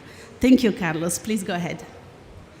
Oh, thank you very much, Valentina, for allowing me to stay in this important side event.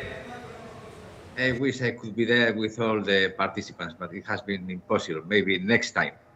So answering your question, the name of the program or process in which we are working is a regular process for the global state of the marine environment, including socioeconomic aspects. And the main objective is the elaboration of a goal ocean assessment. We have already elaborated two global ocean assessments published in 1996 and 2021. And we are in the third cycle of the WOA that will be finalized in 2025. But let's focus on capacity building. So I'm bringing to this side event the capacity building program of the regular process that will be presented very briefly, and the focus is on the science policy interface in support of the conservation and sustainable use of the oceans and marine resources. This program is composed, this is the first cycle in which we are incorporating this program. It's composed of three main activities. First, a round of 5 regional workshops held in 2022, so it's already ongoing, and 2023, some workshops for the next year in the following regions: the North Pacific, the South Pacific, the Indian Ocean, the North Atlantic, and the South Atlantic. The specific objectives of these workshops are developed according to regional needs and in consultation with relevant organizations. And the agendas generally include presentations by partners on theory and practice, the interrelation between ocean governance and the ocean science policy interface, the links between the science policy interface and society, the methodologies for evaluating the effectiveness of the science policy interface, and the methodologies for identifying gaps and needs. And this is particularly important in the framework of climate change that is gathering us all here. So these presentations are normally followed by discussions in small groups, and this is a very important part of the workshop, on challenges, opportunities, best practices, and lessons learned, always focused at the regional level. The audience of these regional workshops is the scientific community, the policy community, including policymakers and managers, and indeed stakeholders representing ocean users at regional and national levels. This is the first element of the capacity building program of the regular process. The second element of the capacity building program is a two-day international symposium that will be held in 2023, probably at the end of the year, that builds upon the outcomes of these regional workshops. This symposium, this international symposium, will focus particularly on the following elements: in strengthening the science policy interface for ocean governance at the global level. Well, perhaps BB&J can be an important part of this discussion. The links between the science policy interface and the society. What is less important to this aspect? The role of citizen science, the traditional, indigenous, and local knowledge, and the way forward. And everything will be provided by participants in addition to us. The symposium will provide the opportunity for the sharing of information between scientific platforms at all levels, fostering in this way a common understanding of approaches and priorities, reducing the duplication of efforts at regional and global levels, and reinforcing the collaboration. The audience of this symposium will be scientific and policy communities at all levels again, and this will include the states themselves, IGOs, as well as relevant NGOs and other stakeholders. And finally, the third element of the capacity building program of the regular process is to facilitate a continuous exchange of information and knowledge among the community of practice.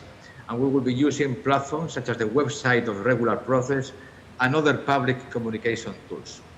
We believe that regardless that this is the first year that we are launching this program, this can be a successful program since integrating science to policy and policy to science is one of the most pressing issues in order to achieve sustainable development.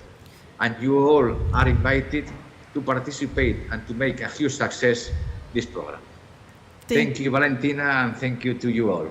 Thank you so much, Carlos. Thank you for sharing this important information with us. And I see that my colleague Francois has joined us now. So Francois, can you hear us? Can you talk to us? Yes, hello, Valentina. Hello, colleagues, and apologies for the technical difficulties I'm experiencing. Is it possible to have my presentation launched in the room? Let me just ask, do I launch it from here or do you guys have to launch it? Hello, please, in the back. Can you please launch the second presentation?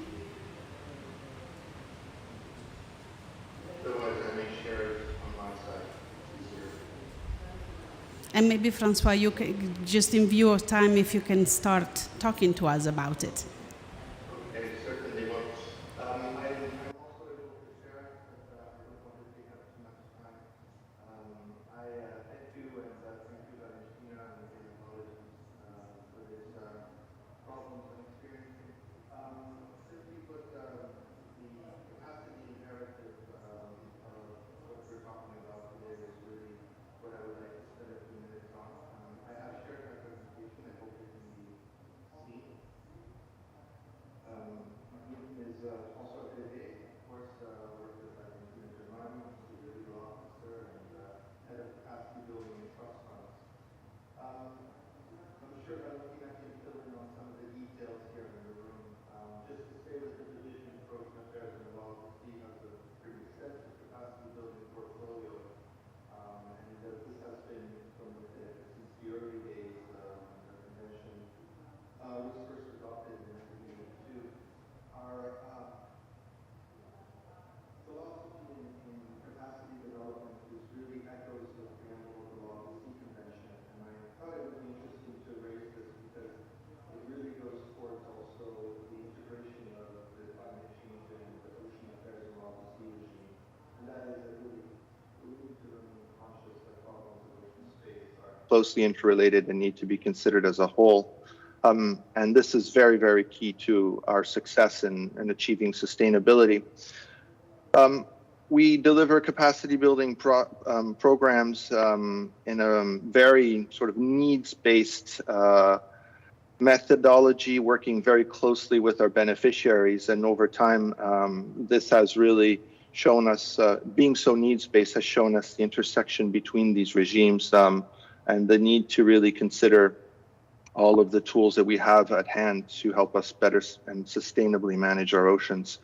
This collaboration is really important for us, and it runs through not only the beneficiaries, but also in developing courses or developing training opportunities, the assistance itself. And we collaborate with a large range of entities in doing so. If I look at the main elements of what is currently most needed by our beneficiaries, this comes from them. Of course, it's the ocean governance framework, including the climate change considerations, and then some of the key cross-cutting topics that we're seeing more and more come through. The knowledge policy interface is very, very prominent, and we just heard my friend Carlos present on the regular process, which is a key international science policy interface mechanism. Gender in oceans, I'm pleased to say, is really starting now to come through. Finally, we're having these conversations, and both on the substantive side of things as well as the numeric side. The 2030 agenda and the SDGs is no surprise, but national level implementation and how this incorporates into ocean governance frameworks and climate change frameworks. And blue economy and finance is the fourth probably most common one. And here we're really seeing a lot of momentum. Countries looking at how to consider climate change, how to consider ocean governance, and trying to capitalize in a sustainable way on the ocean economy. Again, in delivering or in creating and delivering these courses, we work a lot with thematic experts from all around the world. National and regional expertises are prioritized when we're working in certain regions. And we have a strong eye to inclusivity, including gender balance. And here I have to say many of our programs have been actually leading the way in this regard, including the program that Valentina runs, the United Nations Nippon Fellowship Program, which I think for over 20 years has had gender parity in its fellowship. It's a really great success story. Some very quick examples, because I know we're pressed for time, but I think these are interesting. We have one fairly large program that is funded by Norway's NORAD. And here we're helping countries understand their institutional and legal frameworks and then make some recommendations, including with regard to capacity, to how to reinforce these frameworks. And in many regards, these frameworks are pointing more and more at a need to integrate more, to take into consideration more nature-based solutions, climate change adaptation mitigation, and how this is actually integrated into the legal and policy frameworks. So the real integration, sort of sleeves rolled up, feet in the water, how do we get this achieved?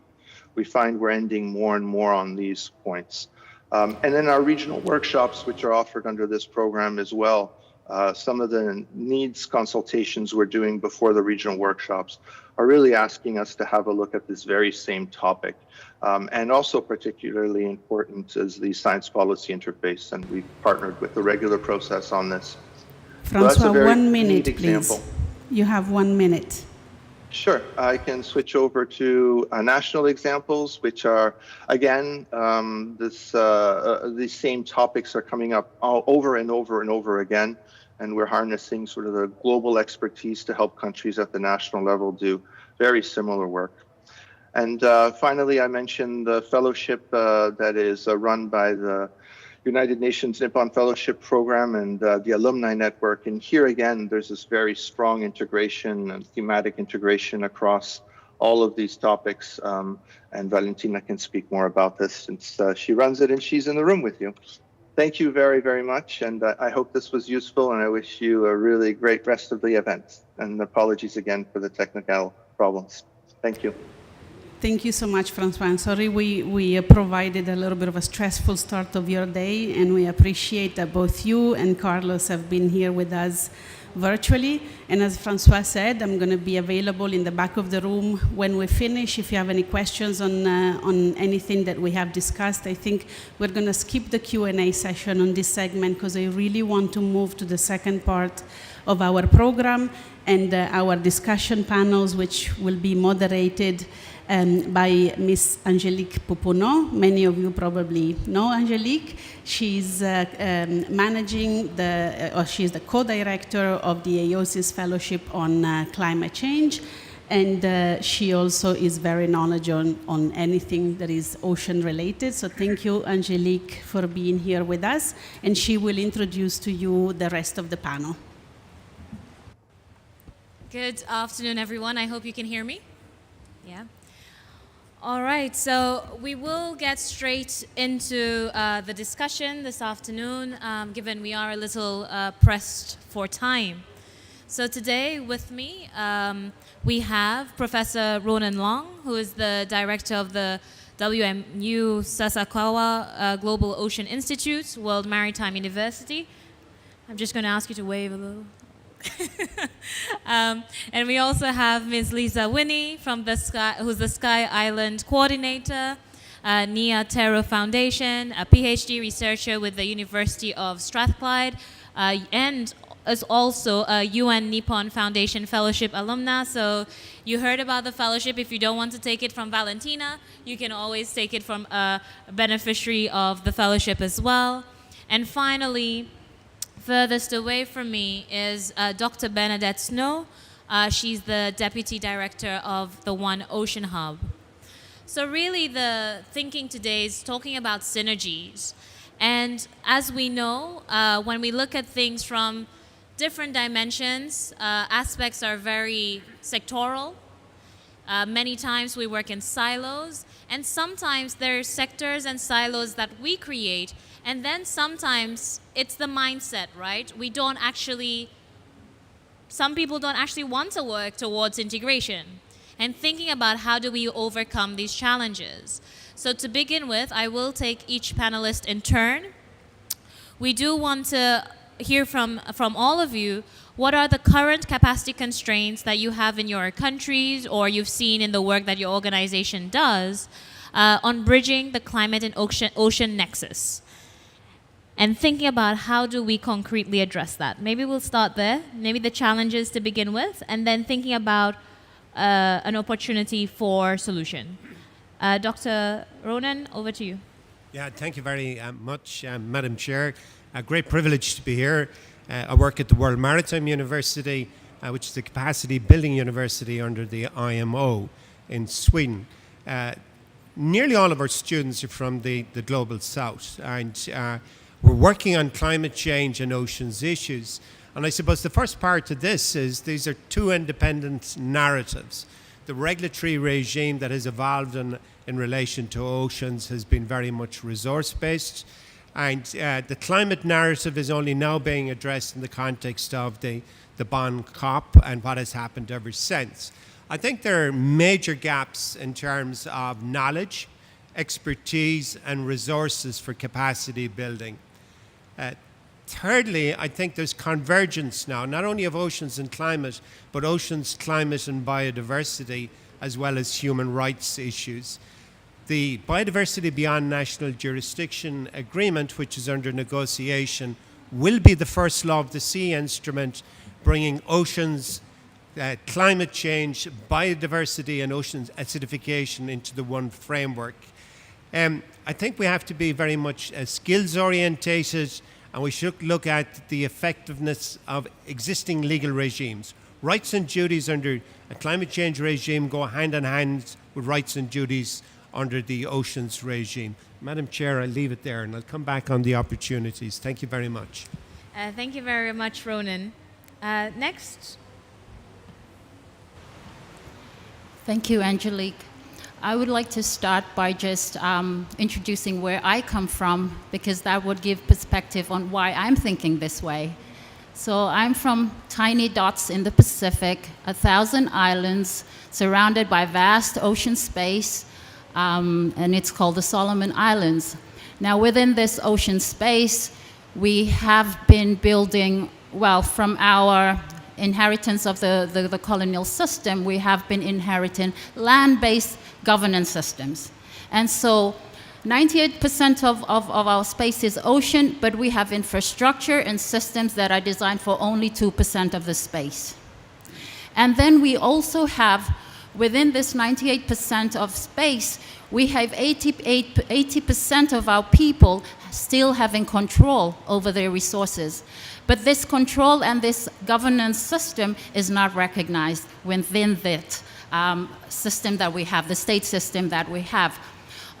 So this we were dealing with ocean governance in 2015, and I was leading that process. That is when I come to realize, oh my goodness, what am I doing?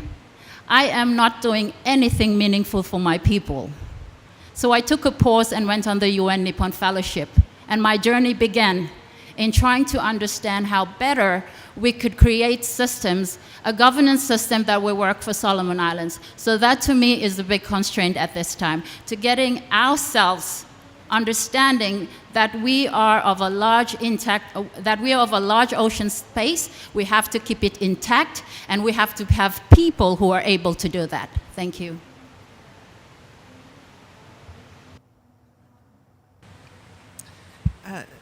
Hi everyone, and thank you Angelique, and thank you for the question. And I think I'm going to build on, we all prepare our little statements, but I think I'm going to build on what the previous two panelists have mentioned rather than diving into. And I think there are key concepts that have come from both.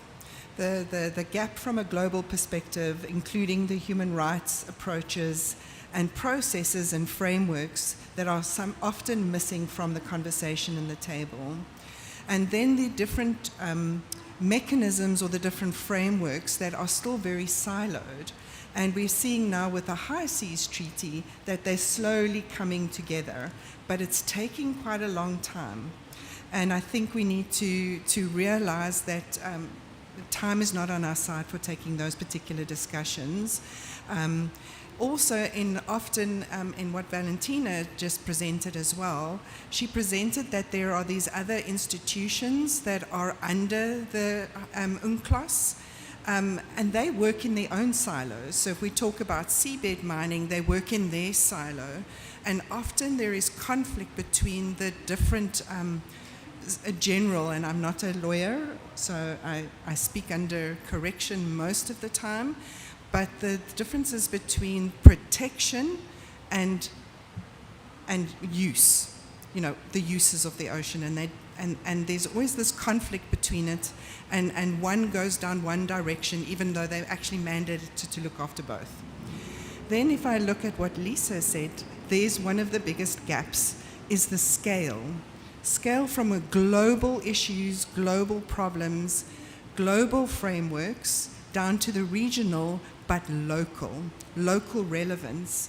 So if we look at, for example, the Oceans Report and the status of the Oceans Report, we did hear about, there was mention of indigenous and local knowledge, but we don't see it foregrounded or on the same level as scientific knowledge, even presented as real knowledge in that report. So there is a gap there, because then we're not making decisions with the best knowledge available. And so we keep on saying we've got capacity knowledge gaps, but we have rich knowledge. We're just not using the knowledge. We're not listening. Thank you very much, Dr. Snow. So I just want to pick up on a couple of things you've each said, as well as maybe think about responding to the question of solutions. I am going to keep it quite tight, because I think it'd be great to hear from the room if they have their own suggestions or questions for our panelists. But Dr. Ronan, you started with there are knowledge gaps. And it's fitting that you come from WMU, and I'm guided here. But if, as an individual, I wanted to study or pursue further knowledge in ocean climate nexus, where do I go? That's my first question to you. But then happy to hear from you any further reflections about solutions that you see in terms of bridging that knowledge gap. Thank you very much, Madam Chair. It's a great question. A very easy answer. You should come to the World Maritime University in Sweden. We're doing this for 40 years. I think the big transition for us is climate change is part of the conversation now in every single thing that we do. All of our 7 MSc programs, our entire PhD program is informed by climate change. And I think that's the big transition. The second one is we're doing it in partnerships with our donors and with our stakeholders. And we're addressing it as a cross-cutting issue, not only in terms of climate change in oceans, but also issues like the big ones mentioned by Francois there, gender empowerment, the crucial issue. Thirdly, it's about transformative action. It's not only about education or research, it's about participating in processes such as the COP. And lastly, I suppose, right, I think we can learn from climate change, particularly the climate technology, a centre and network, as well as the financial mechanism, because all of this conversation comes back to one issue. It's all about money. The more resources you have, the more that you can do in terms of these big issues that my colleagues have flagged. Thank you very much, Madam Chair. Thank you for that. And Lisa, you spoke about governance. Really tricky. We see this a lot, or I've certainly seen it a lot in the blue carbon space, right? Where you've got your ocean people, your environment people, and your finance minister, and they all sit in line ministries, not necessarily always talking to each other. But you spoke specifically about building that understanding. What would be sort of concrete solution that you think could help build that understanding, or even break down those silos and really help integrated governance or integrated ocean management?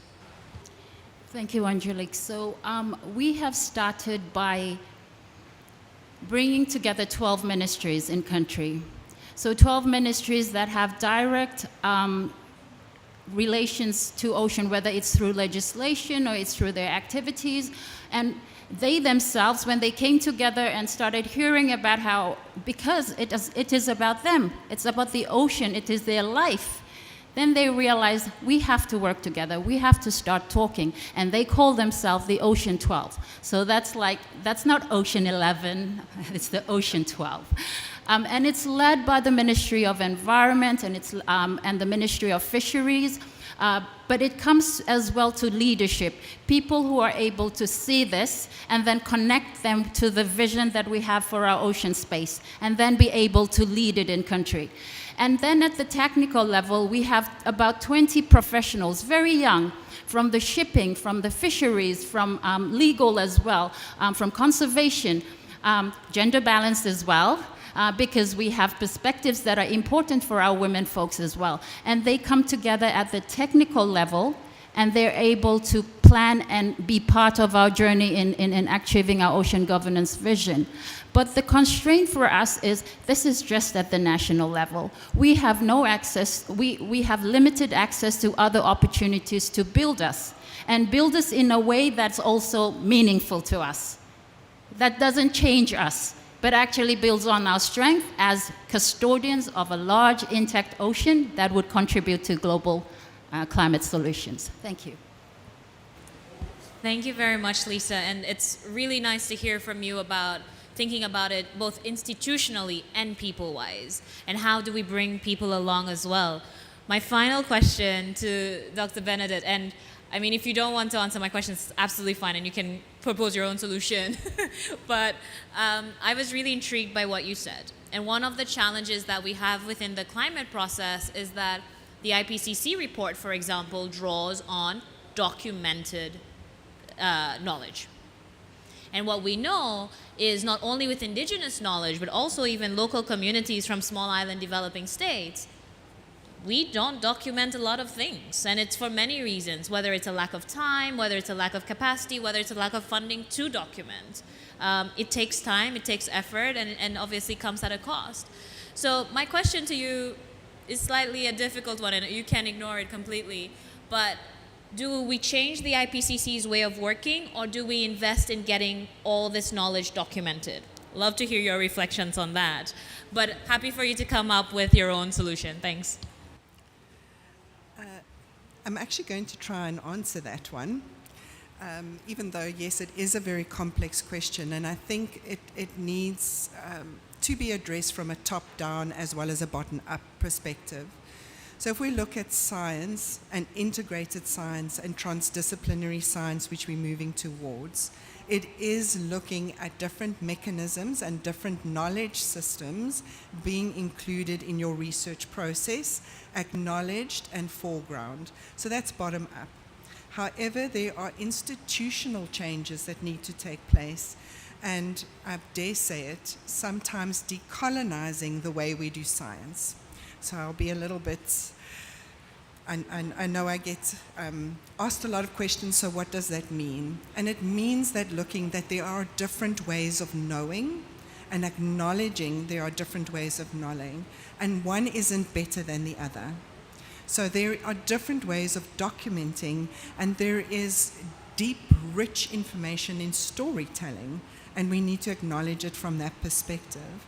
Then building capacity for researchers to be able to do transdisciplinary and work in an interdisciplinary or transdisciplinary space, and institutions who can supervise, help those students work in those spaces and be able to work ethically and equitably in these spaces, because you're working with communities directly, and it changes the way we do ethics. It changes all of that.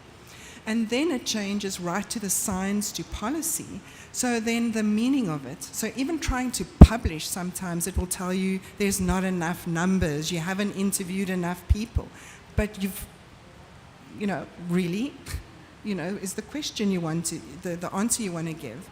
So then from the science to policy is recognizing the value of social and natural sciences and physical sciences, and the equal information it needs to bring. And I know through the UN Ocean Decade, they're slowly getting there. That will then, I'm going to skip the sort of national, regional approaches, but it needs to come in there. And I think finally is the collaboration between the UN bodies and their subsidiaries, and how they're informing, working together. Because if they can connect, they have shown individually, so as you mentioned, our PCC report has included other knowledge forms in their report. If you look at FAO, they have worked with their voluntary guidelines on the ground with small-scale fishing communities and farmers. But those are in their little silos. When we talk about environmental offenders, it's through another UN body. But, we're bringing in, there are ocean defenders. So I think it's connecting those will help address that particular problem. Thank you very much for definitely clarifying my thinking on this. Very helpful. We do have a few more minutes. Does anyone have a question for the floor for our panelists? Okay. Can we get you a mic, or do I want you to scream? Does he come up? Does anybody else have any questions? So you have the floor. Can you hear me? Yeah. So my name is Wasim Dbouk. I'm a research fellow at the University of Southampton. So my question is, I'm thinking about governance and the knowledge gaps that you're mentioning. And indeed, the complexity of the oceans and the interrelations between different components of the ecosystem, there's going to be knowledge gaps that we will not understand. But we do have existing tools, legal/policy tools that are there, but they are not fully agreed upon, like the precautionary approach, depending on which side of the Atlantic you're on, that are being adopted. They're included in the Treaty for the Functioning of the European Union, for example. They're being relied upon in national legislation. which are, I mean, and this principle or approach is specifically designed for us to know how to take decisions in the presence of uncertainty, scientific uncertainty, and guides us to err on the side of caution while we're doing that. But I'm wondering what are your thoughts on whether we need more clarity about that principle, and we need to understand how we can integrate it in the processes that we use to protect the marine environment. So one way, I mean, that I suspect it could be applied is through the environmental impact assessments, for example, for us to err on the side of silence, of caution when the science is not conclusive. So I just want to hear your thoughts on that. Thank you. We have one more question at the back. We'll take that as the last one, and then we'll turn it back to the floor. Okay, my question borders around IUU. A lot of things have been said around governance and knowledge gaps, and I wanted to find out, and one of the focus areas that one of the speakers talked about is on pollution. But for me, there's something about, particularly for small fishermen, about IUU. I don't know whether there are any structures to address that. Maybe you can throw more light on that. IUU does illegal, underreported illegal fishing. Thank you. Thank you very much. So we've got two questions, one on integration of precautionary principle or approach, and then I think in general, small-scale fishers and how they're integrated, and of course, in the broader challenge of IUU fishing. So we'll take each in turn to give, and please feel free to give your final remarks as we go through the discussants. Dr. Ronan? Yeah, listen, two fantastic questions. Big problem with the precautionary principle and the precautionary approaches. We've so many interpretations now and so many different ways of applying that it's very much sector specific. I think in terms of precaution that we have to think about Global South. The impacts are more severe. Countries in the Global South have lower capacity to adapt. It's exacerbating existing inequalities. It's threatening issues like food security. And to that you can add the COVID-19 pandemic. So when you're applying precaution, I think you have to think about the cumulative impacts. That's quite important. IUU fishing, it's a core program. We have a huge research program underway at the World Maritime University on this, and I will give you direct knowledge on this, and I'm very happy that you flagged that from the floor. Thank you very much. Thank you. On the question on precautionary measure, one thing that we have come to realize as well in country as that is the spirit of our traditional knowledge. But we have been separated from that. And so it is about, because when you get to have tools or concepts that come from outside, people will then. But when you start showing something that is already in existence, I think then we could have success in that. So it's about us to start looking at what are the principles internally as well on precautionary measures and bring them out in our policies. Thank you. And on IUU, yes, 98% of the space is ocean, 2% land, all our structures on that 2%. We have a big problem on IUU fishing. So that's where this building of a community of professionals within country that can think beyond that could go back to how our ancestors think. We think beyond the EEZ and then start addressing IUU. Thank you.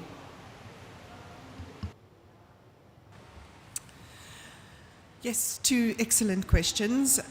So I think, again, how you approach the precautionary approach or the principles of precautionary approach, often within research and research timescales, precautionary approach is put in because as scientists, often we don't want to tell you, you should do this or can do this. We would say would, could, might, because we always feel we never know enough. And I think that's where sometimes it comes in. However, I think what we need to realize, we need to start making decisions with the best knowledge we have and identify how we can then improve upon that knowledge. And a lot of the conversation here at COP is how we can possibly partner with particular either industries or people or holders of knowledge that don't share the information. Because that's one of the things we often have, is that we have outside organizations doing the research but don't share the data. So it's access to data, access in a meaningful way, comparable data, extracted, it's just extracted. And we have a big problem with actually making it open access without being paid or pay gates or paywalls in place. So often when people say there's no data, I will tell you there's plenty of data. It's just where is the data and who's holding the data and protecting the data. So I think we could possibly move a bit faster, but the precautionary principle is important when it comes to big economic things that have a human rights implication. For example, deep sea mining. We really don't know enough. We know more about the moon than our deep ocean, and it's a statement that is said over and over again, and I'm poor people are yawning at that stage. Then in terms of IUU and unregulated, the fishing, small-scale fishers globally are impacted hugely, and they are reporting it, and they can see that it's changing their culture and their way of life. So we have the regulations, we have the bodies in place. What I think is something we need to move towards is effective implementation and accountability. And then what do we mean by accountability? So who's holding who accountable? And often it isn't necessary for the common area. Who do we trust to hold each other accountable? And that is a word that's often missing. You know, do I want Global North? Do I trust them to look after our interests in large ocean states? And those are the kind of questions that I think the answers lie already in many places. We're not actually utilizing the knowledge that is held globally. Thank you very much. We are out of time. I will hand it back to Valentina to say final words. But everyone, thank you, and thank you to the discussants for providing us the clear challenges, but also very clear solutions to where we could head to. Thank you.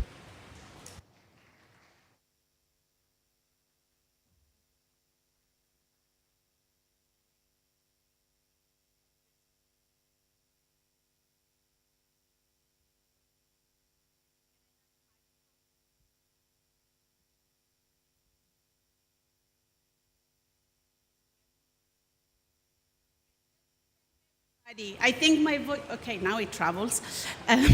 Just to thank everybody and to echo Angelique's words and to thank Angelique and our panelists for being here with us today. I think we got a lot of information, a lot of ideas. They and you built my capacity today, and we'll do our best to go back to our programs and try to incorporate and see what we can do to address the gaps and difficulties that you all have highlighted. So thanks again.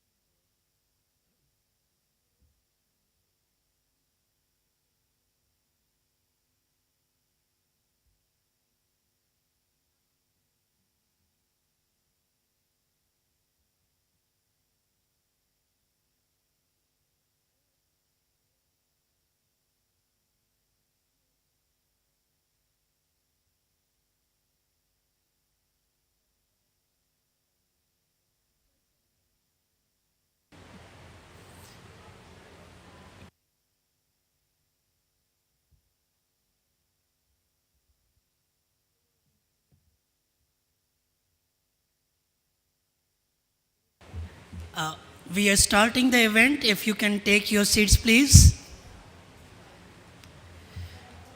Thank you for being here, for doing it better, unpacking evidence from the field and lessons learned for adaptation. This is hosted by Friends of EbA, FEBA, IUCN, RARE, and the Global Grey-Green Infrastructure Community of Practice. My name is Ali Raza Rizvi. I am Head of Climate Change at IUCN. We have all been working on climate adaptation for a long time, and we have mixed results. Many a time, things go wrong, they go right. How to make it better? That's the million-dollar question, as we say. So we have a panel of experts who would share with you their lessons learned, what is working, what's not working. As we all know, climate change is a moving target. You prepare the communities, work with them for flood management, and after some years, there would be drought in the area. You do one thing, climate is all the time moving around because it's impacting everything, whatever we do, including indigenous knowledge, including science data, and all that. So what we can do, bringing together experts, looking into science-driven project implementation processes, incorporating local indigenous knowledge, bringing in inclusiveness, gender integration, all these things. These are big asks. And many a time we are project dependent. Projects are defined earlier, then they go into implementation, and by that time things are changed. So we all need to be educated. Implementing agencies, donor, communities, scientists, and we all. So today we try to unpack what is working, what is not working, and if we can learn from each other. So the first presentation is from the field, evidence from the field. Mirella is working with the Mountain Institute in Peru. So over to you, Mirella, to start the proceedings and see what is working in the field in Peru for a project which has been implemented for almost 10 years. So over to you, Mirella. Thank you, Ali. Good morning, everybody, and thank you for the organizers for the invitation. We work in 4 communities in North Yauyoscocha's landscape reserve in Peru, and I am part of the Instituto de Montaña. So you are looking to some maps here. You have Peru. You have the map of Peru in the central Andes. You'll find North Yauyoscocha's landscape reserve is a natural protected area, and there are 4 communities that are in the reserve where we worked. Next, please. This is a landscape you can see there, from glaciers already melting up to grasslands, native forests, and crops in the lower parts. So our project mostly developed in the grasslands with the peasant communities. Next, please. These are the stages that we developed to implement EBA measures, ecosystem-based adaptation. Analyze first the feasibility, if it is feasible or not to work in the community, draw a theory of change, the climate risk assessment, the adaptation and ecosystem services map, the design of the EBA measure, and in parallel, monitoring system since the beginning, and mainstreaming and synergies promotion. Next, please. All of these won't be well done if we don't have a good quality of participation, and that's the main topic I would like to talk to you today. Next, please. The EBA measures were designed with the communities together in like a table with 3 legs. One of them, next please, is strengthening local capacities and knowledge. We work with intercultural dialogue between university and local knowledge about practices for grass and water management. Again, participation. Participation is not only calling the people to design together, but also doing together the things the people needs to be done. Next, please. The second leg, institutional and community organization strengthening. We work together with the community in developing a community grass and water management plan from their perspective, what needs to be done. It's not only a consultation, it's a process where capacities are built. And next one is the green-gray infrastructure. Next, please. There are ancestral infrastructure there, and of course, knowledge and capacity. We worked on restoration of ancestral and modern infrastructure and the recovery of technology for expansion and conservation of wetlands and the community management of native grasslands. The measure is the sustainable management of water and native grasslands, but it's supported by these three legs that are very important. Projects cannot only be infrastructure, must be a group of this kind of things. Next, please.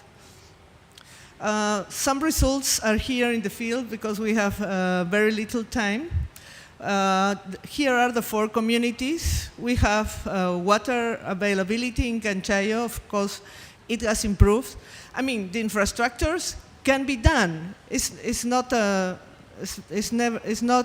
great deal. The great deal is what comes next. Are they being maintained or not?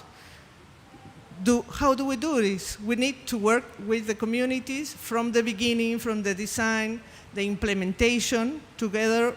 In the Andes, we used to have faenas. There are community works that we work them, so they also make investments. There are more 165 hectares of available grazing area in Miraflores because the project or make the water, conducted the water to these fields. But what comes next? Always the question. A vicuña management. This is wild animals that are sheared, and its fiber is quite good evaluated, so increases communities' incomes. Or a climatic shelter in Tanta to protect animals. The thing is, okay, projects can do what we intend to do. Next, please. I would like to share these. For example, this is the picture over the screen is Miraflores, but it was not only these 165 hectares that were introduced to the rotation system, but all the community map, that is 6,000 and more hectares, were managed with this EBA approach. Why? Because they believed in this change of behavior, because they reduced the pressure in the grasslands with better quality of animals that also increase their yields. So, but this is not only a group of persons that comes and need the target to do an EBA measure. No? We need to conduct an educational process and capacity building that it took quite a lot of time. Next, please. Yeah, here it says the strengthened community was able to implement norms for the use of communal grasslands. So the 6,000 and more communal grasslands were managed with an EBA approach. Next, please. Not to take some time. We are conducting an EBA effectiveness assessment. This is a core, perhaps very summarized results. The IIED has proposed a methodology for assessing effectiveness of EBA in 4 components: the effectiveness for society, for ecosystems, for financial and economic issues, and for political issues. And among the communities, we took 3 of the topics that were mentioned when we did the access assessment. And for example, we have the 4 communities in the columns, and in the lines, we have matters that, for example, awareness and adaptive capacity improve. It's part of the effectiveness for societies, or benefits generated for the community, or local and traditional knowledge included. So we have some signs over there. Of course, there are communities that respond, champions communities. You will see the ad, and very large. When we see the equal signal, it didn't improve a lot. So what happened? There are many things that we need to take in consideration. The same for ecosystems, grazing recovery, grasslands recovery must be, more water available, improve animal quality. So we have, in most of the community, it worked well. In a financial and economic effectiveness, we have increased animal yields, improvement of household economies, and attraction of new projects, investment, one more than other ones, and the same with institutional political capacity. This is, I would like to stress this also because when communities are strengthened, they are capable of doing many things. So you have the results there. I would like to give the floor to Ali and continue the discussion. Thank you.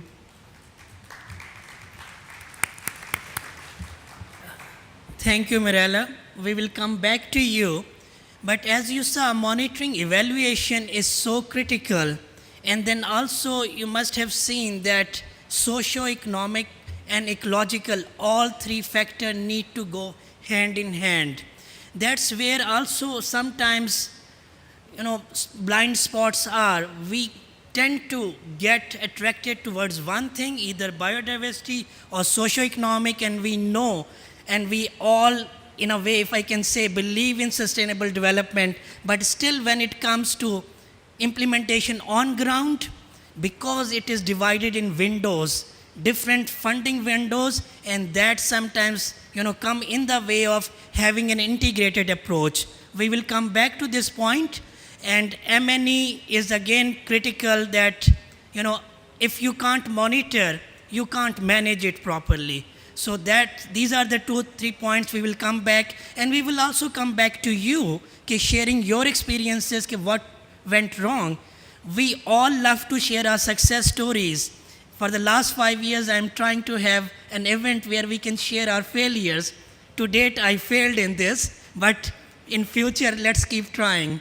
Okay, now I'll go back to my next speaker.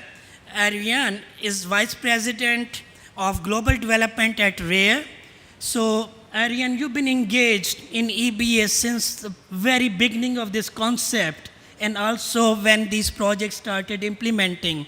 So 10, 12 years of experience in ecosystem-based adaptation, how you see the world now and previously, and what is lessons learned. Our second presentation, please. Thank you, Ali. Welcome, everyone. Thank you for the opportunity to share, as Ali said, lessons learned. So while the presentation still pops up, I will be talking today about a project which actually was exploring how do you integrate ecosystem-based adaptation approaches into small-scale fisheries management. This was built at a time where obviously ecosystem-based adaptation was piloted for the last decade, and now internationally, but even so in the countries we have been working on, was the question like, how do we integrate now adaptation and resilience into the productive sectors, such as fisheries, where many of the countries, especially we are working on, are dependent on. So if you go to the next slide, please.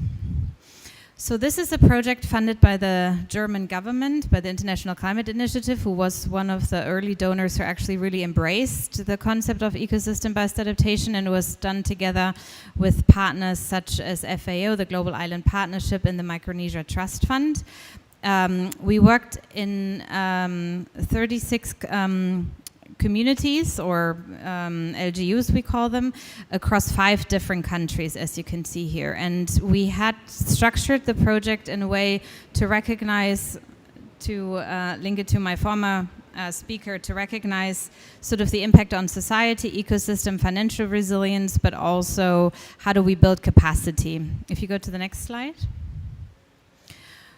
So the goals of this project was really, as we said, work with the fishers community to not only help them to understand what is the concept of climate change. I mean, if you go to the community level, when we started this project nearly 5 years ago, you know, people are understanding something is changing, the weather is changing, but the concept of climate change obviously wasn't there and is still not, you know, fully embraced, but at least, you know, it's building the capacity to understand what they're dealing with, to then also understand what are the tools they can implement to be better resilient and adapt to the new future, if I say. And one of the things is we were also looking into how do we build back better if there are events which are disruptive of the fishery sector locally. So it's really also strengthen the governance and therefore also the climate readiness. We're working a lot with local governments to establish a co-management of small-scale fisheries locally, and so it's understanding that governance structure, but also building other governance structures like fisheries related organizations. And it's really how to enable this peer-to-peer learning, not only across the 36 communities we've worked in, but also we have a global program in other 10 countries. How do we connect other peers there as well? And then halfway into the project, COVID hit, and so we needed to adapt quite rapidly to the new situation. We weren't able to go to the communities to work with the fishers directly. So we had to think about how does technology help us, but also the International Climate Initiative was really interested to have an add-on grant to this grant to understand how does green recovery works in terms of integrating some of the green recovery finances into micro businesses like the small-scale fishers. And then really for us it was important, how do we build local leadership? And so with that, please go to the next slide. I will share some of the results. So this is how we would establish our managed access and reserve. So we would have a community, as I said, you know, we work with the local government to integrate a co-management approach around small-scale fisheries management. And what we wanted to do is how do we build in our existing managed access and reserve scheme the vulnerability assessment and really integrate more ecosystem-based adaptation approaches to help the communities integrate that and adapt. Next slide, please. So this project had a wide scale. We worked across 5 countries, as I said, in 36 community units across 2,400 square kilometers of coastal waters, but really what is impressive is like the 20,000 direct beneficiaries and how do we really sort of reach that to the local level and make sure that they are actually benefiting of it. To the next slide, please. So some of the key lessons learned, if you go to the next slide, and drivers of successes is that small-scale fisheries actually has a big impact on climate implications. They are, you know, feeling the results, but they can also be the solution. And again, helping them to understand the concept of climate change and work with them to integrate tools in their existing mechanisms they're using, let's say small-scale fisheries management or other measures they're having on the local level was really important. So it's more about not only integrating the concept of ecosystem-based adaptation into sort of what we now more broadly would say the small-scale fisheries sector, but really how they're operating already locally anyway, what governance structures are there we can then tap into to really build out the full potential of what the small-scale fisheries sector can also bring to climate adaptation. Next slide, please. And the ecological resilience was really important. So we worked on a tool which based on sort of existing tools around vulnerability assessment, but it's sort of breaking it down so that actually the fishers and the local communities can understand it. And so that was one of the important things as well, and build therefore also this ecological resilience. So how do you connect also the no-take zones and really build sort of that ecological resilience and integrate that into the fisheries management. Next slide, please. And then, as I said, we already had worked around building financial resilience and build savings clubs and others, and increase financial literacy on the ground. and understanding that small-scale fisheries are is not a formalized sector yet. So by helping to get not only them formalized from a financial point of view, but even politically build a constituency was very important. And then when COVID hit in a lot of the countries we worked in, they had actually financial means to channel to the local level, but the small-scale fishery sector wasn't part of it, again, because it wasn't formalized.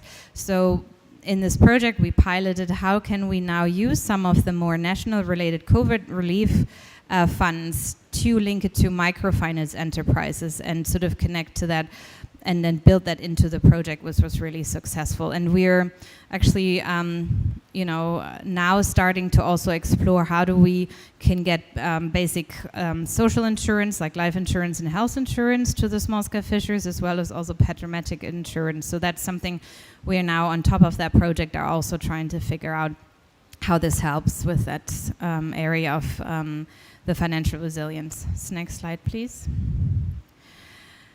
So the traditional management practices, as I said before, are already helpful. And again, it's really important to tap into what's already there, existing, traditional knowledge, but also the traditional practices and really sort of integrate some of the new tools and understanding into that. That was one of the lessons learned as well. Not start something new. On the local level, it's all interconnected, and you have to build with the structure is there and build also the social cohesion then to really make sure that the community itself is able to build on what they're already doing and further integrate ecosystem-based adaptation practices and what's there. Next slide, please.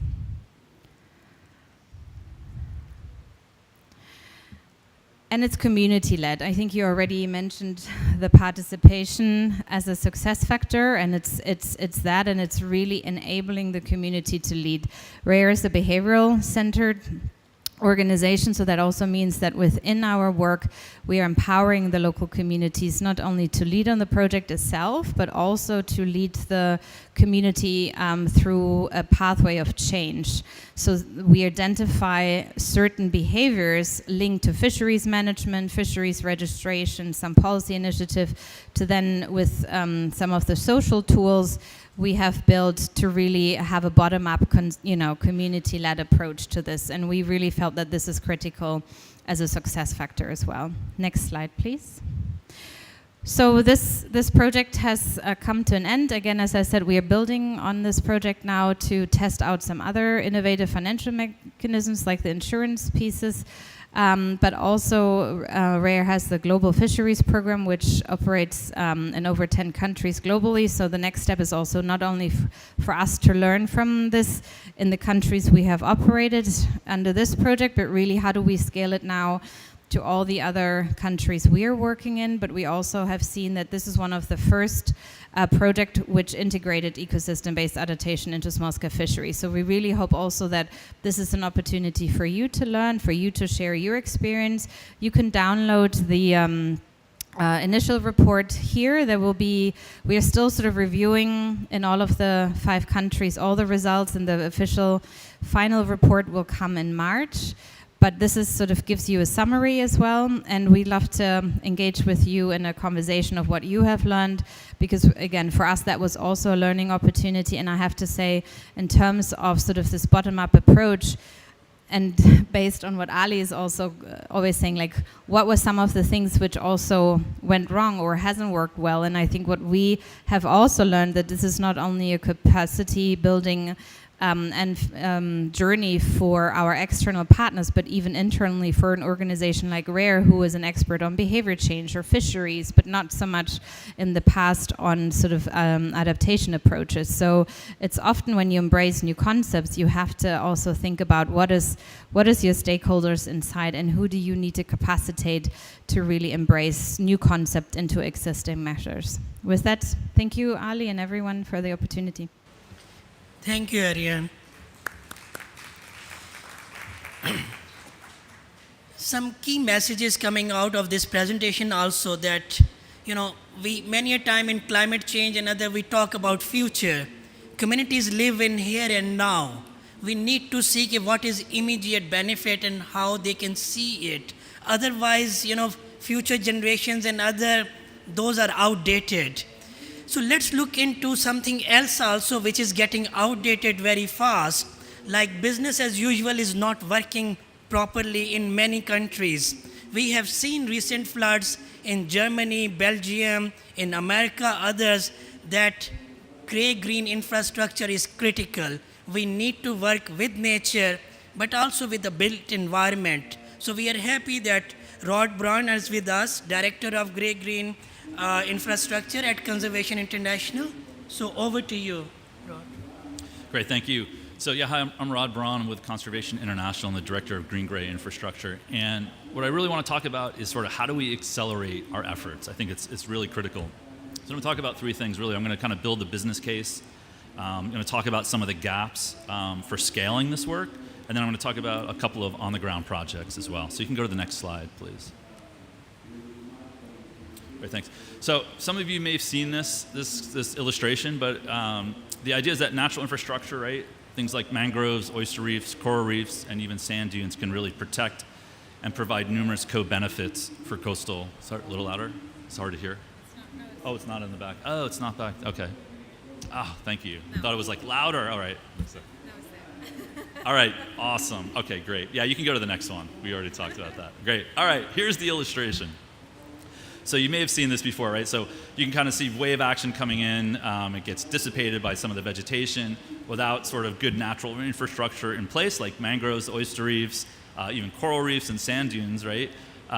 It can really impact sort of the shore and our assets, and you can see that more likely for flooding to occur. And I would argue that our vulnerabilities are really increasing. We really lost a lot of our natural resources. We've lost something like 85% of our oyster reefs, 20 to 50% of our tidal marshes, 50% of mangroves, and I won't even mention our coral reefs. We know they're in serious decline. So with losing these systems, I only expect our vulnerabilities essentially to increase, especially with climate change, more severe storms, and sort of storm surge. You can go to the next slide. And so this is kind of like building that business case, right? And so there's been a number of studies that talk about really the benefits, right? The benefit costs of natural infrastructure. And you can see coral reefs. For instance, in just the US alone, coral reefs provide something like $1.8 billion in flood protection benefits every year. Mangroves protect the global economy from over $65 billion in damage each year. And we know that salt marshes can provide up to 30% essentially in terms of reduced losses in some areas after we saw Superstorm Sandy in the New York, New Jersey, in the US. And so we've really sort of been building this business case for natural infrastructure. But sort of the next piece, right, and you can go to the next slide, is it's really kind of like a paradigm shift, right? We have to start thinking about how do we now, when we do restoration, how do we really optimize it for resilience, right? And so what we're finding is that the natural systems in many cases aren't not enough, right? So we really need to combine it with our natural system with more of an engineered approach, right? Working together. So the idea of green-gray infrastructure is essentially really this combination of both ecosystem restoration and conventional engineering. And here's a diagram of a project that I just recently completed, and it can kind of give you an idea of what that could look like, right? And kind of on a small scale. But the idea is that it's going to deliver climate change resilience and adaptation benefits, really working together. We think it can be cheaper, it can be more effective. You can go to the next slide. And so as part of this, at Conservation International, we worked with a number of other partners. We created this global green-gray community of practice, right, to fill the gaps, essentially, to start scaling this work. And so we have 4 pillars, and you can see them on there with the icons. But the idea is to innovate and pilot, get some pilot projects on the ground. Science and engineering, right, we need to kind of come up with engineering standards to move this work forward. We need global awareness of what this work can bring. And then the idea of acceptance and use. And that kind of, I think about sort of the financial markets, creating sort of the financing mechanisms to do this, right, that cost-benefit analysis. And you go to the next slide. So our community of practice has really grown in the 2 years, essentially. And we have over, I think, 160 member organizations. We have 450 plus individuals. I know that font's really small, but you can just see. And so I urge you to go to our website, just do a search, find this green-gray community of practice, and you can join us. And we do webinars and series, and it's a lot of information sharing. And you can go to the next slide, please. So the key barriers, and so what we found is that it's just people are not familiar with the work, right? What does it look like on the ground, sort of the engineered aspects of it? And so we came up with a practical guide to implementing green-gray infrastructure, and that's available on our website. You can go to the next slide. And And really kind of, I mentioned this, sort of that technical knowledge, right, is just we don't have sort of the performance criteria or even the performance standards for this work. So we just came out with a guidance document that looks at mangrove seawall engineering guidance in Guyana, and we think it can be applied more broadly. And you can go to the next. And then we just released this as well. This is kind of this idea that risk-constrained investments, and we released a green-gray infrastructure funding and finance playbook, because we feel like all of these pieces are really critical, right? So from sort of understanding the projects, case studies, essentially engineering standards, and even how do you finance it, right? And so along those lines too, it's even things like insurance, and we're working on a project Risco where we're looking at sort of mangrove insurance and financing with blue carbon. And you can go to the next slide. And we're also working with Caterpillar Foundation to come up with a cost-benefit analysis tool. It's going to be a cloud-based tool where you can actually run your project through it, essentially, and you can look at green-gray versus gray only and look at sort of that return on investment. You can go to the next slide, please. Yeah, and that's the one I just talked about. And one more. Thank you. Yeah. Awesome. Great. So now I'm just going to talk about a couple of projects really quickly. We probably don't have a lot of time. I want to kind of make up some time here. So just drill down now to the Philippines. So we worked on a project for looking at really kind of like coastal resilience, disaster risk reduction, essentially, in the small island communities. And that we found the need after a serious typhoon hit in 2013 that communities are really impacted, and we wanted to look at some opportunities. You can go to the next slide. And so we focused on some areas and essentially like where was there the greatest coastal risk? Where were there degraded mangroves, right? So where were those resources in need of restoration? And then where also was there limited community capacity, right? So this need, so where they needed essentially that capacity where we could come in and help on disaster risk reduction and even a sort of applying some livelihood concepts. So here's a project. You can see one in the Philippines. And some of this stuff can be really low tech, right? And it can be high tech. But here we're using sediment trapping fences or wave attenuation fences, essentially to sort of knock down that wave energy so that we can actually rehabilitate some mangroves that were lost or degraded. And you can see these pictures, and even there's sort of this idea of a living breakwater, which is a beautiful picture you can see there. But the idea is to break down that wave energy and then do some restoration on the backside so that you kind of get this hybrid approach of sort of an engineered feature, but with your kind of your green infrastructure on the backside of it. You can go to the next slide as another example. And here's another one in Tambaliza. And so, you know, in this case, we needed to get the hydrology right, essentially, for mangrove restoration. So in many cases, we find that hydrology is often disconnected, right, from the natural system. A road goes through, a highway, some kind of features that kind of like a linear feature that really kind of disconnects that water flow. So many times you need to go in and really insert sort of these what we call kind of gray features. That might be water control structures, that might be culverts to restore that hydrology. And so we did that here in Tambaliza, and you can see the idea is you get that water flowing, and then it's much more likely that your mangroves actually can be restored. So just to kind of give you a flavor of a couple of different projects, essentially, and then I'll just talk about one last project in Guyana. You can go to the next slide, please. Great. And this is what I talked a little bit about, the mangrove seawall engineering guidance.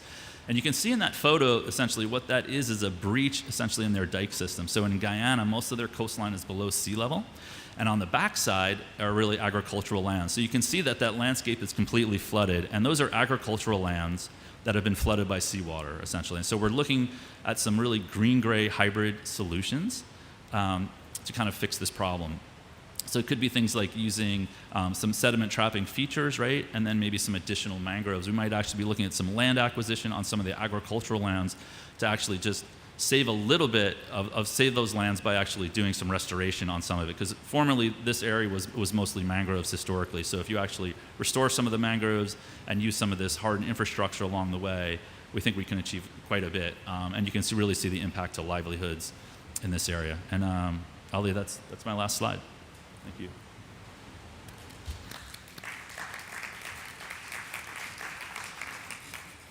Thank you, Rod.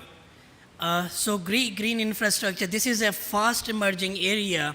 As you can see, there are more than hundreds of partners who are coming together. And again, I'll come back to you also later on, if time permits, that where you're facing more challenges, green sector or the gray sector, to bring them more closer and having effective practices on ground. But now, over to you all. Any questions, reactions, clarifications, or anything? Yes, please. Is there any mic over here?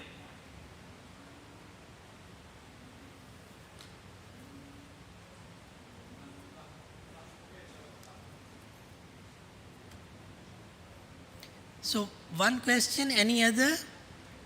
Two? Okay, let's take these two questions. I have many. Yes, please. I want to appreciate the wonderful projects that the three of you have presented. And I'm Harrison Noko from Cameroon. And I work a lot with the indigenous and local people to see how indigenous knowledge can be adapted to our recent technologies, and not technologies going down to indigenous knowledge, because the buy-in and the adaptability is very, very challenging. My question will go first to the last speaker, and my worry is with respect to the mangroves. I see the approach the technology you are bringing in gray, and my worry was how do you manage to get the community, like she did in her project, to effectively participate and see the need for this for them to effectively engage? Because we all know projects have a lifespan, and at a point it will go away. So how do you engage the community as a sustainable approach? I'm saying this because we are doing some mangrove restoration, and we are faced with serious challenges where there is a lot of erosion, a lot of, you have the invasive palms that are clearing over, you have villages that are already being eroded. So when I saw the technology that you're using, I see it as a resilient approach, and an approach that is also like reclaiming part of the degraded land. And maybe my question will go to Madame, to the second speaker, to see how do you create the linkage, because the aspect of governance, how is government taking this approach? Because unfortunately we are faced with situations where we come to conferences, we have all the good ideas, we have wonderful legislations put in place, but the practice is different. So I want to find out, how do you link this and because I see a program already at the bottom top, but how is the government adapting to get this, because I saw governance in one of your thing, and the aspect of institutional strengthening at the level of the community. How is this transformed or sent towards the national level such that it becomes like an approach that will be adapted to countries and can be replicated to other countries? Thank you. Okay, thank you. This lady at the back.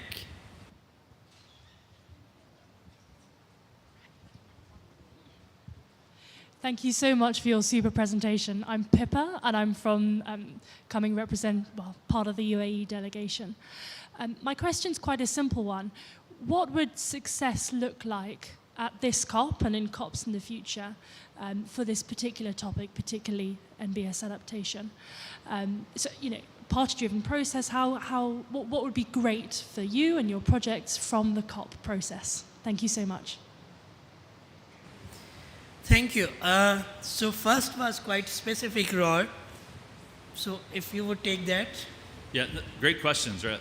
Both of you actually, fantastic. So I think the indigenous knowledge piece is really critical. It's really important. But I think from what we've seen, at least in Guyana, I mean other places, but it's climate and these issues really impacting livelihoods, right? So I think it's easier to get that buy-in, right, when the livelihoods are being impacted. So for instance, in Guyana, like the farmers essentially, right, their lands have been inundated by salt water, and you get that salt water ponding in there, and oftentimes it can ruin the lands, right, for their existing crops. So it's really important to get that buy-in, to talk about the solutions, right, I think with that community. So to do that stakeholder engagement is really critical, I think, is a critical piece. And it's the same with the sort of the fisher folk, right, and the agricultural folks as well. And so that piece, when it affects their livelihoods, but I think going in really early in the process and getting their input on what the solutions might be, or what they want to really achieve and what kind of outcomes, and then kind of working through those solutions is critical.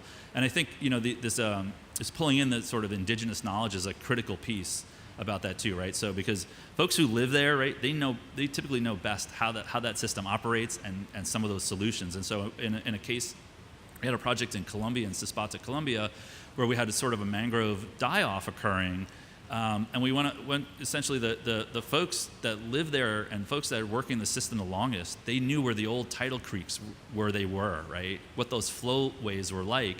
And so we could go back in and recreate those historic tidal flowways or tidal creeks to bring the flushing back to the mangroves, and then they kind of come back. So it's a great example of using that knowledge of what the system was like to kind of restore it back that way. So I think that's kind of a critical piece. Yes, Ari? Yeah, thank you for the both question. I will address the first one. So the governance structure. So on the local level, I want to highlight that really the entry point often is the local government. And we work in communities where mainly the local governments, has heard about us or, is seeing the need to collaborate. So it's really sort of an approach for them to come to us. We are having, through this project, and also facilitated a global network of local mayors who are now, it's called Coastal 500, where we enable the mayors of the communities we are operating in to connect and share practice, and therefore also learn from each other to find other ways of maybe operating. In terms of the governance structure and the enabling conditions then connected to policy, I want to give two examples. One is that in Indonesia, for example, fisheries, was very much focused on indigenous practices and management system, and there wasn't any framework yet to really to enable sort of that to scale in country. And so we tested that on the ground and try to see how not only the local governments can legalize managed excess and reserves, but also what is needed then on the national level, which which policy is enabling that to really scale. And in Mozambique, it was the other way around.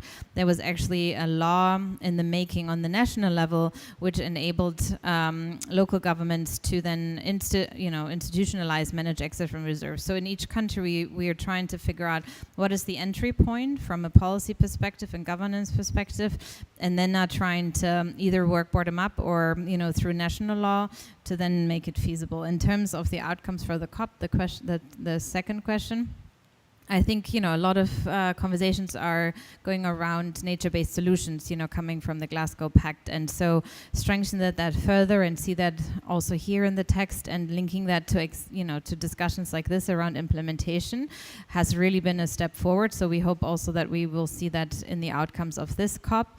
And I think Ali, you can talk a little bit more about the initiative which will be launched hopefully on Wednesday around nature-based solutions as well, which I think enables the whole discussion about ecosystem-based adaptation and the role of nature in some of the climate solutions to move forward.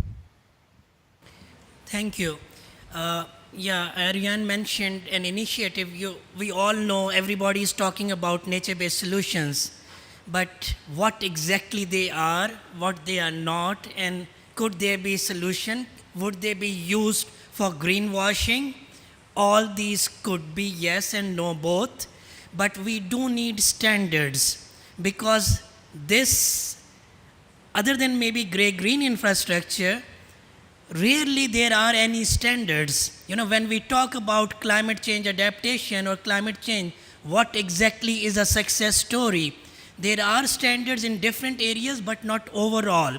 So for the first time, IUCN and together with members and partners, nature-based solution standards have been developed where we can look into what is working and how not to let anyone to do greenwashing. Because end of the day, it's critical that first decarbonization, just transition takes place, and then also if we are working and if we survive, then nature-based solutions should be at some standardized way of moving forward. Because we know even with 1 degree centigrade rise, more than 10,800 species on which human and economic well-being is dependent, those have become threatened. So 1 degree centigrade, those nature and nature services which are responsible for our well-being, they are threatened. So what to talk about 1.5, and if things go back, we know 1.5 corals will not be able to make their services on which fisheries is dependent. Other studies are still on. So things are, they do need nature, technology and others coming together. I'll come back to that more, but as Ariane said, on the 16th, for the first time, we are trying to work with all members and partners, and COP presidency would be launching an initiative in ACT, which is nature-based solutions partnership, and Germany is going to co-chair it, and many other countries, France, UK, Norway, others, they are coming together, and that will be an attempt to have an integrated approach, because we have learned from our mistakes that, silos are not working. Let's try to break those, and climate and biodiversity crisis need to come together to be jointly tackled. So we are working with all members and partners on that. So we will come back to that more, but on 16th at 12 noon, room 20. If there is no other question, I'll go back to all of you again for, you all mentioned something, which relates, especially Mirella, you and Ariane, behavioral change. We are so much in doing that what we know, and many a time we get hostage to our successes. We don't want to do things which are different. So communities which have been working for so long with a set pattern, how you are working to bring them to have adaptive changes. Because many a time, we say indigenous knowledge, but at times we have seen indigenous knowledge is being outpaced by climate change and its associated challenges. How to bring science, data, indigenous come together. So Mirella, would you start? Okay, thank you. Yes, Ali. And sorry, very quick, maybe 2-minute intervention. Okay, thank you. We are, as we design the measure, we bring together science and community people. Of course, when you do the climate risk analysis and look to the future, people doesn't want to imagine what is coming. But in this direction, we could build solutions together. I would like to mention the thing that the people of the audience asked about how to involve government as well in these participatory approaches and how to work on that. Is it real or not? Because, for example, our government in Peru, they work with targets. So people from the offices run along the communities trying to get the targets. And then after the target is reached, then what do they leave in the community? That's a question. And that I can also reply the lady in the back that this adaptation built from the bottom will be one of the main topics to be reached, hopefully. Thank you. Ariane? Yeah, to focus on the behavioral side of things is that to highlight that when we and what we say, when we empower the community to embrace new practices, for example, we break it down through very concrete behavioral changes, because then it becomes also not a huge task they need to tackle, but you break it down for them, and again, connect it to things they either haven't done before or do already but need to shift it. And it's really recognizing that while destructive fishing and therefore fishers are sometimes the obstacle, but they can also be the solution if they're more sustainably fish, or if they register, or if they so it's really breaking it down to these behavioral shifts in a way. And then at the same time also recognizing that through this process of a bottom-up approach, you build the social cohesion in a community, which for resilience is also very much important. So how do you not only build new governance structure, but really work with things which already exist, women's group and some other more social structures in a community, and then integrate what you have. And for example, what I meant with, bringing new financial means to the community, it's like linking it now to the finance clubs, for example, which is an institution where they already have to think about shifting the way they manage their finance, but then helping them to have even more so a benefit by in, you know, securing them access to very basic social insurance like health insurance and life insurance. And so it's therefore also helping them to build therefore, you know, that capacity on the ground, but also help them to understand that it's all interconnected. And the last point around behavior change is also that often you see that, you know, it's somewhat also some of the social norms which need to shift, and that is often a difficult discussion to have, because you don't want to feel that you are, you know, influencing something which has been established for decades or even centuries, but understanding also that some of these social norms might need to shift, and that you have to help a community to go through that, you know, period of change. And it's not a quick one, and it's a very delicate process, but it's a needed process often. Thank you, Ariane and Manuela. Rod, the work you are promoting is also bringing two sectors together. Do you also see some behavioral challenges? And what side, conservation or grey community? Wow, that's a really good question. Yeah, behavioral changes are definitely needed. I think it's really on both sides. That's the thing. I think it's, you know, it's working with sort of the community, the engineering and construction, essentially, like that, those professionals, right, is sort of bringing them along to sort of looking at using nature-based solutions, right, as part of the overall approach, and really combining those.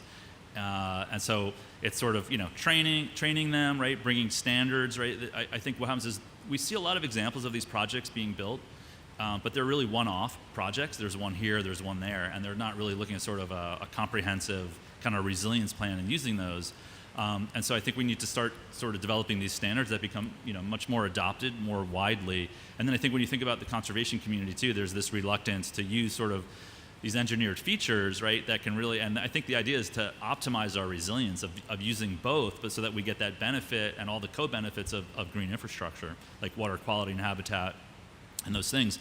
But I think you're right. I think it's a behavioral change on the conservation community to accept that approach as well. And I think that we're starting to see in a lot of urbanized areas, especially, you know, coastal cities, for example, there's not a lot of real estate to work with, right, in terms of restoration potential. So this green-gray hybrid approach is really absolutely critical and necessary to employ, I think, these kinds of climate adaptation solutions. There's really, in a lot of cases, not many other options.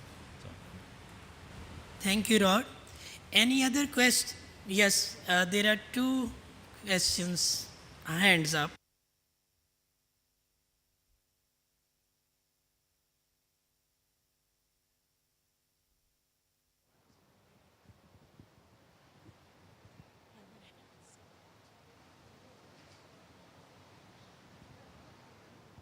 Thank you very much, Mr. Chair. Yeah, this is with regard to the concern or the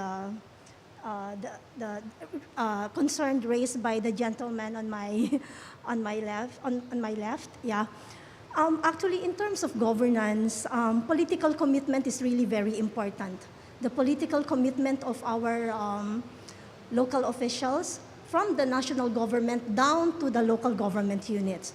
Second is the policy should be in place. Second, we need to empower the community. We need to empower the community, and also we need to, you know, the behavioral change campaign, and need to change the mindset of our community.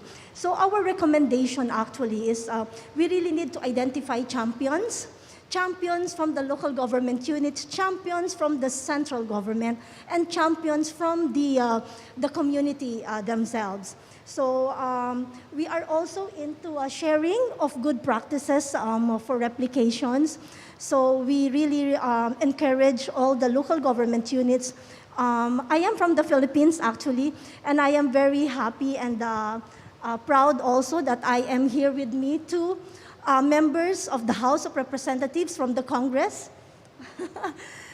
Joining me here because we really wanted, you know, to collaborate with the national government, the local government units, the civil society organizations, the private sectors, and especially the one who made the laws, the one who make the laws that will pass, you know, the Congress and the Senate of the Philippines. But we really try to encourage, you know, the communities to really share their good practices for replications. Yeah, thank you.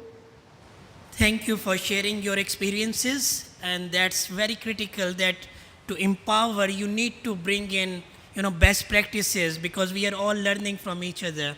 Yes, lady, over to you. I'm from Antigua and Barbuda, and we are going through some very challenging situations now because the government is looking for investments. And we are a tourism island, so we're in high demand. And we have limited space as well. The last investor from India, I guess he didn't come through the multilateral system because there were no standards, there were no safeguards in place. But the government gave him 400 acres, which is our largest wetlands. And we, the people, we protested. We went on the radio. We went to the site with placards. We had marches. And that investor probably didn't realize the value of those lands to us for protection. It's our fishing, breeding ground, birding areas, a cultural spot. Couple months after, he packed up his container, removed all the fencing, and he left. So, the power of local advocacy. But I did hear my Prime Minister say on the radio, we can't eat mangroves. And that statement has offended us so much because if he thinks he's going to cut our mangroves for development and then try to bring this great infrastructure, we're not going to go for that. We know these natural ecosystems protect us. Sometimes the hurricane come and really give them a good beating, but after a while they recover.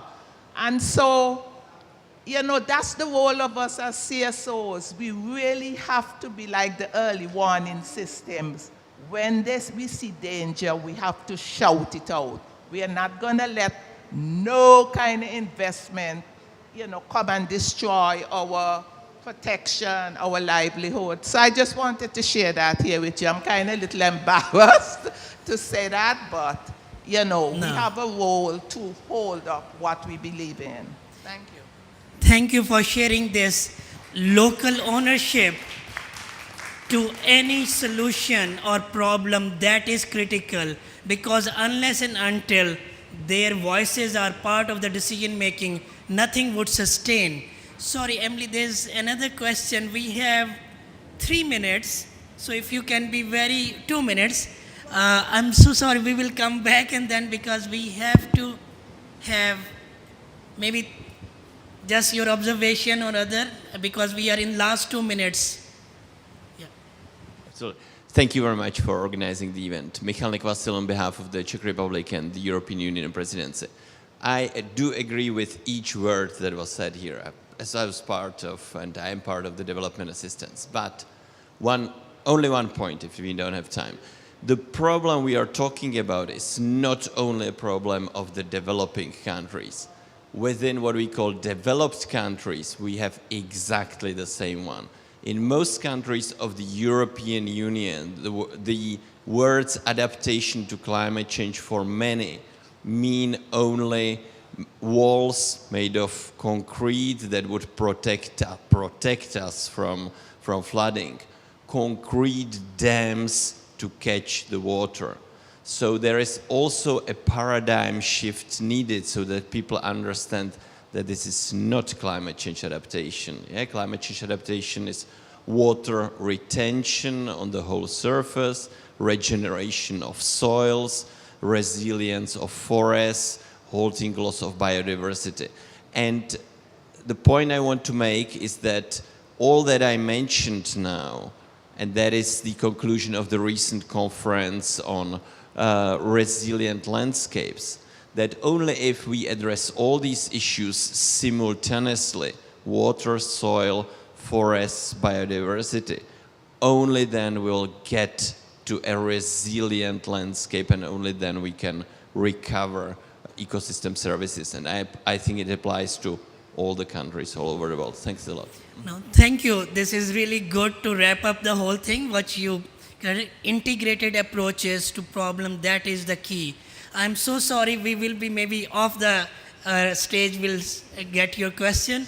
But thank you, Mirella, Ariane, and Rod. It was a good discussion, but as there is no end to these things, we are learning from each other, and we will continue learning from each other. But action is also critical, as you said in the end, critical way, environment and infrastructure all cutting together. It's not the developing countries who are suffering. In the recent past, we have seen developed countries are making the same mistakes. So perhaps we can learn from each other. Thank you very much.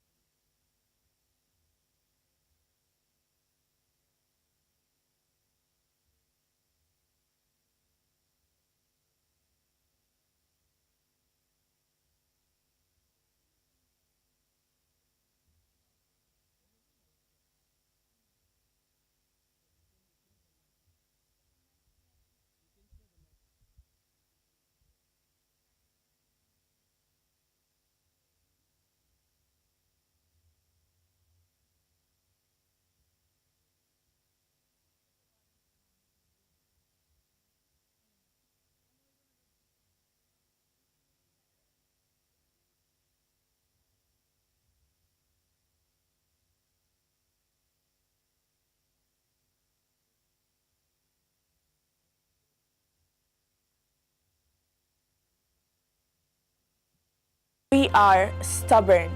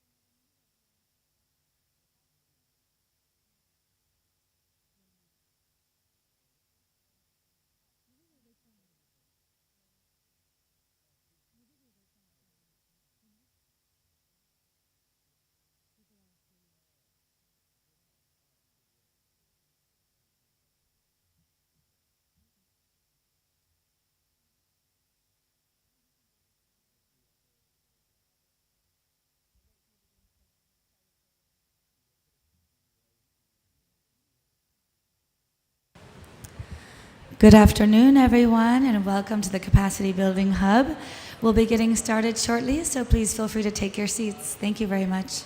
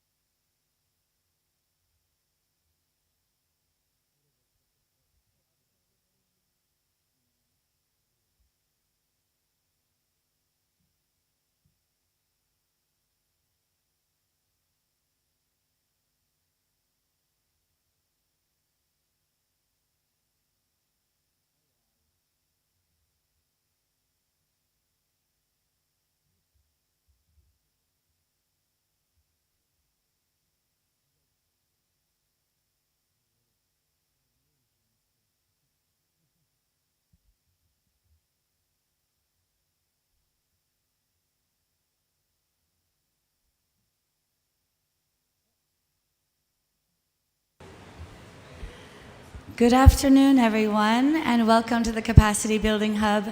My name is Emily McLone, and I work as a director of Peaceboat US, an international nonprofit organization working to promote peace and sustainability. And we're here today with some incredible leaders, storytellers, and activists working towards ocean and climate action who are here today to share their incredible stories on how they began their work, and also to encourage you to find your own storytelling power to work for climate action together. So thank you so much for joining us here today. We're going to make this also an interactive discussion, so I hope that you are ready to participate, and we'll be sharing all of our stories one by one here on the stage. So I'd like to also introduce the co-moderator with us, Pravilika, to join me up here on the stage. Please give her a big round of applause. Thanks, Emily. Hello, everyone. I'm Pravilika. I'm part of the Youth Negotiators Academy. I'm helping them deliver the program. So grateful to be here with Emily today from Peaceboat moderating this session. I'm actually personally very excited because it's Ocean and Land Day. One of my favorite things is ocean. So we actually have 4 panelists from large ocean states representing Climate Youth Negotiator Program, Ocean Hub Africa, and Peaceboat Blue Cradle. And they are here today to share their stories and experiences with all of us. So I'm just going to give a quick introduction of what CYNP is. So CYNP is Climate Youth Negotiator Program.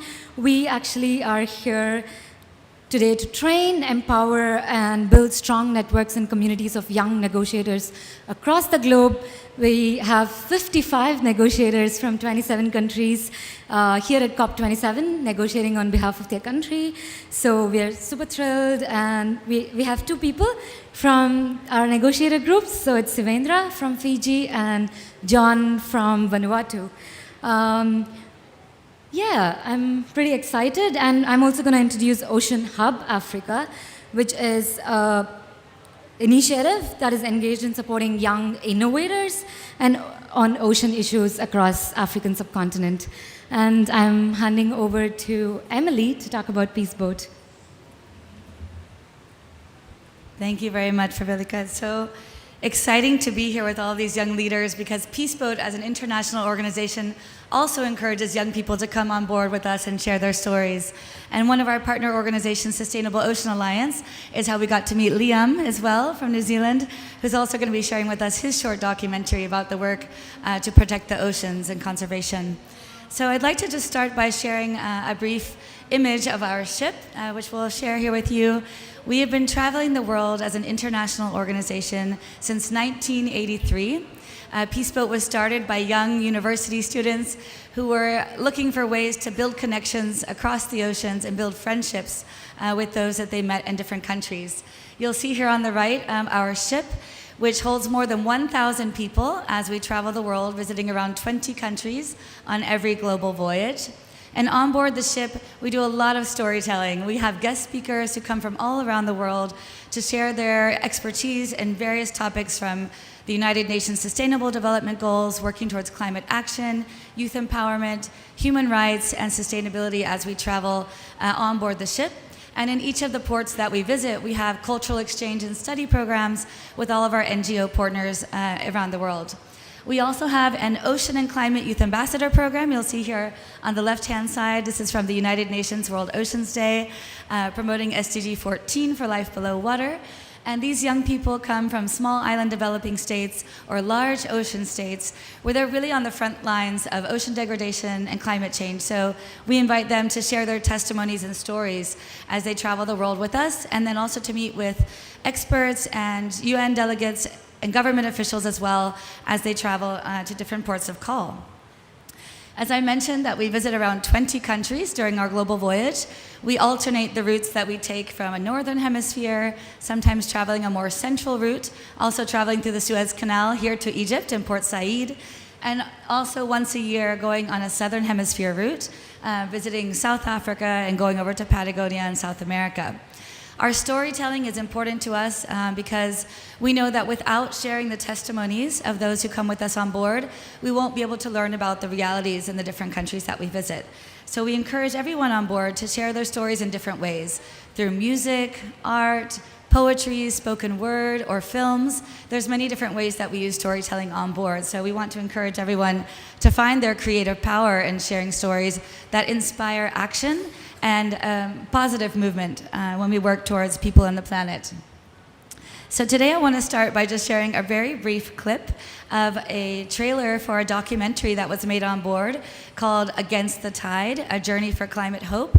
This was from our Ocean and Climate Youth Ambassador program, and I hope that you'll find this trailer to be very compelling. So go ahead and please roll the clip. Thank you. I am a change maker. I am an advocate, a volunteer, a storyteller, a poet, an academic, a doer. We are stubborn, taking charge, negotiating, Optimistic, taking action. hopeful. We are rising against the tide.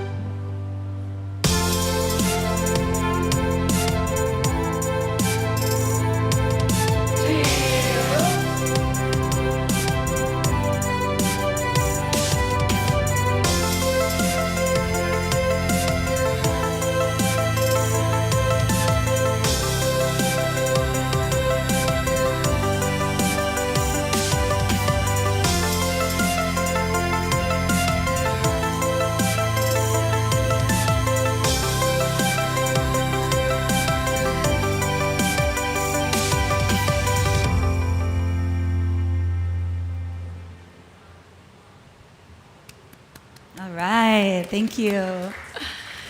Well, this short trailer really is the beginning of a really important story from our Ocean and Climate Youth Ambassadors. And we created a 30-minute documentary to share their stories. And through this documentary, we've helped to reach so many more people. This documentary also won various awards, and the program itself was endorsed by COP23 and launched at the 2017 United Nations Ocean Conference. And so these young people's stories now through this documentary have gone from conference to conference, sharing their testimonies and helping to inspire action, not only from young people, but also from government leaders and all of the stakeholders working towards sustainability and ocean conservation. And one other way that we share our stories is actually through the vessel. So I'd like to also have one more image up on the screen.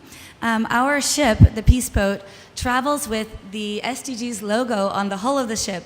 So everywhere we go, we are actually raising awareness for the Sustainable Development Goals. So this is another way that we can share our stories through design.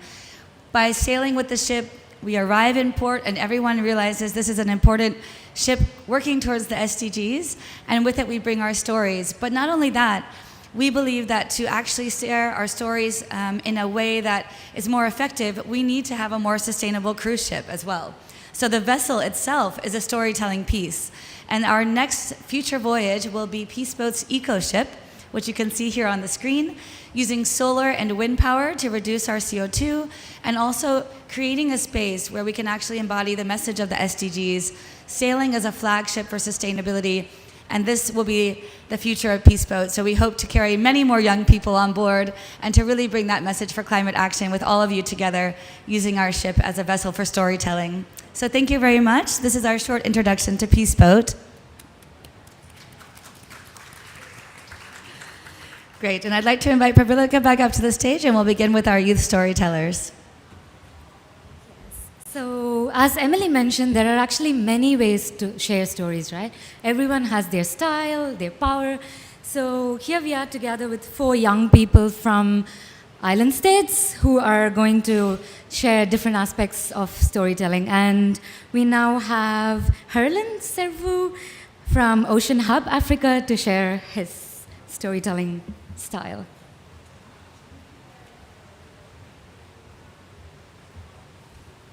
Thank you, Pravilika. Thank you, Emily, for the invitation and the good work that you are doing with Peace Boat. I'm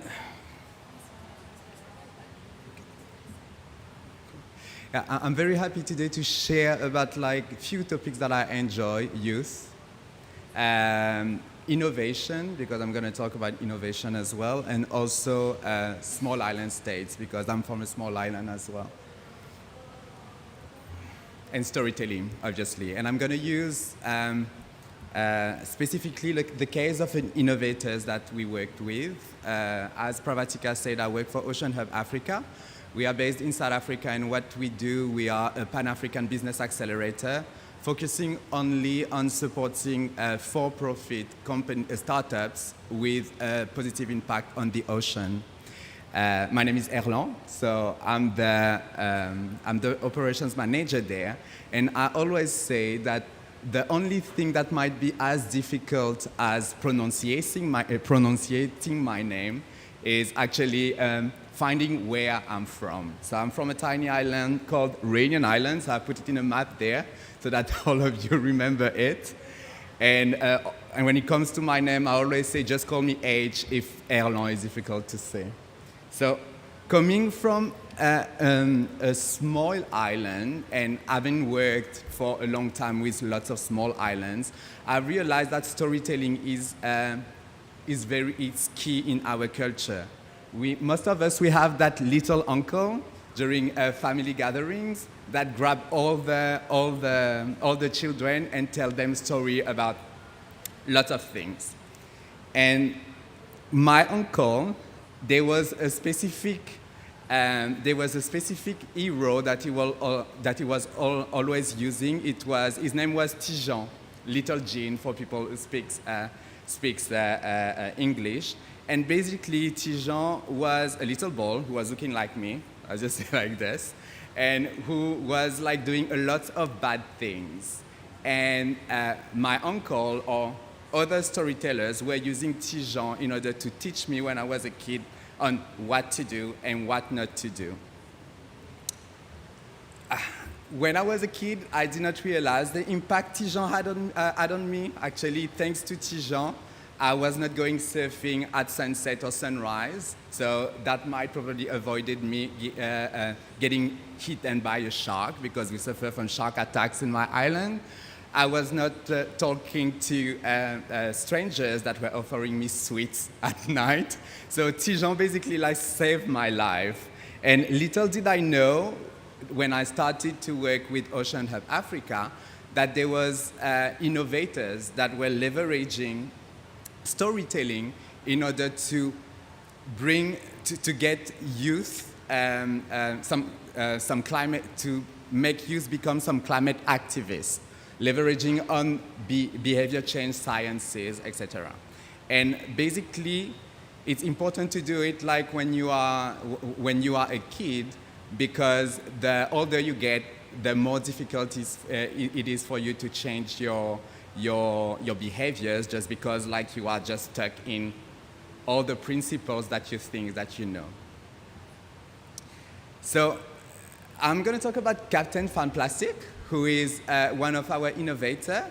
He's the hero that our innovator is using in order to lead children to become like more part of the solution when it comes to plastic action, and to make them understand that they should treat plastic as a treasure and not trash.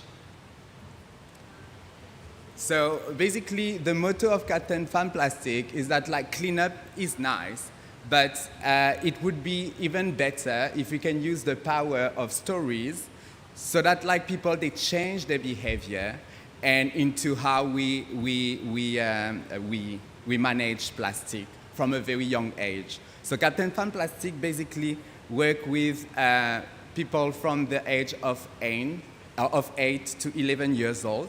So they go to schools and they tell a story of Captain Fan Plastic that I will tell you about. It's basically a pirate who, traveling the world, figured out like they were like plastic affecting marine life, and decided to change the way that he was seeing plastic and to make useful things out of this plastic.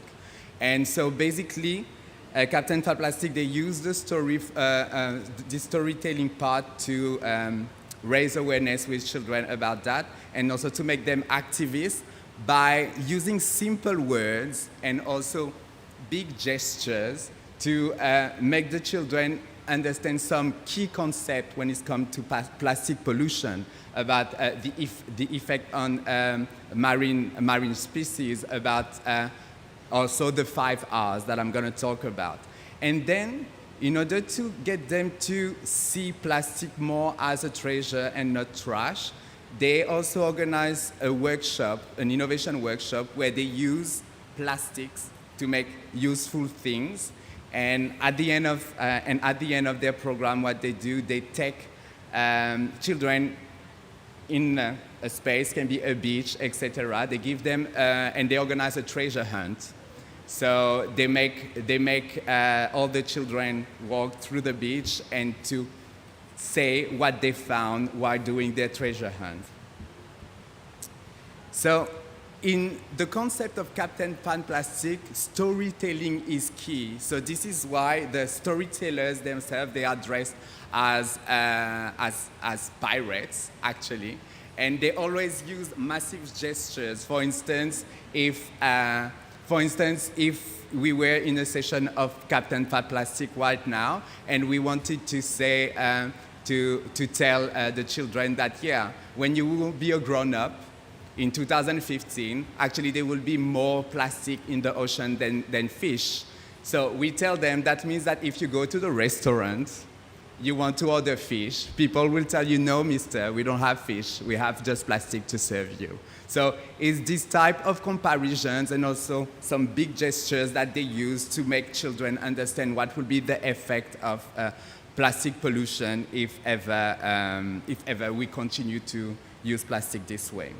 And the model of Captain Pan Plastic is very scalable, actually, and most particularly to small island developing states. For instance, the program that they are implemented started in South Africa, but it's being scaled essentially in small island developing states. Madagascar is not a small island, but it's an island state. Seychelles, Maldives, Mauritius, Cape Verde, and Sao Tome and Principe. So, and the principle is to get in a funny way, to get those children to understand the importance of the 5 R, refuse, reduce, reuse, and repurpose, and recycle. And actually they use these 5 R like a battle cry. It's like they ask people, yeah, let's fight for the 5 R. If you are a Captain Pan Plastic, say, ha! And all the children actually, they follow, and so they get into the game, and they become very true activists through that. But obviously, even though it's a scalable model, the model must be adjusted to the reality of the small island developing states we're talking about, because even though we have the same challenges, we also have some key specificities that if we don't adjust them to the story that we are telling, children will not understand and they will not identify themselves in the story. So this is why, first off, one of the things that Captain Pan Plastic does, they translate the story that they are telling in the languages that they are delivering the story or the program, but this is common sense. But they go even further than that. They adjust also the name of the characters that they are using, so that it becomes more of a reference to this culture to another culture. For instance, Captain Pan Plastic is called Captain Jack in South Africa, but it's called Captain Jaco in Mauritius, and Captain Pan Plastic is called Said in Comoros. So they make sure that they adjust the story like this. And they also make sure that the character and the type of species that is used is also relevant to the story where the program is being implemented. For instance, in South Africa, Steve the seagull is a seagull, but Steve takes the shape of local birds in other countries, so that it makes it relevant to the children. So this is a program specifically about like plastic action, but I also wanted to say like leveraging on storytelling and like doing it in a fun way for children can also be applied to other type of ocean climate action. They are starting to, in South Africa, for instance, there are lots of children that they don't understand the ocean. They don't go to the ocean. They are even afraid of the ocean because they can't swim. So in order to reconcile them with the ocean, they also have they are starting a new program where they build some kind of gears that still with plastic pollution that allows them to go underwater and see what's happening underwater. And also, they're also leading a new program to drive black female inclusion when it comes to everything related to the ocean. We have on one side of the picture a very dear friend of mine that we call her the Black Mermaid. She is actually the first black free diver in the world. Actually, she's being recognized for that. And she just concluded a partnership with Captain Pan Plastic in order to tell the story for young black ladies to understand how important is it like to be closer to the ocean and to make sure to protect the ocean as well. So, I mean, like, this is only what I wanted to say about Captain Pan Plastic. More than happy to answer your questions about like other things that we do at Ocean Hub Africa, or even as regards as Captain Pan Plastic. These are the contacts of the people from Captain Pan Plastic, but if anything, don't hesitate to come and talk to me afterwards, and I'll be more than happy to tell you a bit more.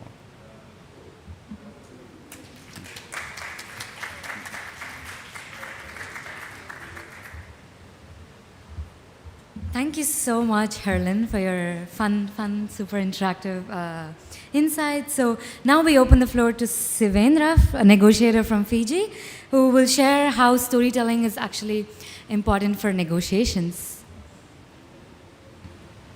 Thank you, Prav and Emily, for the opportunity to be part of this panel. To start off, I'll just introduce myself. My name is Sivendra Michael.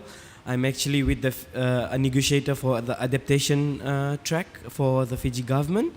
And I actually am a proud Pacific climate warrior and a father of an 8-year-old daughter. And to start off this discussion, I would like to read a poem that she wrote. She's 8 years old, so you can understand that she'll string sentences about this topic and how it's related to the Moana. So as I said, I'm a proud Pacific climate warrior, which is one of the groups that I'm part of. She says, "My family is important, our food is good, our culture matters, the ocean is our home. That is our home. Our islands are not sinking, we are fighting." So that's actually a connection of an 8-year-old and her understanding to the ocean. And I feel that coming into this space over the years, many of us Pacific Islanders, we recognize that we come from large ocean states and the ocean is our home. The terminology, how many in the room have watched the movie Moana? Exactly.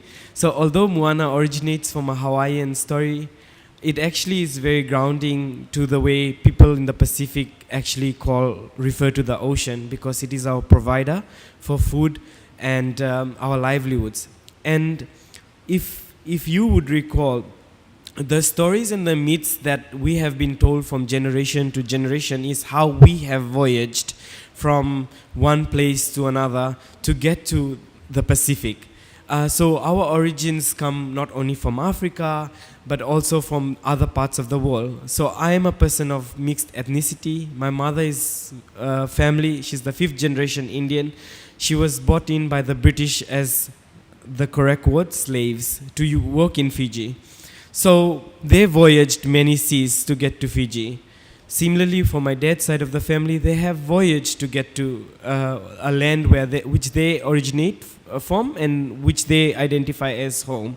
So in growing up what we have come to talk about more often is how can we protect our moana, which is our provider, and how can we bring the power of storytelling into policy and decision-making spaces. So with the Pacific Climate Warriors, one thing that really grounds the work that we do is our advocacy campaigns. So if you have time, I would encourage you to YouTube some of the videos that we are doing, advocacy materials that are coming out. One of those advocacy materials, there's a Marshallese poet by the name Kathy. She's also a negotiator for the RMI government, Republic of Marshall Islands. And she talks about rise between the North Pacific and also the Northern Antarctic. So, and they are two people fighting for the same cause and are able to link their stories. And how we come into spaces is we bring these stories to the decision-making tables, and we remind our leaders that when they are negotiating, they're negotiating lives of people, and they're also forgetting that back home the situation is different. At your backyard, you should always look at the kinds of things that we are being affected by, and maybe help others understand the urgency of this matter. So, for example, last 2019-20, before COVID, we launched a campaign called Matangi Malohi, which was about strong winds, strong people. And what we did is we came out on streets on the Global Day for Climate Action in the month of September, and we demonstrated through, not through a like violent protest, but through a peaceful protest of what we want in the policy space, what we call for. So we took on these stories from the climate impacts moving into climate mobility. So from 2019 to today, we just launched another product, which is a digital storyboard called Frontline Truths. These are stories of Pacific communities that rely heavily on coastal, on the coast and the ocean for survival, and how their stories are now becoming from a story of impact to a story of forced relocation. So then, going on from that, we have also, with the Pacific Climate Warriors, drafted a declaration called the Kiowa Climate Emergency Declaration. This declaration is then, again, was formulated in the Alofi, which is the connection between land and water, in the island of Kiowa, which was displaced, which has resettled community of Tuvaluan nationalities for 75 years. So from Tuvalu, moving into a community in Fiji, living in Fiji for the last 75 years. This year marks their 75th year. And we went to the community to try and draft the declaration. What did we do with the declaration? We presented the declaration to our leaders, and we told them that these are the Pacific demands. This is why we travel tens and thousands of miles to get to Egypt. And we know we have to be here to mobilize the language in that declaration in the negotiation room. So I'm a product of that. I was honored and blessed to be part of the drafting committee for the declaration. And now I have the opportunity to be in that room to try and mobilize the text into the negotiation space. And how do I do that? Is that every time I lift up the card of the Pacific, I call on leaders to recognize the urgency of the climate crisis and to ground ourselves with the reality of small island states that they are facing, and there is no time to waste. Of course, we cannot start telling stories in the negotiation room, but we can refer them to the declaration that is formulated through the process of storytelling. So it's not this academic jargons and this UNFCCC language that's in the text of the declaration. It's really focused on people's stories. It's centered around people's lived realities. So bringing that into a space like policy is very, very powerful. And lastly, I would like to close also with a poem that was written from the Matangi Malohi about storytelling. It is authored by our managing 350 Global Director for regions, and he was previously the 350 Pacific Managing Director. So I'll just read the last part. You are Matangi Malohi, strong winds, seeking frontline truths in the transcendent Talanoa of knowledge. Talanoa is a conversation and how we intergenerationally pass on knowledge. Masculine culture, feminine consciousness, woven together, lost together, why? Donu.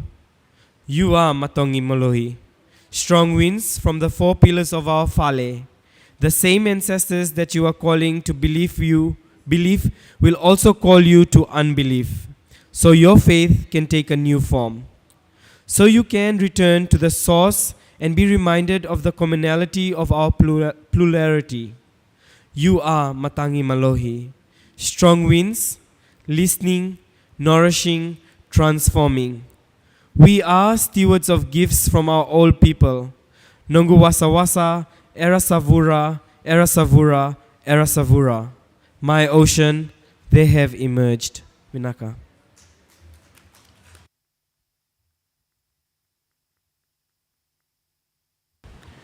Thank you so much. That was really beautiful. And I've just been really inspired with this. First of all, the Youth Negotiators program, everybody, is incredible.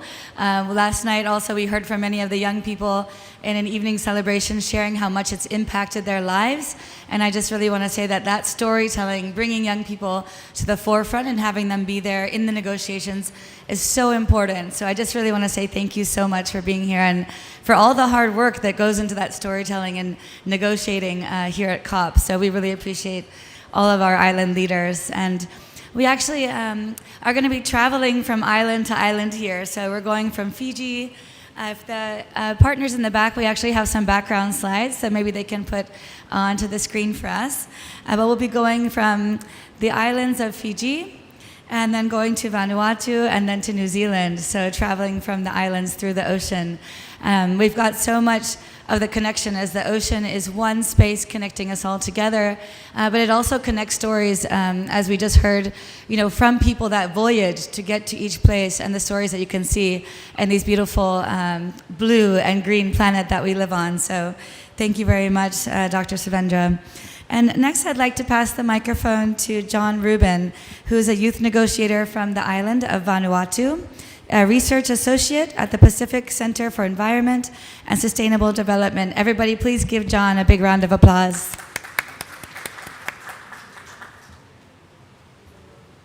Thank you everyone. Thank you for this great opportunity. Yeah, thank you for this great opportunity to be part of this evening panel. As you can, it is an honor to be part of this year's COP meeting.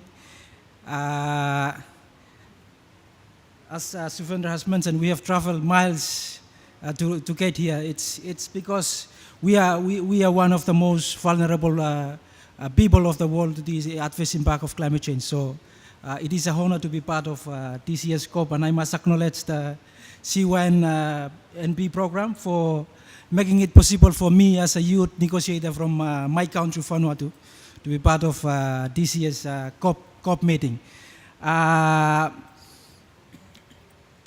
If you don't know Vanuatu, Vanuatu is just 500 kilometers west of Fiji. So that's where Vanuatu is. And as I've mentioned, we are listed as one of the most vulnerable nations in the world to the adverse impacts of climate change. And you name it, we are prone to extreme tropical cyclone events, long dry periods, floodings. Not only climate extreme events, we also prone to geological hazards. We have 6 active volcanoes in our islands. So worrying about climate extreme events, we also have to worry about geological hazards. So my talk this evening will be, I don't have any slides. I'll just share my experience on what I've been doing back home as I work for the Vanuatu Meteorological Services, and our role is to provide a timely and reliable climate and geological early warning information to our people. So as a young climate scientist, it is a great opportunity to be part of the meteorological services for my country, to provide timely and accurate information to our people. And part of our work is to provide to conduct awareness program, climate change awareness program to the community. And we do climate change science programs.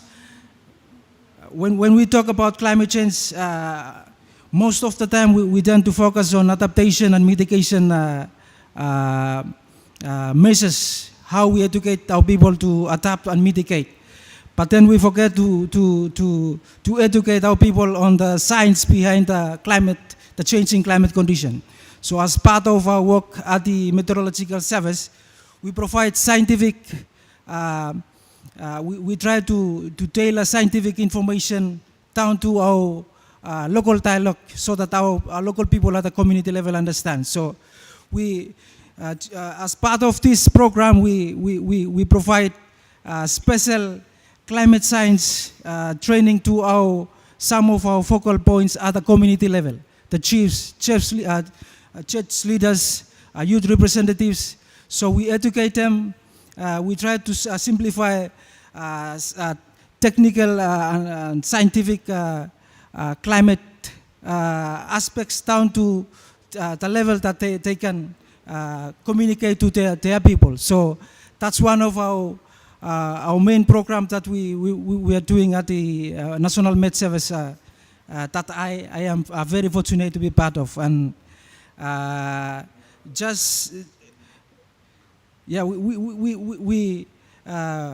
as a young Nivan, I have experienced 5 Category 5 cyclone. And in 2015, we experienced a very severe tropical cyclone, which is a tropical cyclone Pam, which is a Category 5 cyclone. And just 5 years after, we experienced another severe tropical cyclone, which is also a Category 5, TC Harold, that strikes our islands, and it hits our island hardest. And I am very, I don't know, a lot of young people around the world did not go through this experience. And our young people and children will continue to experience severe tropical cyclones that can reach Category 5 if we don't have concrete actions in this COP meeting. So I'll just stop here. If I have anything else, then I'll share with us. Thank you very much.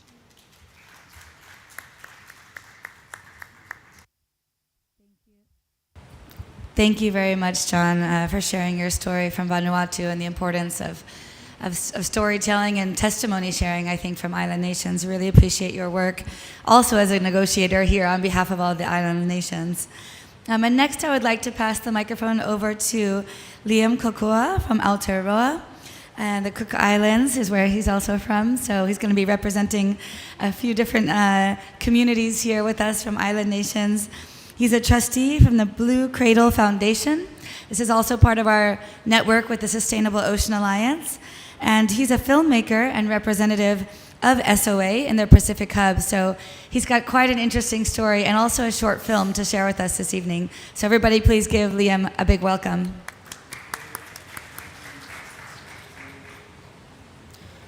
Kia rana tātou katoa. My name's Liam Kokoua. Thank you, Emily, and all my colleagues here. I guess I'm just going to follow a little bit of a wiggly journey here, but I'm going to try and weave in some storytelling aspects into my introduction.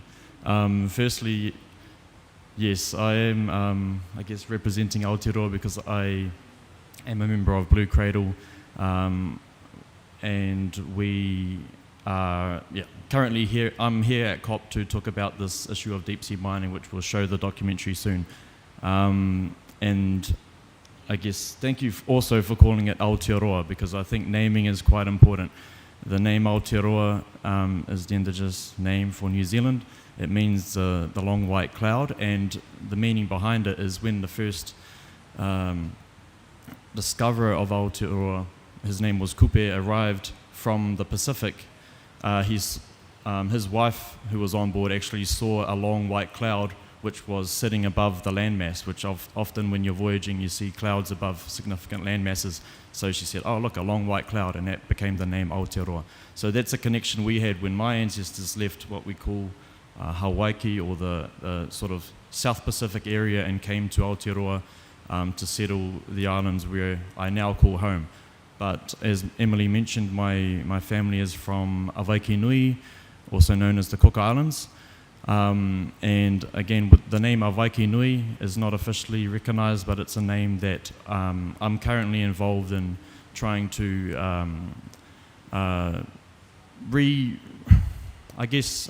integrate this into our people's understandings. As we need indigenous names to refer to ourselves. Even our 15 islands, which is a colonial construct, some of these islands had varying levels of interaction with each other, but we had just as many levels of interaction with some of our neighboring countries in French Polynesia and even in Samoa. So I think the naming of our islands, the Cook Islands is actually after a person called James Cook. If you know about him, he was a British explorer who went around documenting what he saw around the islands, and basically claiming or discovering these islands for England, for the monarchy.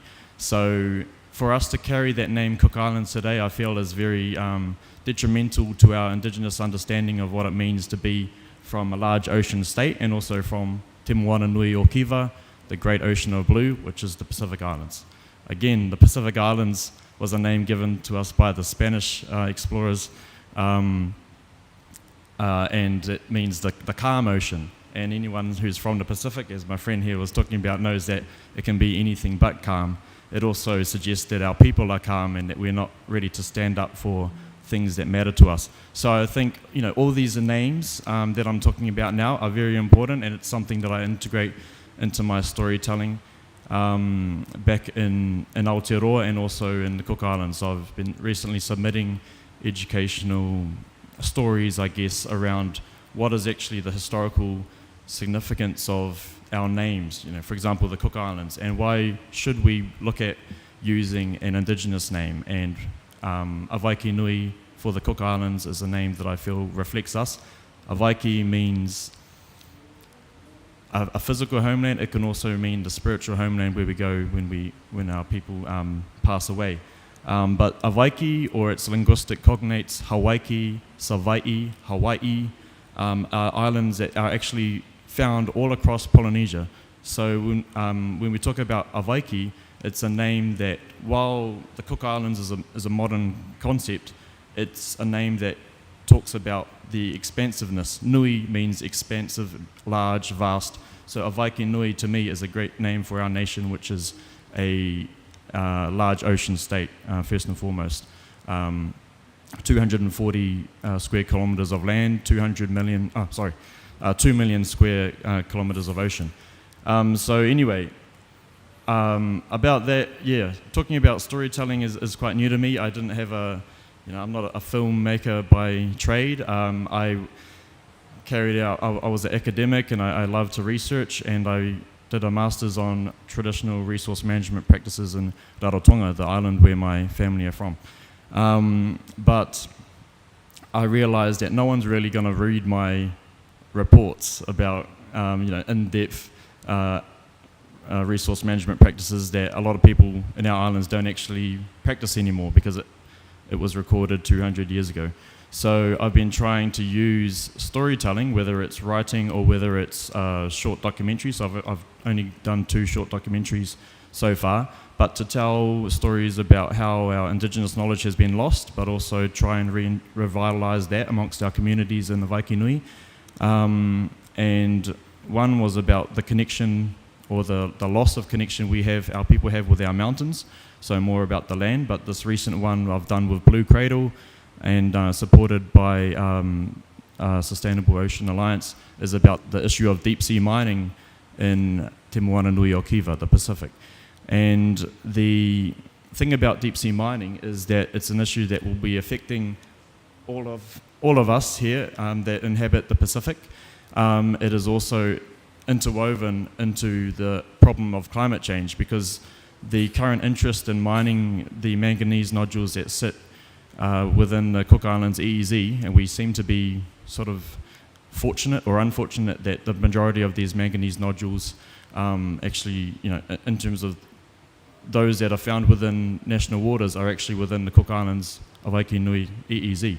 So this is an issue that I feel like needs a regional approach, but because of colonization and the fact that we are self-governing and are able to manage the resources in our EEZ without input from anybody else, is actually a concern. Our government's currently talking about we need to seabed mine to assist the world in this global transition into electric vehicles, but not really considering what will be the impacts on the deep sea and these ecosystems, which are 5 to 6 kilometers below the surface of the ocean, which we do actually know nothing about.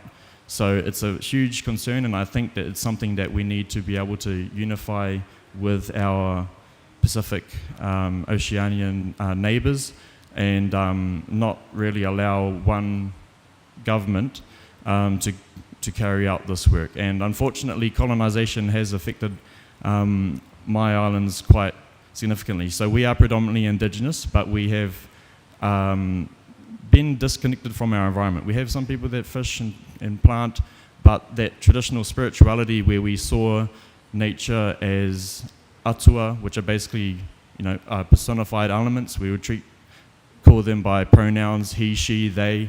We would treat them like their mother. They're actually, in a lot of cases, considered ancestors. We don't really practice that in the Cook Islands. Christianity basically thoroughly wiped it out. So it's something that I'm also trying to weave into my storytelling. So you'll see this in the documentary that I'm about to show. I think I better end it there. Thank you, and enjoy the short. It's the short version, so we have an 11-minute full version available on YouTube. It's called Moana Irako. Thanks. E kāpiki ana tātou I te takere o te moana ko te moana I rākau. Kua ki te tātou I tea, nā roto mai I tō tātou au atua, no ana ki reira. Ko te turuturu mai ana I tō tātou oraanga, mei muatanga ana mai. I think atua were devised by our tupuna to be able to relate to their environment, to be able to personify the elements and the landforms, giving a face or a name to each of these important natural events. They're not just places that we should go and take for money and take for dollars. It has to be more than that. These things need to be able to revitalize and to rejuvenate. We see mining as a threat to our existence as Indigenous people of this place. We are seeing all of these things around us, our environment, our culture, our language, deteriorating. They're not thinking about you. They're not thinking about our communities. They're not thinking about the environment. What they're thinking about is money. It will affect our climate, our planet, in a way that will never be repairable. So there's only one thing we should be doing now, which is to call on the world to ban seabed mining once and for all. It just has this wasteful culture that society around the world is getting into, and it's not doing our world any good whatsoever. The deep sea is such an important place for our Cook Islands Māori people. I believe the presence of the atua on the deep sea shows us that this area was tapu to our ancestors. By recognizing that this ocean doesn't have her own voice, then perhaps we could consider giving her one through our own cultural lens and also legally enforced. So what are we doing about it? What are you doing about it?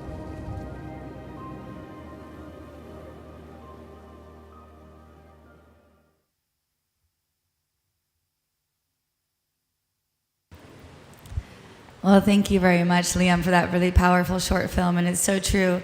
The deep seabed mining is such a serious issue at this time. And it's hard to imagine for people who are not living in island nations or not so close to ocean, or who are not diving and seeing the animals below the sea. So it's really important that we capture that footage and can share that story with others. So thank you so much for working on that campaign together with Sustainable Ocean Alliance. It's great.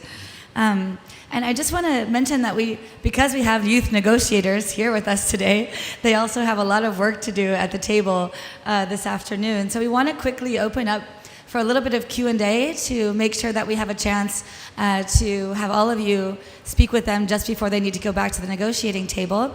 And this will be a kind of a two-part series, so we will have a bit of Q&A here, and then we're going to actually open up to do some interactive dialogue with everybody here in the audience. We would like to hear your voices and your stories as well. So if you have some things that you'd like to share, we'll be doing that in the second part of this workshop and presentation today.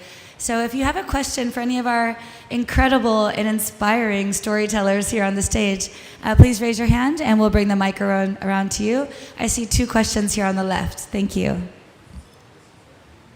If you can also please start with your name and where you're from, and then we can also then say the question. We just might need one more mic from the back. Great, thank you so much.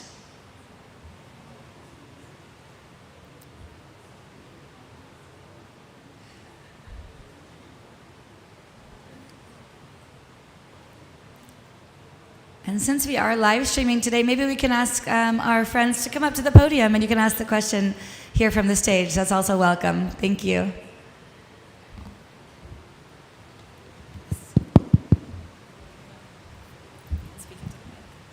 Thank you so much for your talk. It was very inspiring for me. I'm Loris Hamero from Manila Observatory in the Philippines. So I'm a sea level rise scientist, and I also come from a small island community. I think for the past almost 10 years, I have been doing my best to fight off the narrative of sinking islands because it's very, very harmful, I think, even for our communities. I was just wondering whether you share the same challenge, and is it different, in the negotiating room, or is that narrative still prevalent, and how are you trying to fight it off? Thank you.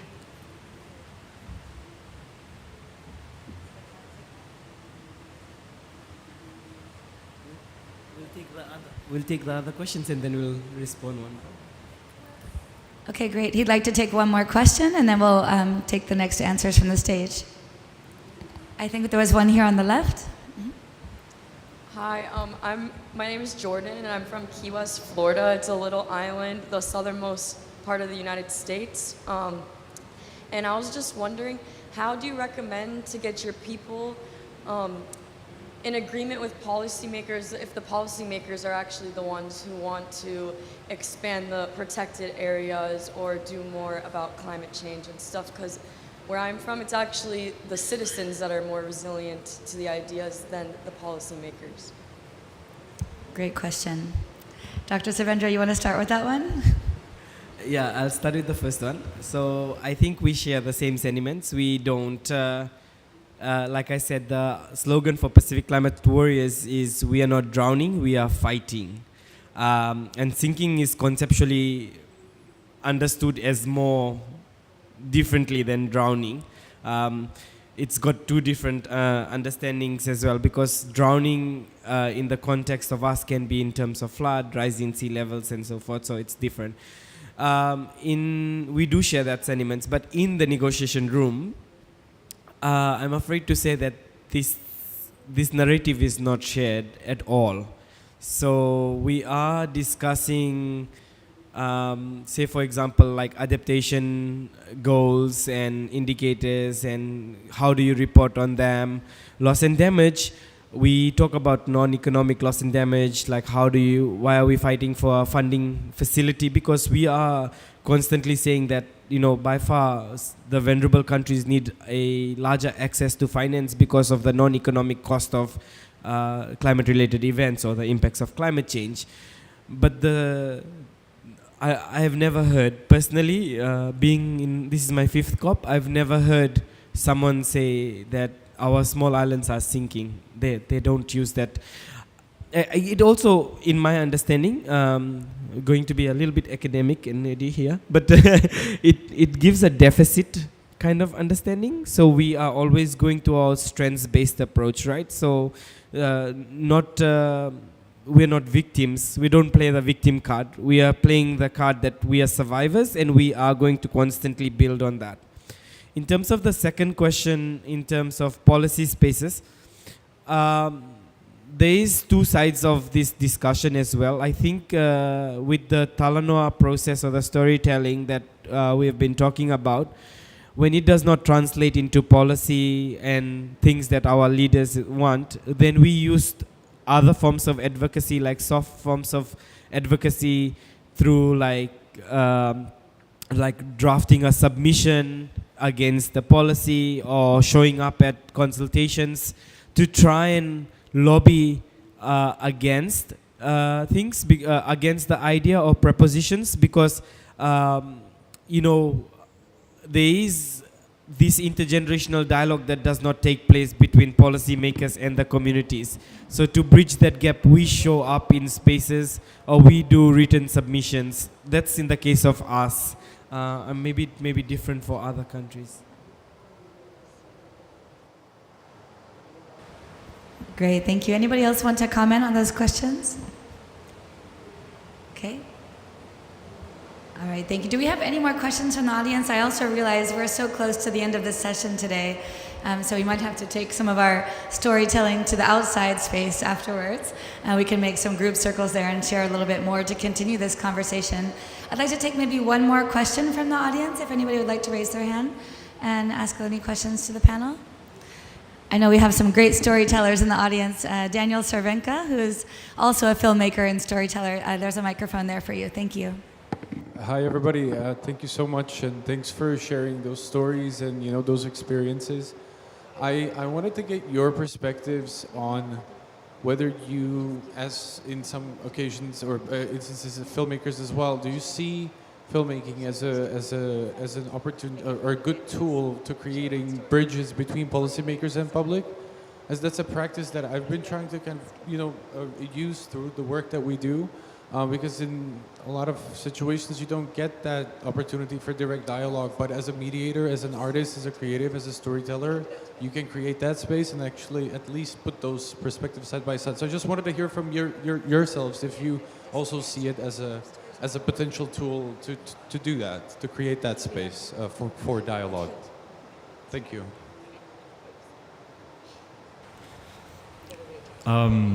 Yeah, I certainly hope so. So for example, the mountain documentary I worked on, one of the main goals, I guess, it was actually inspired by what was happening in Hawaii with the Mauna Kea issues with the science, well, the universities wanting to place a telescope on the top of a sacred mountain. It's a sort of protect the sacred, science versus indigenous rights situation. And I thought, well, rather than wait for the similar situation to happen in Rarotonga, why don't I start to document what our traditional connection with mountains is? And one of the main goals of it was to influence stronger protection of the mountains in terms of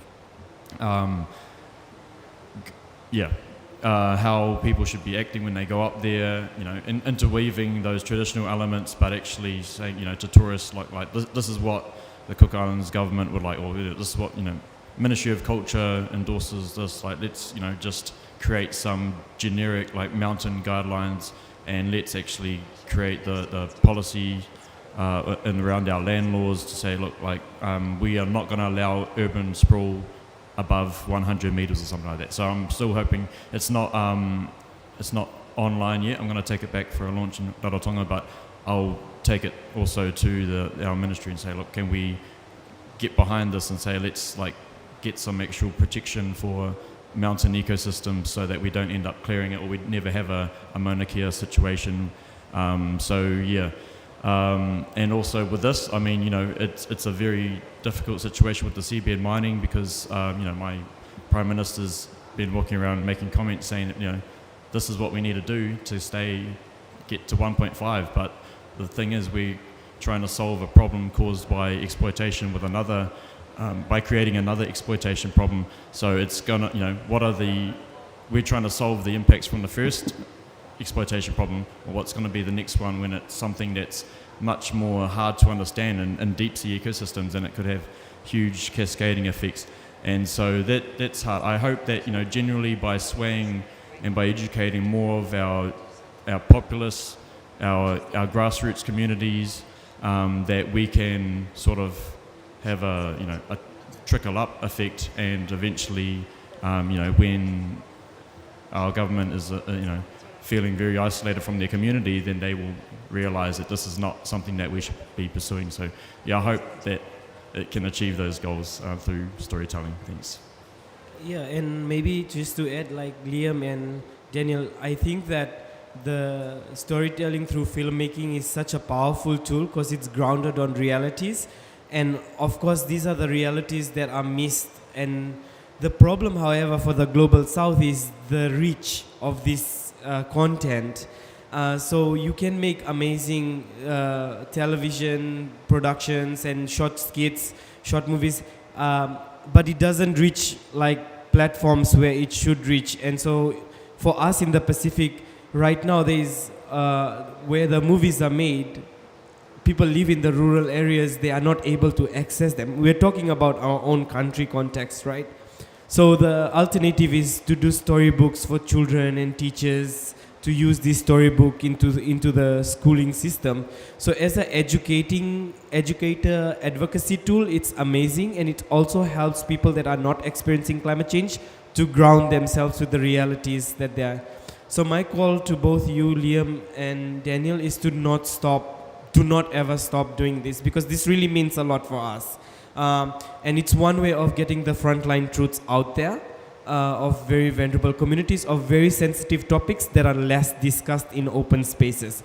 So the moment you stop, it also means that we have less of a platform to take these stories out. And so, I call on all artivists in the room to use any form of art. I read a poem to you that is originated by people of the Pacific. This is because we resonate with art, and these are our main forms of advocacy, and it's growing, and it needs to find its own platform, even in the negotiation rooms.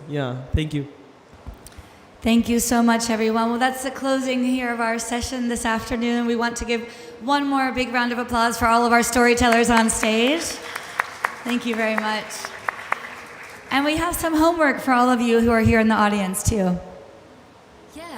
Maybe if you could find a friend in the room and then share what your form of storytelling is and why you think it's important. So maybe find a friend next to you and then share one of your favorite forms of storytelling.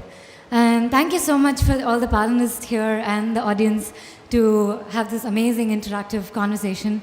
And I think it's very important, especially on this Ocean and Land Day, to be talking about the ocean and the ocean warriors here. So thank you.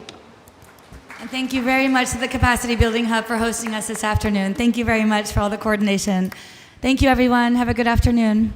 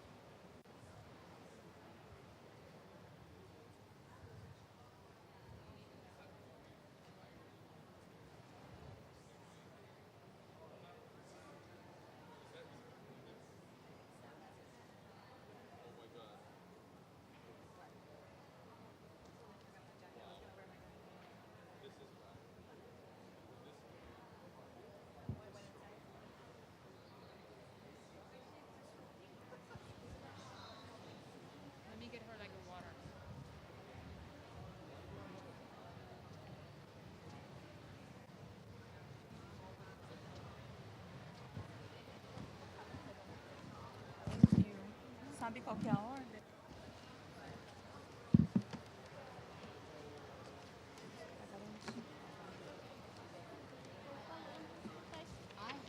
I'm going to be here to hear you, but I'm going to leave a little bit to you. Thank you.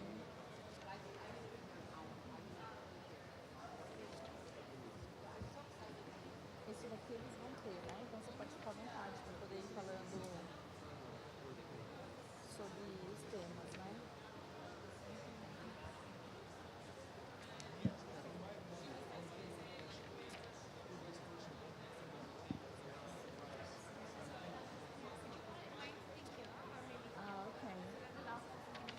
Sure. Vamos mudar mais uma.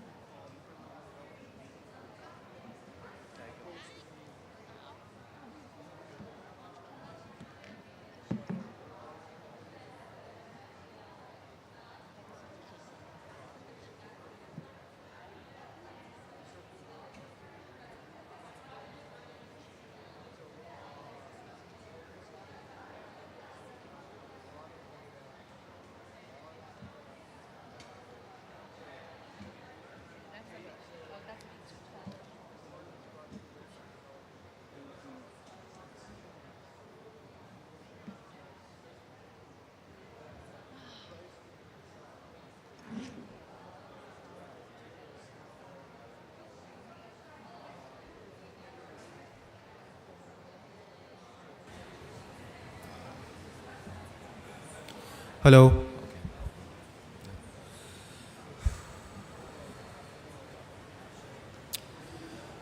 Good evening, everyone, and a warm welcome to one and all who have gathered here.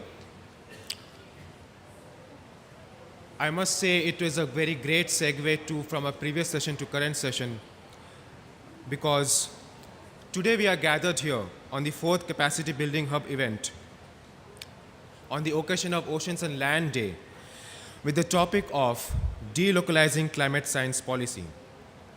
Today's event is organized by International Union of Conservation of Nature, the Paris Committee on Climate Building, and Michigan Technological University.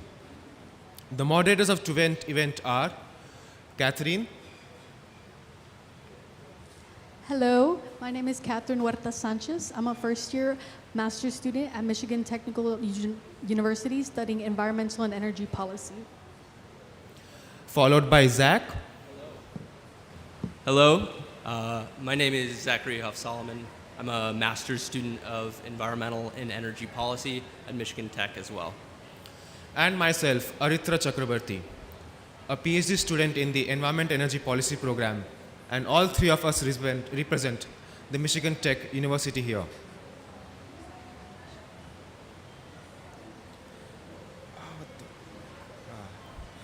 The agenda for today is as follows. After a brief introduction of our speakers, we'll open the session with a short film that shows how indigenous communities in Guatemala have harvested traditional knowledge in agriculture.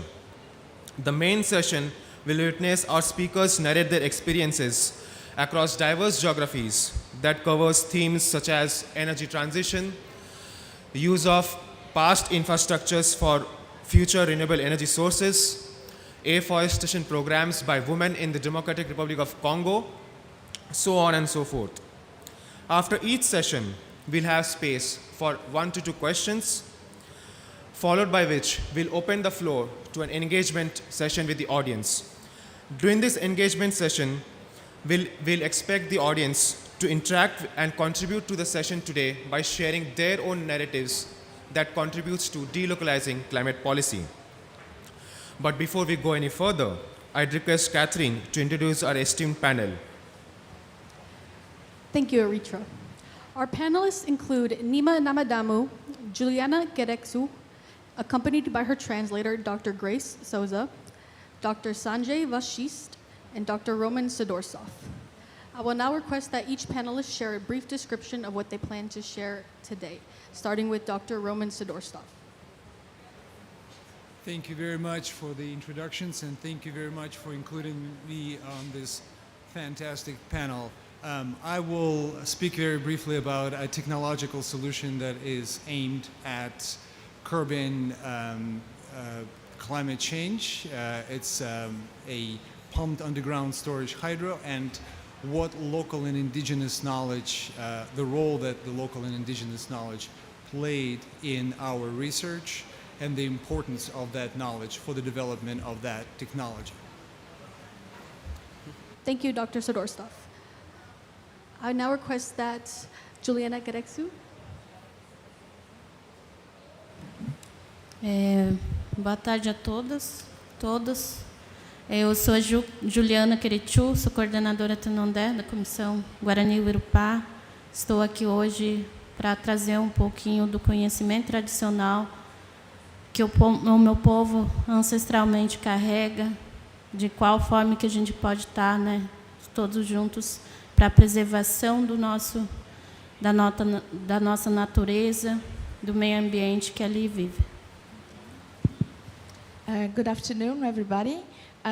This is Juliana Crechu. She is a general coordinator of the Commission Guarani Urupá, and today she is glad to share the ancestral traditional knowledge of the Guarani people in Brazil and how this knowledge supports addressing climate change. She is also very grateful for the opportunity to be in this panel, so thank you very much to the Michigan University for inviting, and honored to be here with other panelists. Thank you.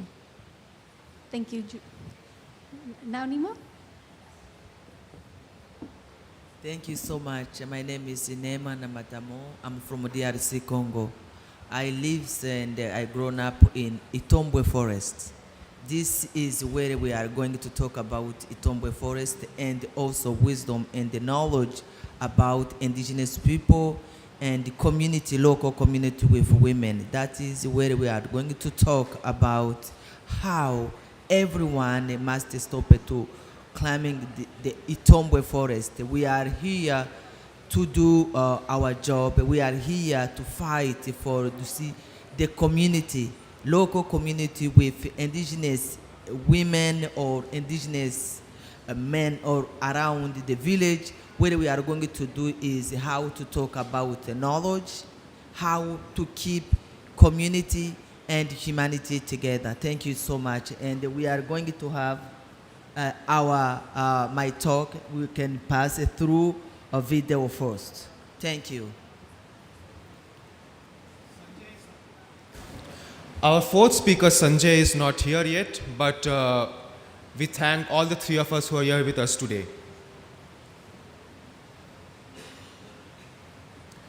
Now, friends, climate policy is based on the science of the biophysical world and its specific interactions with the social and cultural contexts.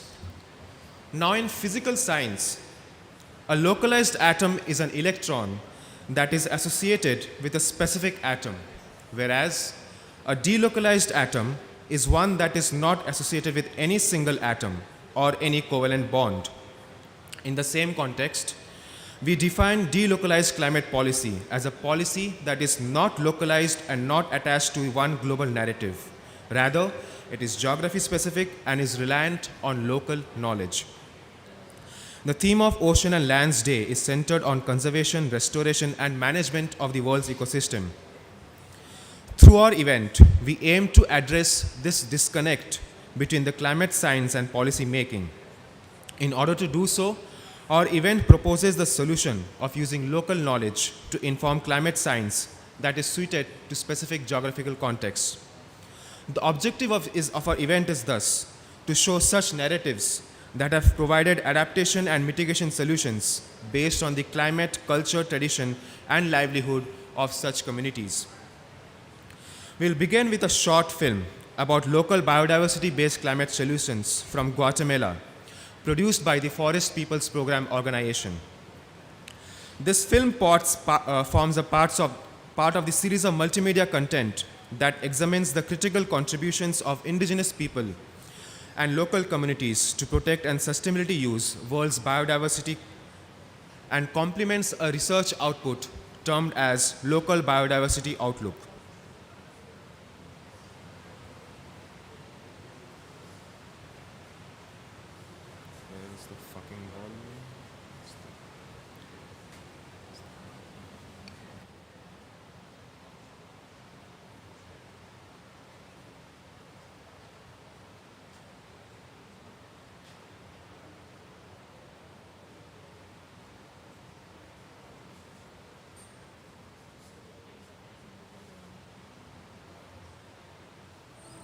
Hay un tipo de pájaro que aquí les decimos chorchas.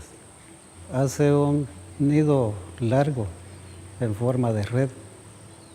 Cuando esta red está muy larga es señal de que va a ser un verano muy largo.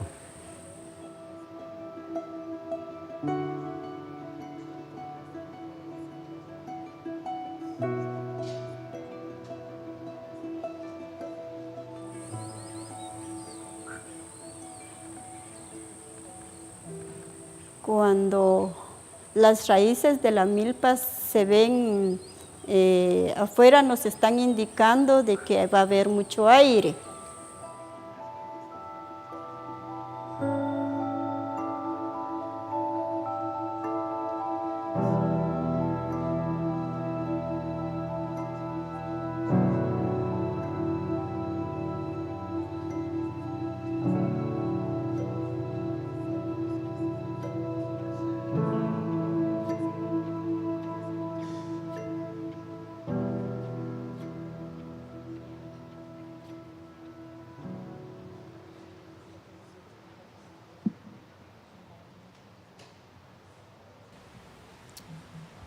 We'd like to thank the Forest Peoples Program and the Kachakal people for this video again. But before we go any further, I want to bring to the forefront some of the work being done where we, the moderators, are coming from in the Upper Peninsula of Michigan. And I'm going to invite Dr. Sidortsov to speak in further detail about how pumped underground storage hydro, the PUSH project, fits into local adaptation and implementation. So, Dr. Sidortsov, please. Thank you very much, Zach. My name is Roman Sidortsov, and I actually represent 2 universities. I have the pleasure of representing 2 universities. It's Michigan Technological University, where I serve as an associate professor of energy policy, and also the University of Sussex Business School, where I serve as the senior fellow for energy justice and transitions. Next slide, please.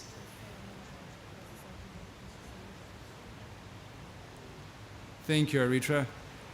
Well, before I go into the heart of my presentation, really, about the heart of my remarks, I would like to explain of what pumped underground storage hydro is and how it actually is relevant to the topic on hand. So what it is a century-old technology that is placed in an post-industrial space. So it is placed in an underground mine.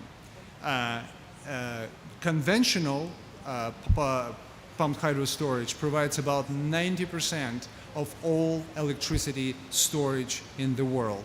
It is not chemical batteries, it's not the cutting edge iron batteries. It is this very simple technology that is powered by gravity.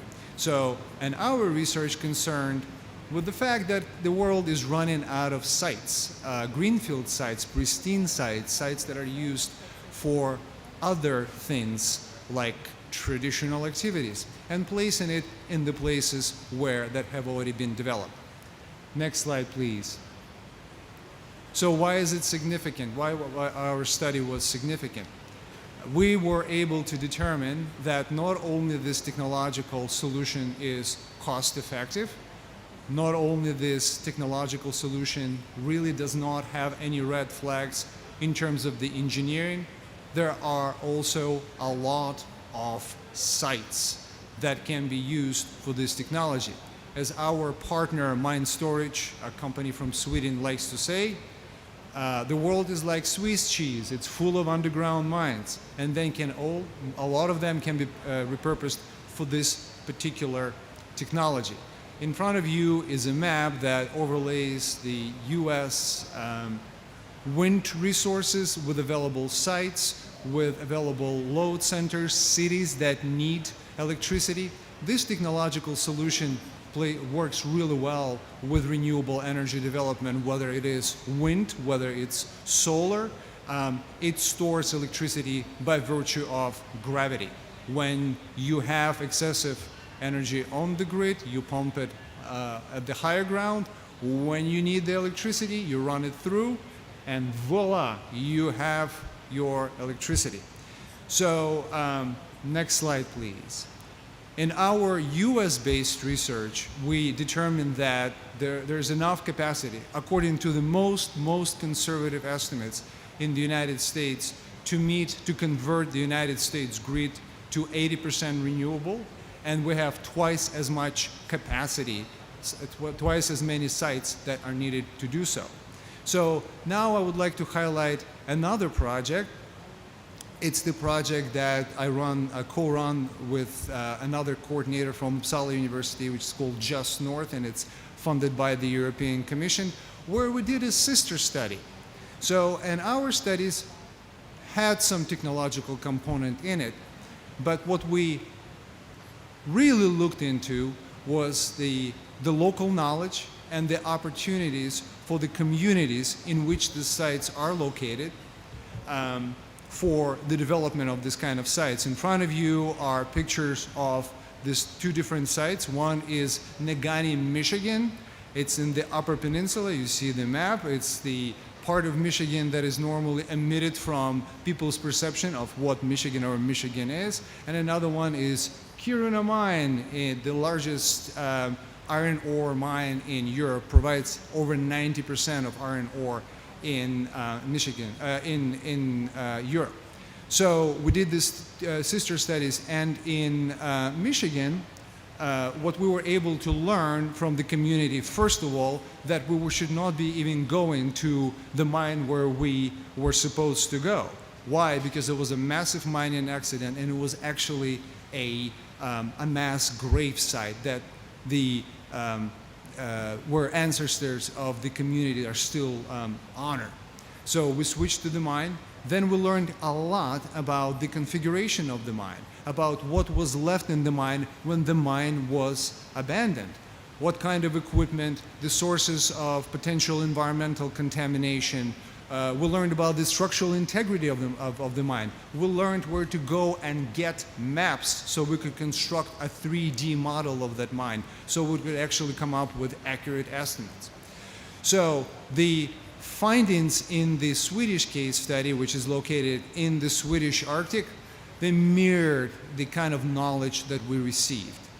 And with this kind of knowledge, we realized that the communities also, they can translate that knowledge into power when they can become partners with energy companies that would like to come and develop this kind of resources.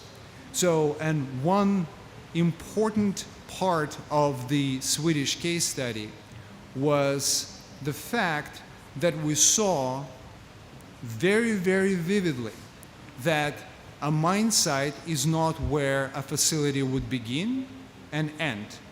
Any kind of energy facility is tied to other energy facilities that generate. This is a storage facility.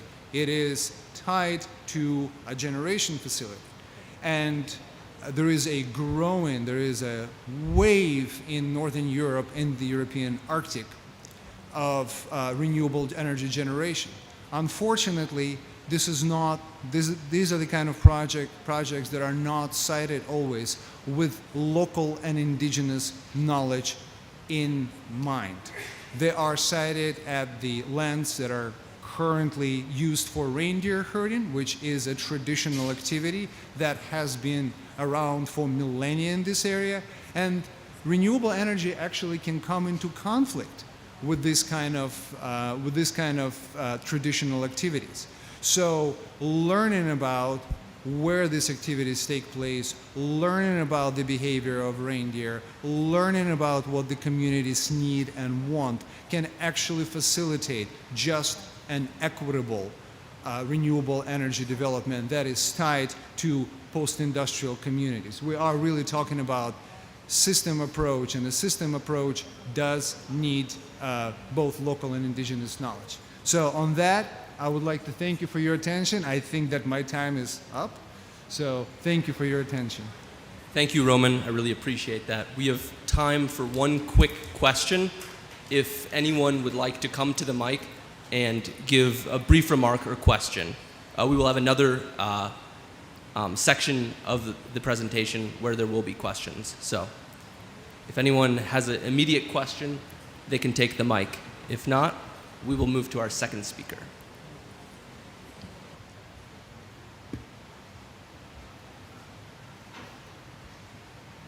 Our next panelist is Juliana Gereksu, coordinator of the Guarani Europa Commission, an organization that represents and acts in territorial defense of the Guarani people who live in South and Southeast regions of Brazil.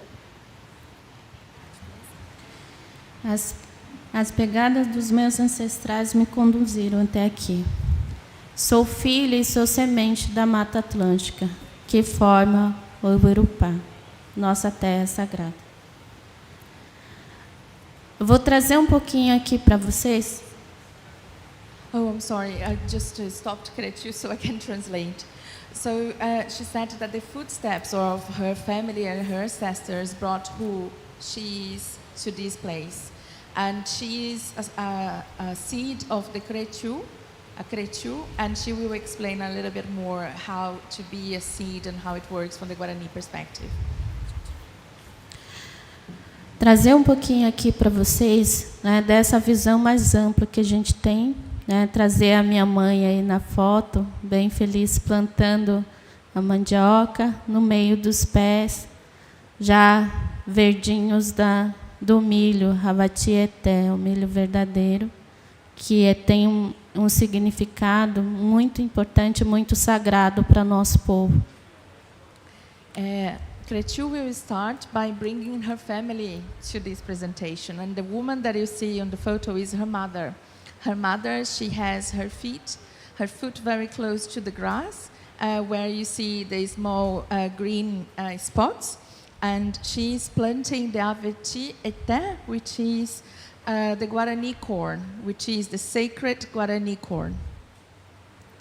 Do quanto é necessário a gente poder buscar essas sabedorias ancestrais, esse conhecimento tradicionais dos povos, trazendo aqui do meu povo, da importância da gente permanecer, de estar, né, cuidando do nosso território através desses plantios tradicionais das sementes sagradas. And she highlights how it is necessary, especially considering the panel on indigenous traditional knowledge, how it is important to bring the ancestral knowledge of the Guarani people, of the indigenous peoples of the territory, to plant and think about conservation through the original sacred seeds of the Guarani people. Do quanto é necessário o mundo inteiro saber observar e ver que esses mecanismos de aprendizado que a gente lida com a terra todos os dias, de saber olhar o tempo, de saber quando que é o plantio, quando que a gente tem que deixar a terra descansar.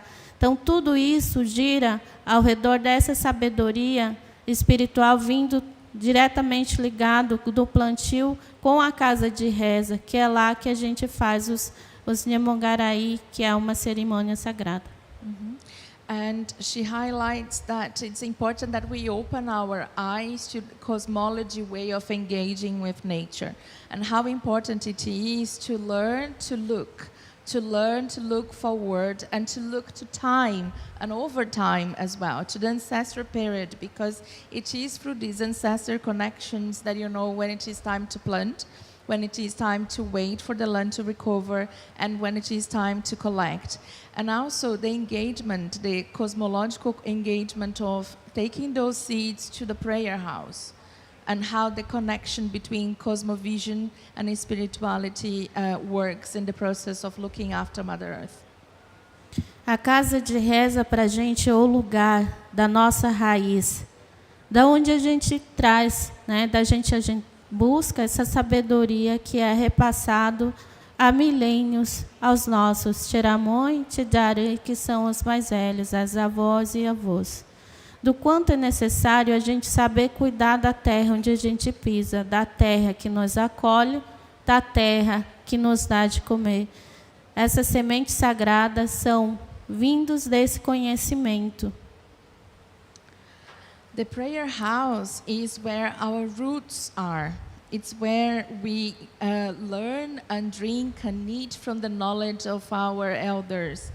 It is where we learn how to care for the earth that nurture us, the earth that we are standing upon. And it is through this knowledge, which is passed through generation to generation, that we looked after Mother Earth as we see each other as one. Através dos sonhos, da cosmovisão do meu povo, dos mais velhos, a gente consegue também entender qual é o momento que a terra, onde a gente planta, onde coloca essas sementes, precisa descansar. Então, essa cosmovisão a gente fala dentro do Nhanderecó, que é o modo de ser do povo Guarani, ela traz esse conhecimento. Por isso, meu povo era conhecido e é conhecido como nômades. Mas não porque quiseram se mudar, mas usar esse território de uma forma consciente, mais cuidadosa com a terra, porque assim, se mudando para outra parte do território, você deixa essa terra descansar, você deixa que ela possa se refazer de novo. My people, they learn a lot from dreams. It is the moment to connect with the ancestors and learn through cosmovision. It is through the journey of our ancestors that we learn the way that the Guarani people live, the Nhanderecó, the way of living. The Guarani people, they are known to be nomades, but that is because it's a way of looking after nature and continue seedling, respecting the time for nature to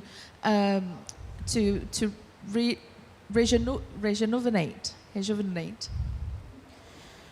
Enquanto a gente tem essa busca dessa ligação com as nossas sementes sagradas e a nossa casa de reza, que está dentro desses territórios conhecidos como a Mata Atlântica, a nossa Uirupá, a gente busca sempre o fortalecimento cultural, espiritual e esse enraizamento diário de todos nós, pois somos árvores que precisam crescer sua raiz para baixo. E só conhecendo essas tecnologias tradicionais trazidos pelos mais velhos, a gente consegue manter e preservar a nossa Mata Atlântica ao redor, ao nosso lugar onde a gente vive. For the Guarani people, as society, we are trees. It is important that you are connecting yourself as your roots, as your foot within the earth that is beneath you. It is through the ancestral knowledge of the Guarani people, of her people and her elders, that they understand the traditional technologies to look after the Atlantic forest where they are from. As mulheres guardiãs dessas sementes, elas carregam a sabedoria ancestral que os meus avós, a minha avó principalmente, carregou. Como essas sementes que contam a nossa história. Por isso é tão necessário o mundo saber olhar e saber perceber do quanto preservar e escutar esse grito de chamado da nossa Mãe Terra também está preservando a vida, do modo de vida dessas mulheres que somos as guardiãs das sementes, que somos as sementes da Mata Atlântica. The women, they are the seed carriers. Each woman, each one of you, each one of the Guaranis, they carry a seed of life. And it's important that humanity in general pay attention to those seeds, pay attention to the women who are carrying those seeds. And we as a society should pay attention to the fact that Mother Earth is calling upon us. It's calling upon us to pay attention and look after nature as we are nature. Quando a gente escuta, quando a gente sente, de fato, a gente está mantendo essa ligação ancestral. Então, assim, fortalecendo essas bases estruturais, que são essas guardiãs das sementes, que são essas guardiãs da terra, que são o útero que mantém tudo à sua volta vivos. Então, vamos fortalecer de qual forma? Mas sim, o mundo tem que ver, enxergar um jeito dessa valorização dessas sabedorias ancestrais, dessas tecnologias tradicionais que o meu povo e os outros povos têm a ensinar para o mundo, para a gente estarmos juntos, vivos. When we connect ourselves with nature, when we are, having our foot on the floor and feeling nature pulsing beneath us, it is a moment that we can connect with our ancestors. And as women, we are the uterus of those of those seeds. And it is through this traditional knowledge that we can engage with the preservation of nature and be inspired by the nature. Só escutando a gente consegue mudar o futuro, pois a gente não tem mais tempo. Nós estamos aqui discutindo, falando de algo que a gente poderia já ter mudado há muito tempo, mas que a partir desse momento a gente possa escutar de fato essas vozes que vêm das matas, essas vozes que vêm das águas, essas vozes que vêm da terra, que possamos aprender a conviver um com o outro e saber valorizar essas tecnologias tradicionais que vão nos salvar. It is only when we are listening that we are going to change our future. It is only when we are listening to the voices that are coming from the forest, the voices that are coming from the water, the voices that are coming from the sky, that we are going to be able to change our future and change our future thinking for better climate and better nature. Repassar uma sabedoria que a minha avó me disse, através do pai dela e da mãe dela. Ela sempre falou do quanto é necessário a gente buscar cuidar da terra onde pisamos, pois ali a gente vai colocar essa semente para a nossa mãe terra germinar. Ela sempre falava do quanto é importante a gente cuidar, saber dar tempo para que o tempo possa curar essa terra. Ela sempre falava, vamos cuidar daquilo que é nosso, que é de todos nós. Então, assim, quando a gente liga, né, a casa de reza e as nossas sementes sagradas que estão ali diretamente ligadas, espiritualmente, a gente traz muito para esse sentido, que a gente está aqui por um motivo, que é para cuidar daquilo que é divino. Então, assim, compartilhar a fala dela, que ela me disse uma vez, enquanto houver território para a gente plantar essa semente sagrada, que é o Avatieté, enquanto a Avati estiver de pé, o povo Guarani estará vivo.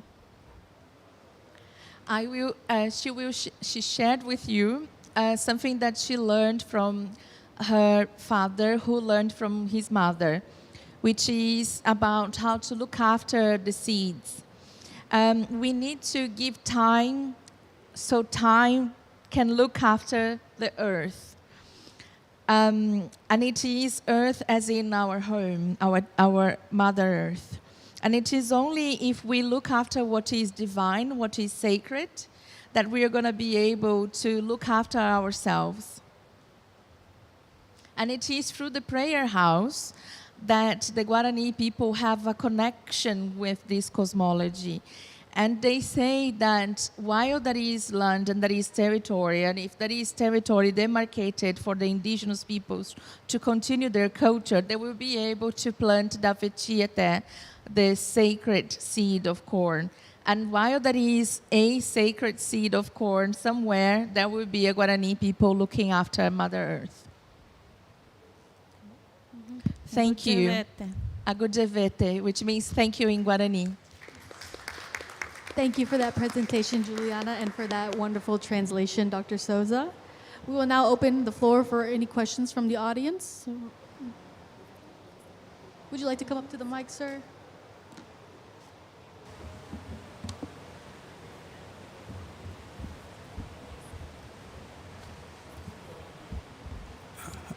Thank you so much for the amazing presentation from Indigenous Knowledge. So my name is Brutus Simbambi. I'm from Zambia, and I've been living my whole life in a rural area where we use indigenous knowledge to adapt to the environment, to protect the forestry, to grow our own food. But my question is, I've never seen such kind of knowledge in Zambia. How best can you bring this platform to Zambia to learn through knowledge of indigenous people? How best can we protect our own seed to see how best we can adapt to climate change, also to promote climate science through our indigenous knowledge? You know, it's very hard for them to understand this jargon of climate change, but the best way, if we can give us a privilege and a platform to localize our local languages, to teach them how best we can use the climate policy into science and involve the ongoing children in local communities and rural areas. Thank you so much.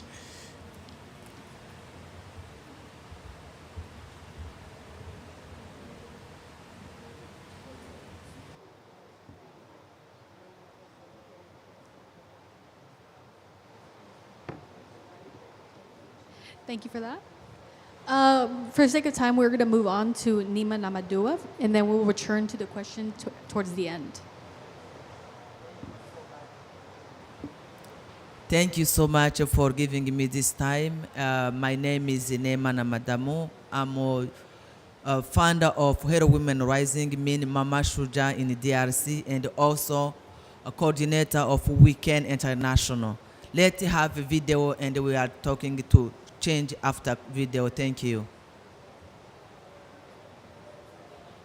No volume. Volume.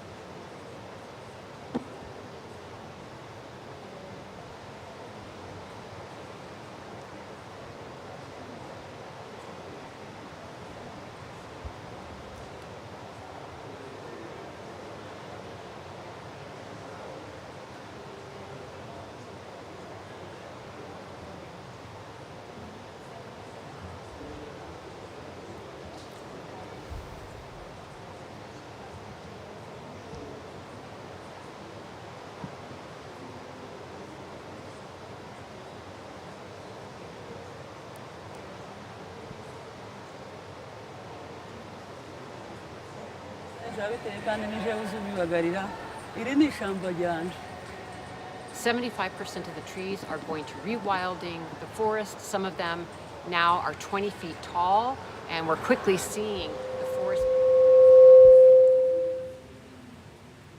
It's not a silent video, guys. There is sound, just in case you guys are wondering. I guess there's some technical problem.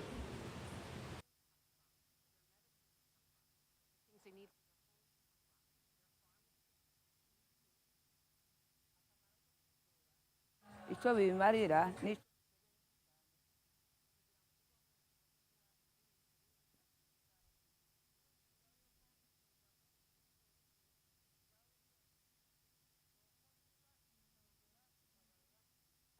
Women, they are now protecting environment with trees. Women of Itombwe forest, natural forest from DRC, we are trying to protect our environment. Now protecting 1.6 million acres of old-growth forest over the years as we reforest in the Congo Basin. kuko byamariye njewe ku giti cyanje bimpesha iheba nziza muri iki gihugu cyacu. During the COVID-19 pandemic, there was a real need to develop more food sovereignty and food security. So now not only in the nurseries that we have are we planting sapling trees, but also lots of food for the local communities. Vegetables we did really help so much. People to have vegetables to fight with malnutrition. And the women are just so proud to not only be planting trees and healing their damaged homelands, but also protecting this old growth forest for all of us for doing their part in mitigating the climate crisis. So for all of these things, it's a very comprehensive project that's lifting up women, lifting up Indigenous peoples and their traditional ways of life, protecting old growth forest and reforesting damaged lands. All of these forests will become soon big one, and we want to really to have again bring new oxygen. Wind will be stopping winds, and it's really very, very, very important. Trees, they are life. Thank you so much. I have, you see the video. If you don't know where it's situating DRC is in Middle Africa. And DRC is the second rainforest after Amazon forest. I born and grow up in that area in Itombwe, natural Itombwe forests. That you see how women work with this knowledge, this medicine, this environment. For a long time, when I back to my village, you know, when I born, I got polio when I was 2 years old. And I moved to my village because in my village where I see big forest, when I was a little girl, big forest, animal, we was hunting, maybe every weekend we have a meat to eat. But when I back on my village, I couldn't find again that forest and animal and water was disparate things. That is mean that you see here in the video. When I back there, I ask, what is problem? What's happening? Because every year, people, my people, we in the DRC, we have cowboy people who have a cow. Every year they put fire on the grass because they want a new grass for cow. That is the first thing. Secondly, in the DRC, dealing colonizing mind, because we have much is rich country, we have minerals. And that people coming, cutting trees and taking minerals and the trees, that meant you see how now every tree is finished. And women for cooking, because in Itombwe forest where we live, without trees, no life. Because we cook with wood, and women goes so far to really to have wood to cook with.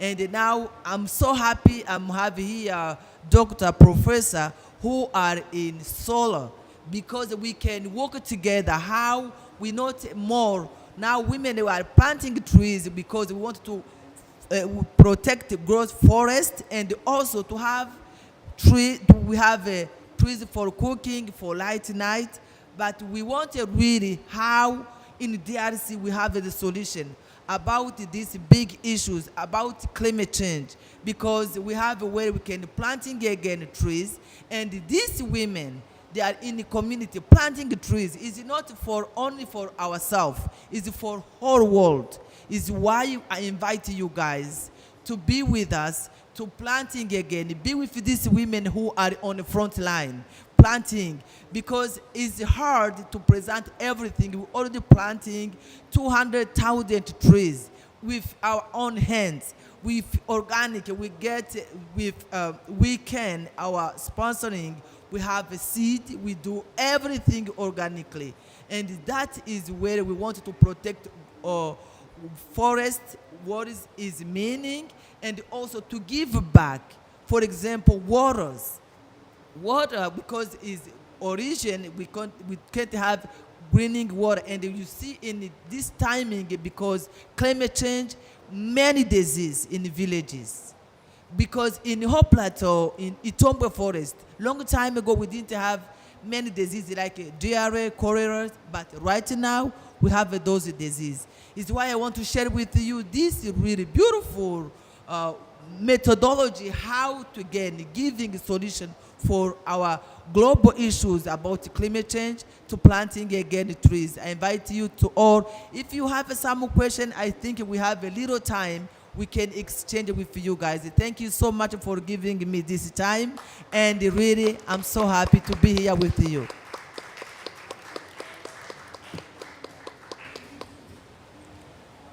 Thank you so much.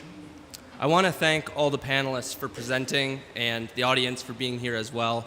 For these next couple minutes, we're going to begin an engagement session where the first part, we will take questions that might not have been addressed in the presentations, and then in the following 5 minutes, we will take the time for people to present any of their experiences or perspectives on using local knowledge in projects or any of the problems working with other systems of governance. So anyone that would like to ask a question can take the mic up front, and that is all.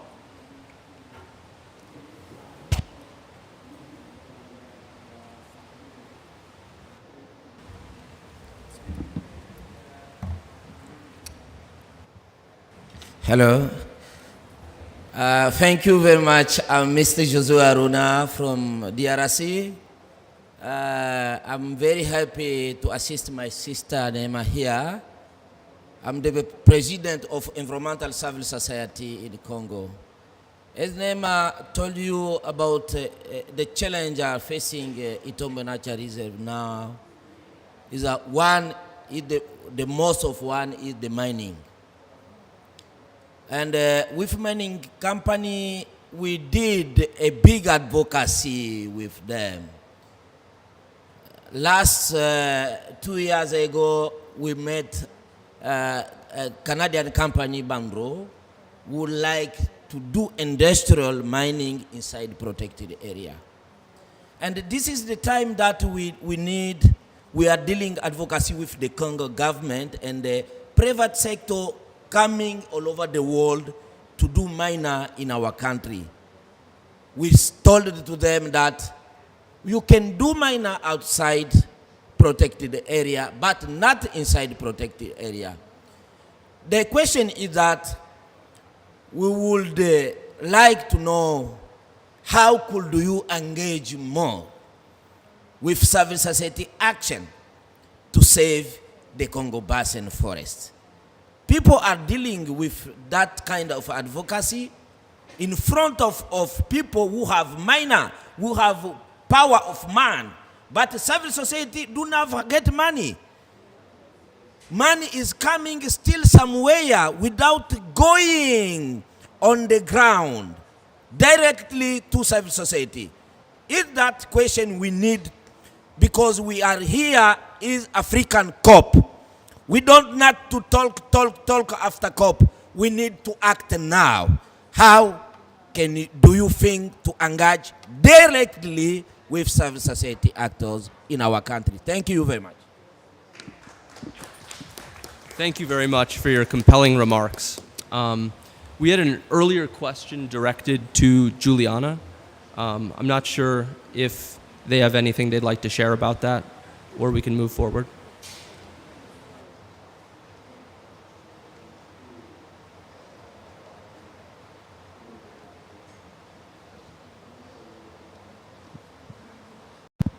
Is it okay if I repeat the question to you? Because I was a bit lost. We were still talking about the previous presentation.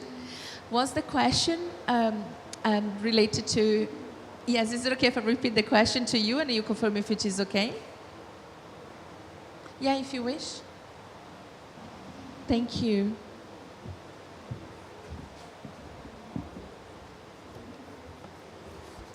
So, like I was saying, the same challenges that you are going through in Brazil about protecting the environment, those are the same challenges that we are facing in our country, protecting the indigenous knowledge, indigenous seeds, in terms of how we grow food, how we are trying to change the way we are living.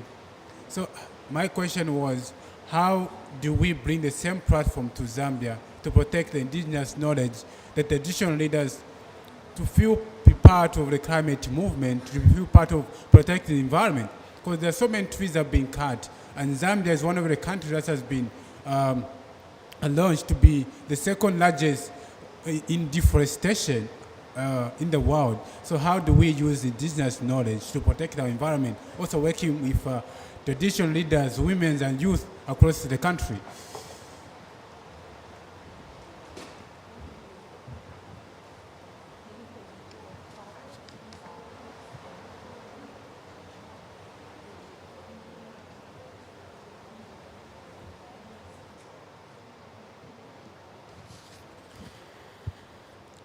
As principais, né, muito importante é que toda a população, né, dentro dessas leis ambientais, dessas leis específicas direcionadas, né, para a proteção do território, possa não só olhar como a natureza em si, mas sim a proteção dessa natureza e os povos que ali habitam. Isso é muito importante, porque dali também, se toda a comunidade que está ali, que está nesse território, não só povos indígenas, possam estar junto trabalhando na construção mesmo de como recuperar essas áreas degradadas, de como que eles podem estar preservando juntos. Enquanto não houver esse diálogo e entendimento de que a sabedoria e os saberes ancestrais dessas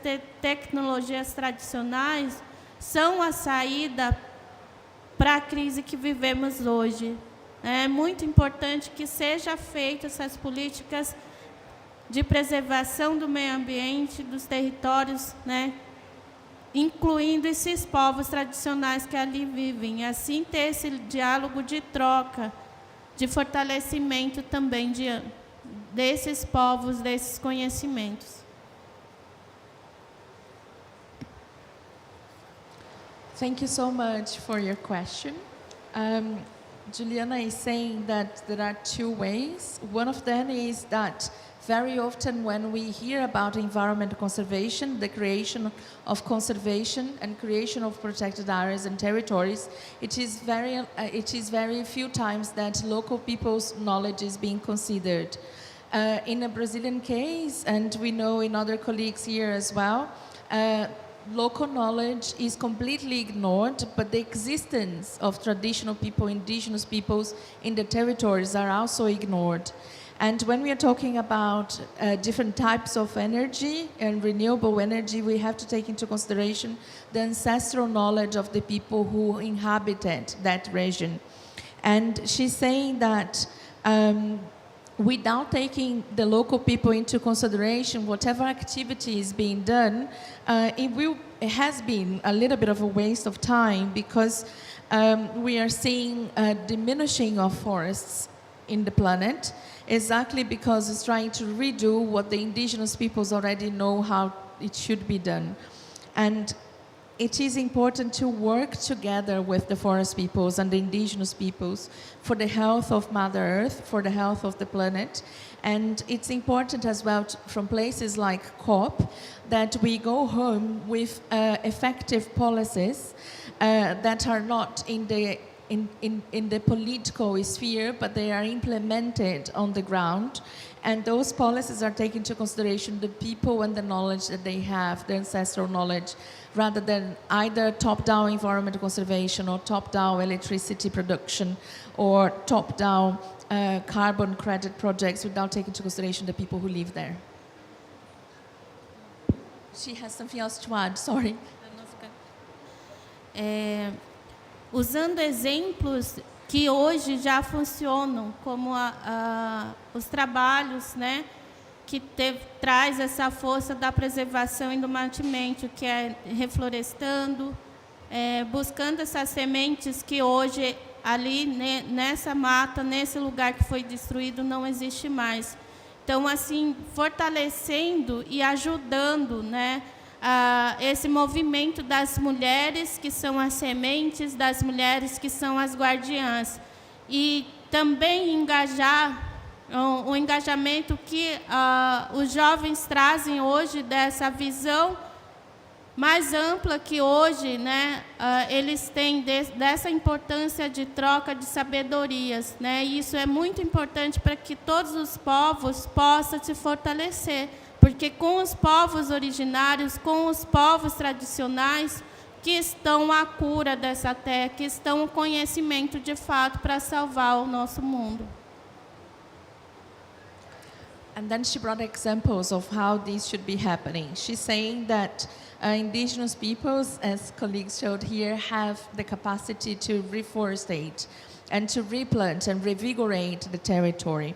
And going back to the woman's knowledge, to women's, the fact that they are the seeds, the carrier of the seeds, is very important to have an exchange between elders and the youth, and women as well, exchange between women from different villages, and that it is the youth who also has the knowledge, to spread information.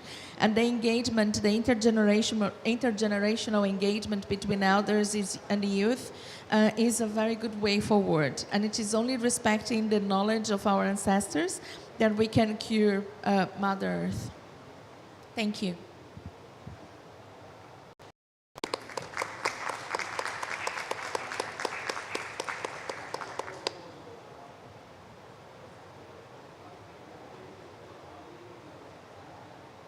We have time for a very quick remark, and then we will have to wrap up this engagement session.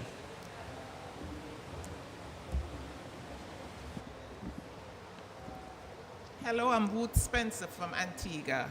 So my perspective may be a bit different. I live by a value: to whom much is given, much is required. I come to COP, I'm here in capacity building hub, and my capacities are built. But I owe it to the people that I work with when I go back to implement. One of the things I do with the local groups is that I document their case studies. I go to their meetings, I go to their events, and I'm able to see how they do things very different. My island is suffering from drought. No water, no groundwater. The government is building desal plants all over the island.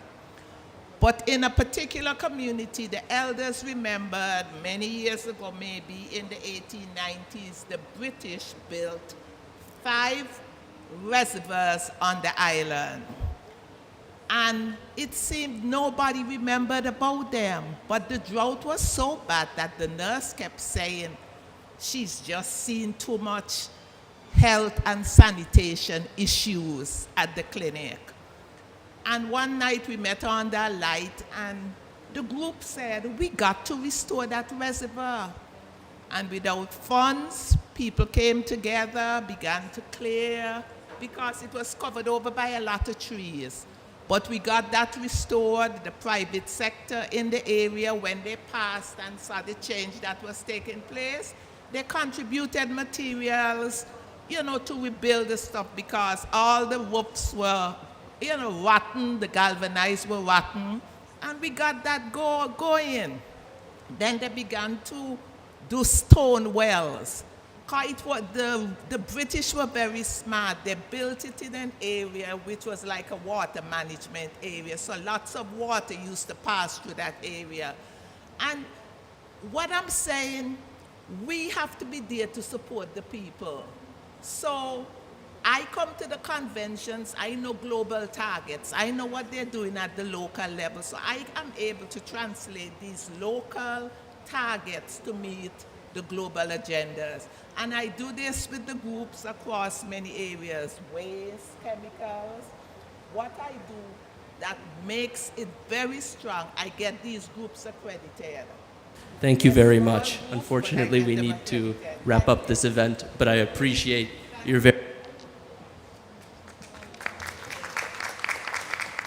Thank you so much to all the presenters and the audience members that were able to participate. I hope that we have built upon all of these different narratives to influence now and in COP28. So thank you very much.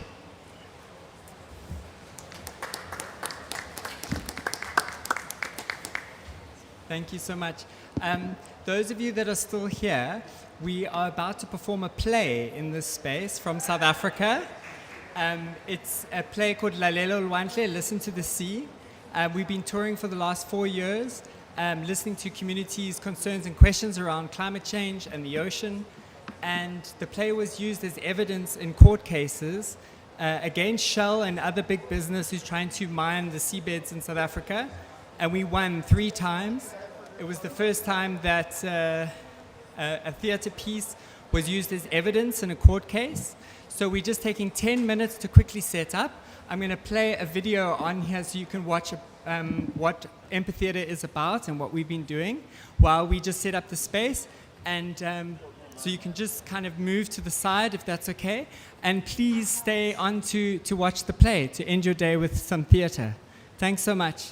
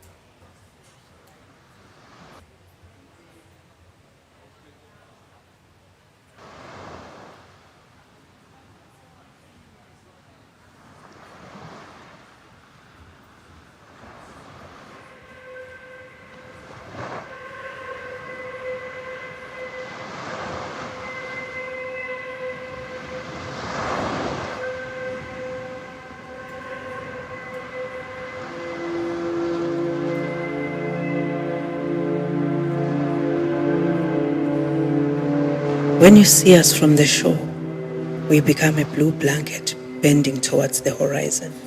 You think, what a beautiful view. See how those waves build and fall like ice melting. Over the millions of years of our existence, we have watched you come and go in all your forms. We have blessed the warriors of the Amagqiha, the Amadlambe, the Amaqhunukhwebe, the Amampondo. We have held the nets of fishermen and fed countless villages. From this sunken blueness, back when cattle roamed far and wide, we watched the ships arrive, fluttering flotillas from far-flung empires on a quest to conquer and carve up the land. Now they are coming for us. Men stand on these shores with clipboards and hard heads pointing at us and making numbers in the air. 50K, millions, billions. Sometimes we gather the comrades to float like funeral pyres on the surface to scare the men away, and yet they continue. If you spend a moment underwater with us, you would understand why every seismic bomb is a wound, every cheap packet a too bright piece of confetti added to the sewage you pump into us. The churn of drills you grind into us, the slicks of dead sea birds you leave in your wake. 50K, millions, billions. If you could feel with us, you would know that our indigo depths is where the ancestors rest. They are called here when their earthly life is over, and to abantu abamhlophe who enter us to speak with the spirit world and learn how to become healers. This is their heaven. Dive deeper and it becomes darker, but not in the way Greece feels or a nightmare. No, this dark is like being in the center of your heart, within and with everything, as the water hangs around you in an amniotic suspension. And then she comes. Her body larger than your imagination, she circles you, that orb eye taking you in, friend or foe. Then she comes closer, hanging in awkward time, as though asking, why are you here? Who sent you? Are those your tracks I saw on the shore?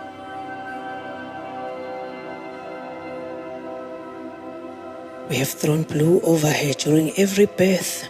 We have given her remote caves for every grief. We have held her in the air for joy and corralled the creel. But now, sure, the men in hats want to extract liquid ancestors from us. Puffed up with greed, with numbers for eyes, they want to blast us with air guns all day and night, while the rest of the world turns its back on fossilized fuels. How have your leaders allowed this? What are promises at climate conferences when they are so blatantly broken? How many kilometers of the ancestral realm will need to be disturbed before you rethink your futures? What will happen to those fishing families who we have fed for generations? Will you feed them oil? Dive deep into the center of your heart and answer these questions for yourself.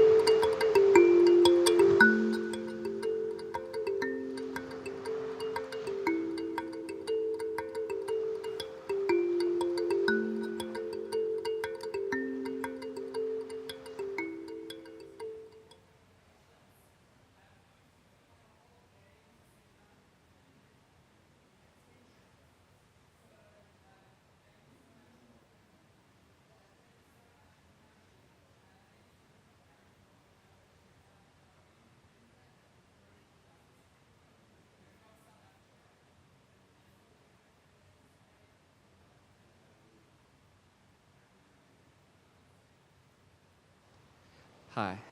So, as I was saying, I'm Dylan McGarry from South Africa, from the One Ocean Hub, from Amphitheatre, and from the Coastal Justice Network. This play that you're about to see has been in development and in process with South African citizens for the last 4 years. We've been traveling up and down the coastline. It's based on people's real stories. They're real verbatim stories, compressed and mixed up in 3 individual characters. What's unique about this play is it's a piece of research theatre. So we work deep ethnographies and stories of people into a play where you can dive deep into the life worlds of South Africans and what they're struggling with. The play has also been used as we develop for critical ocean literacies, practices around the coastline, but more recently it was used as evidence along with affidavits from fisher peoples up and down our coast who recently won 3 court cases against big business, including Shell, who was trying to mine our coastline or our deep sea for oil and gas. What's important about this play is that we see in many environmental justice struggles and around climate change struggles is that often communities get lumped together as one homogeneous group, one voice, when we know that's not true. So what we try to do in this play is to offer a chorus of voices and to bring those chorus of voices into dialogue with the many questions we have around sustainable development, around climate change, but really in South Africa and in many other countries, long histories of dispossession and environmental racism. So that's what we're going to be exploring today. After the show, we'll have 15 minutes. We normally have much longer to have a public dialogue, a public tribunal, which is normally what we do while we're traveling the show. We, with citizens, have our own kind of citizen-led courtrooms where we can flesh out and share stories together. So please stay on for after the play for us to have a short dialogue and also to hear from you and how the experience of watching the play was. So without any further ado, thank you so much.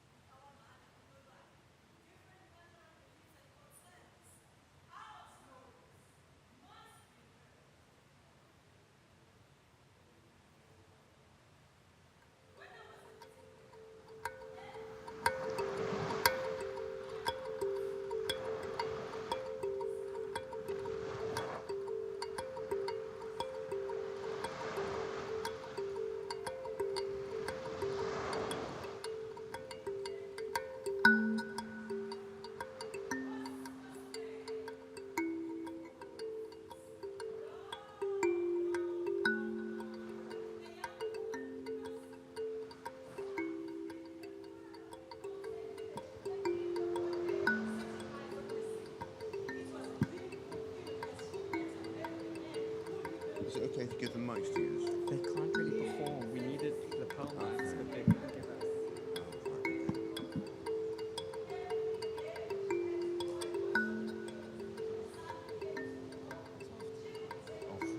They can't use them.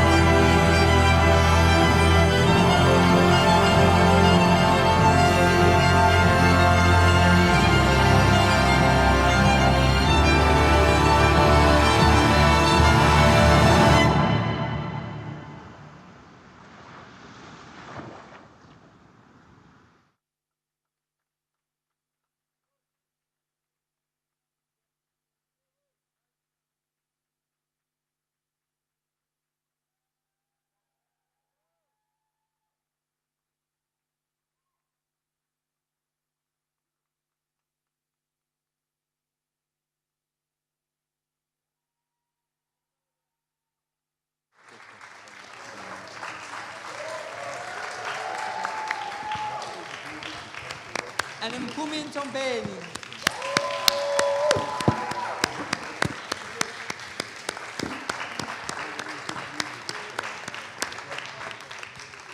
So Eva, will you keep us to time? Just how much time we have for? So thank you all so much. I have roaming microphones now. Thank you to our incredible actors who are able to project, considering all the sound that we had. So this is a moment when we're traveling with the tour that we are able to have these public dialogues, and from those being able to draw testimonies that we can use in court cases of people who watch the play and immerse themselves in these stories. So we would love to hear how the play made you feel, what your experiences of it were, who did you connect with, and how did you relate to them. So please, it's an open floor. I know that after watching it straight away, there's a lot to take in, so totally understand if you still need to digest what you've heard and seen.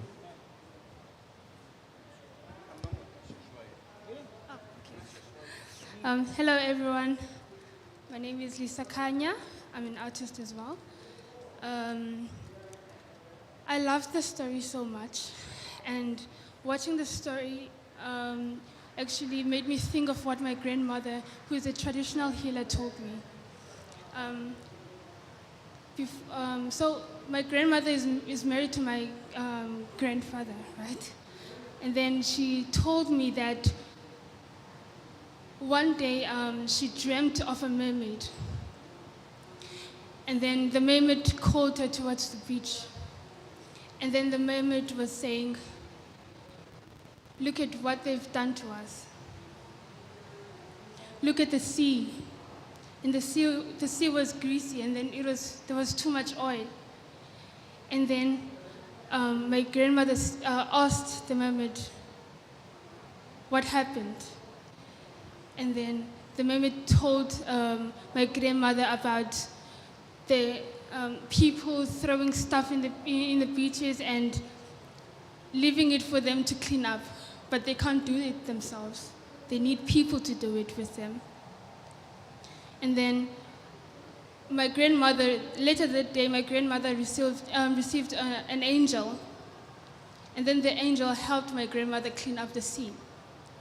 And then at that time, my grandmother didn't know what the story was about until I came along.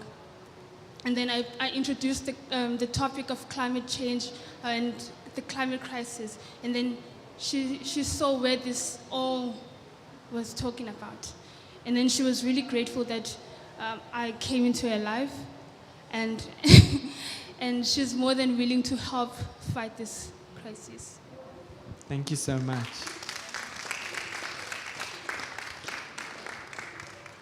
Any other? Yes, Gabriel. I think less powerful than Lisa's. So, as activists in South Africa, we've been very involved in the anti-seismic surveys, kind of mobilization and supporting frontline communities in that space. And so I think if somehow this was captured in those rooms where those decisions get made, I think they would second guess even considering the damage and destruction that we're doing. I mean, we understand it because we read the documents and then we look at the infographics and the things, but just the stories that attach to things, I think it's quite brilliant that you've all done it here at COP, because, I mean, as we have passed this last week, gas and oil has been on the lips of everyone, and it's quite disgusting to hear that. And so I think it's quite powerful, the portrayal of the different stories, but also of the reality of so many people right now.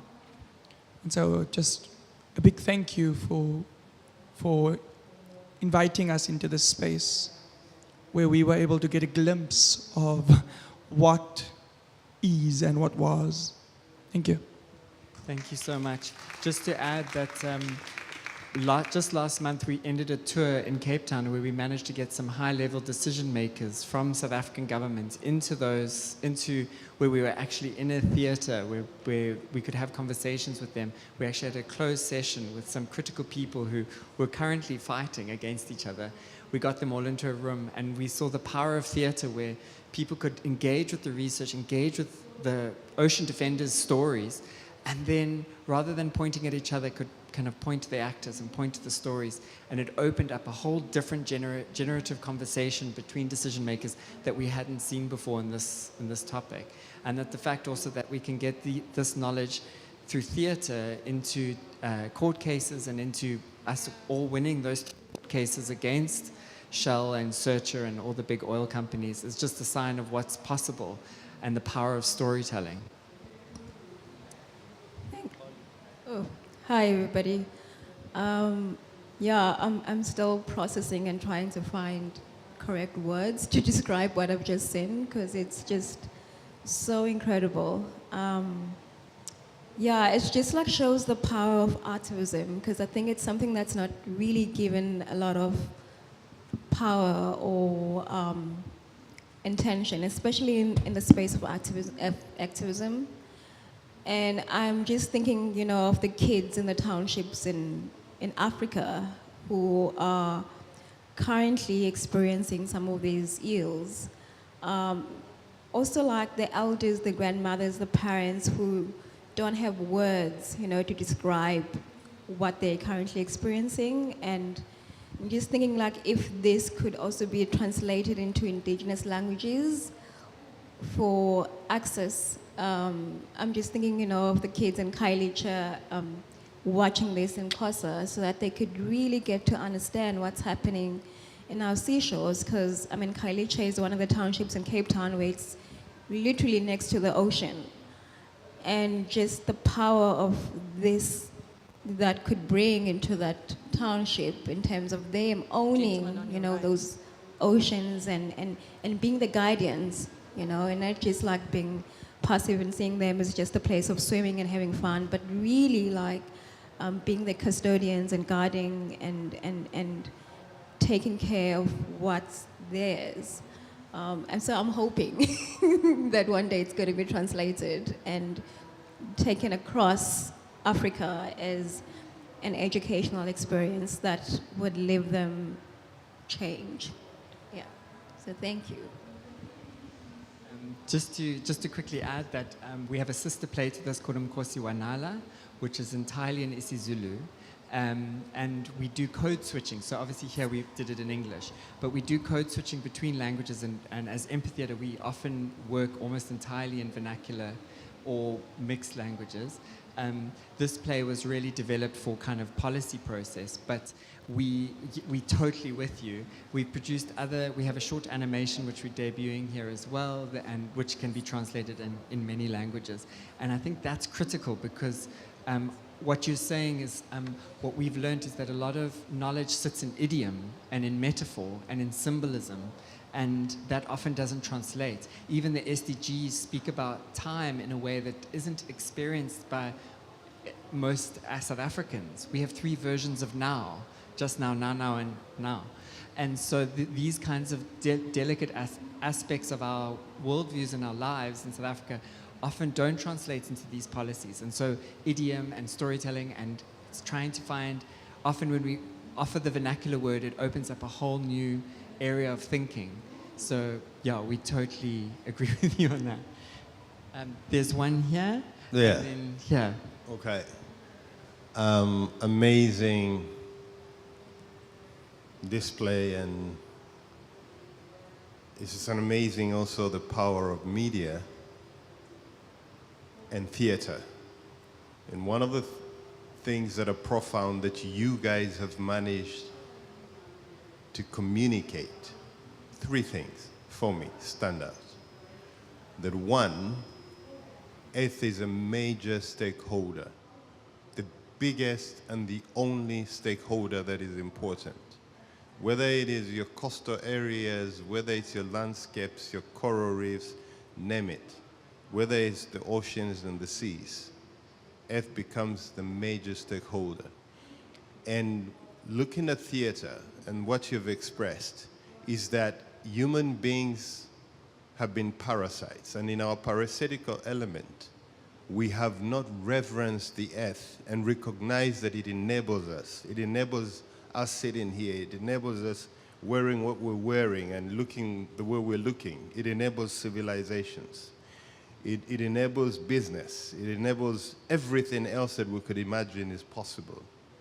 But because we have adulterated it, the second thing that happens, which is that we are potentially extincting treasures. Human beings, animals, the world imagine that we're extincting treasures. And I like the way the two of them married the ending of the crystallization between cultures, which for me portrays civilizations. So there's the Indian culture, Indian civilization, there's the black culture, the black civilization. But the richness of those cultures exemplified in the fact that if we continue as business as usual, we have chosen what the other guy in the dinosaurs thing was saying. We have chosen extinction. But the third thing that the expression brings out is that we know we are the solution. We know that we have the answers. And we know what we ought to do.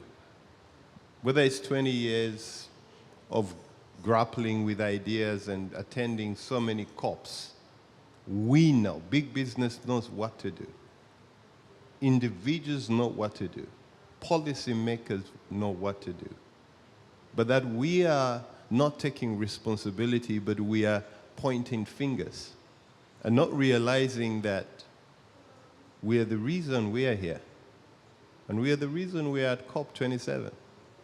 And we are the reason why we are having these same endless conversations that don't bring out anything that says the earth. So we must stop the contradictions and begin to realize that yes, we have not reverenced the earth and that we are on the path of destruction. 3 degrees will not do anything to any one of us to save us. But now that we've realized that we are the solution, the future is ours to save. And that's all. Thank you so much. I just wanted to quickly say that we've learned a lot, and on your second point of us as being parasites, we would agree to a degree, but we would say that I think what we've learned with working with many indigenous peoples up and down our coastline, is particularly artisanal fishers, traditional healers like your grandmother, is that it's only some ways of being human are parasitic, and actually so many ways are deeply in tune with the rhythms of the earth and the patterns of the earth. And we've seen many people walking around this COP today who are actually the knowledge holders that can lead us out of that. Or then, you know, you just spend some time at the Indigenous Peoples Pavilion and you learn quite quickly where our leaders, true leaders, are in responding to climate change. There's one question there. Is that my last question? Okay. No, there's one. Okay, can I squeeze one more in? Okay. Yeah. I don't have a question, just wanted to thank all of the theater people. This you made me cry, and we need way more crying and way less talking, and just the opportunity to feel something and not constantly be stimulated by every booth from the planet or every new gadget that's going to save us. Taking more time to drop into our bodies and remember where we came from.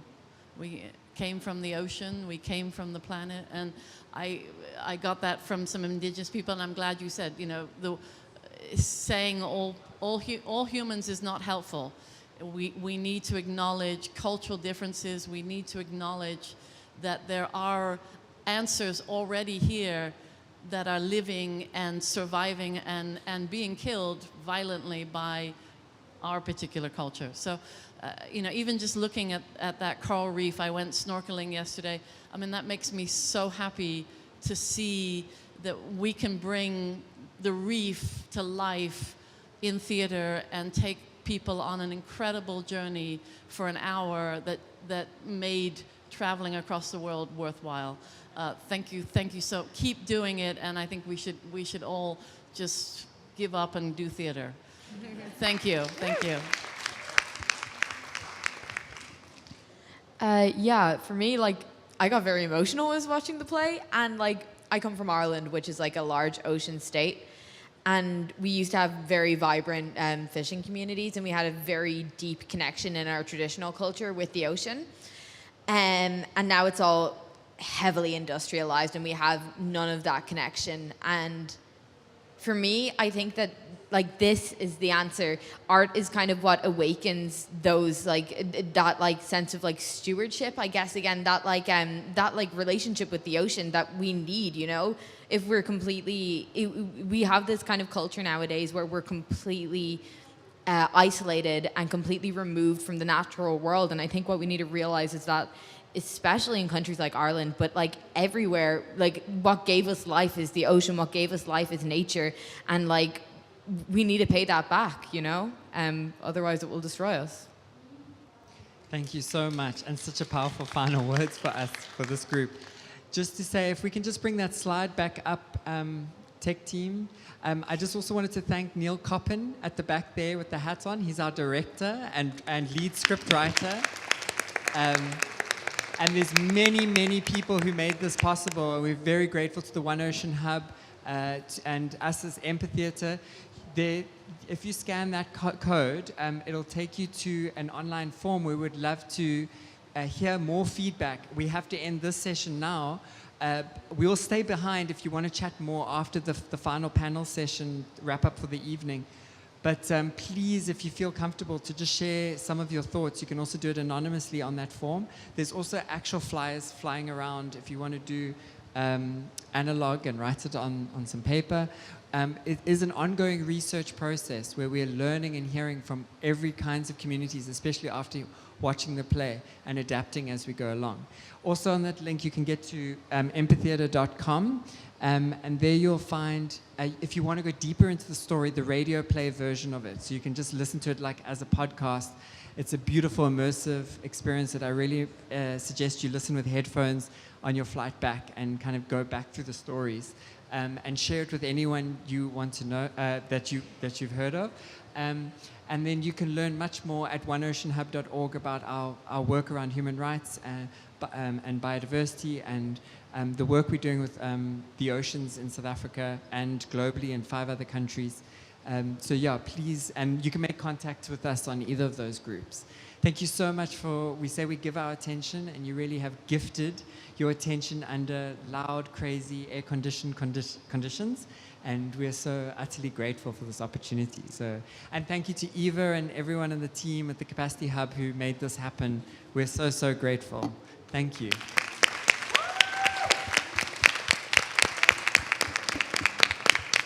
Let's keep this energy going. We're going to do a quick wrap-up. We promise it won't be that much talking, but I think it's wonderful to hear from all of the different sessions that we've had today and what the outcomes of those sessions have been like. So over to Crispin, PCCB member, for the wrap-up.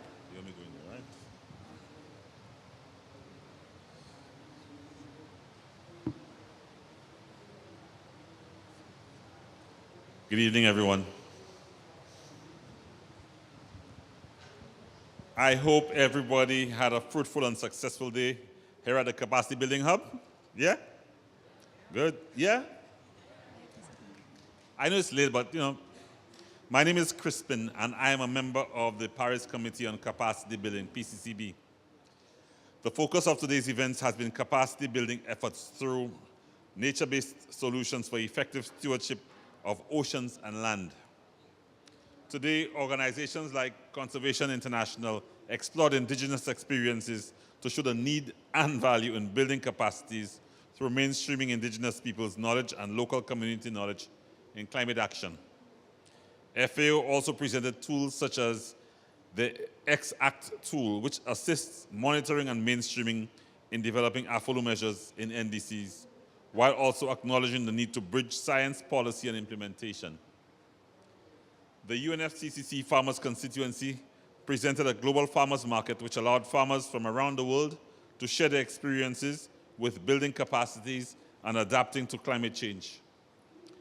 On the other hand, the Division of Ocean Affairs and the Law of the Sea, Office of Legal Affairs of the United Nations, discussed ocean governance and stressed the importance of collaboration from the international, regional, and local levels, particularly by valuing local and indigenous knowledge sources. This idea was highlighted by MTU in the event focused on the importance of using local knowledge to inform climate science.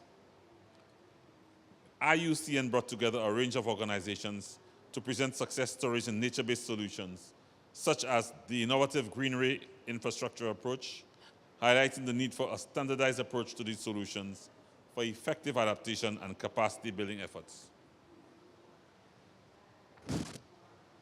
Peace Boat, the YNA, and the Ocean Hub Africa came together to highlight the power of storytelling around the globe in capacity building, particularly when connecting large ocean states. Finally, we had a very interesting theater performance on Lalela uLwandle, Listen to the Sea, by the One Ocean Hub, which brought attention to the spiritual, cultural, and scientific understanding of the ocean. So right now, I will pass to my PCCB colleague, Renilda. Renilda, you have the mic, you have the floor.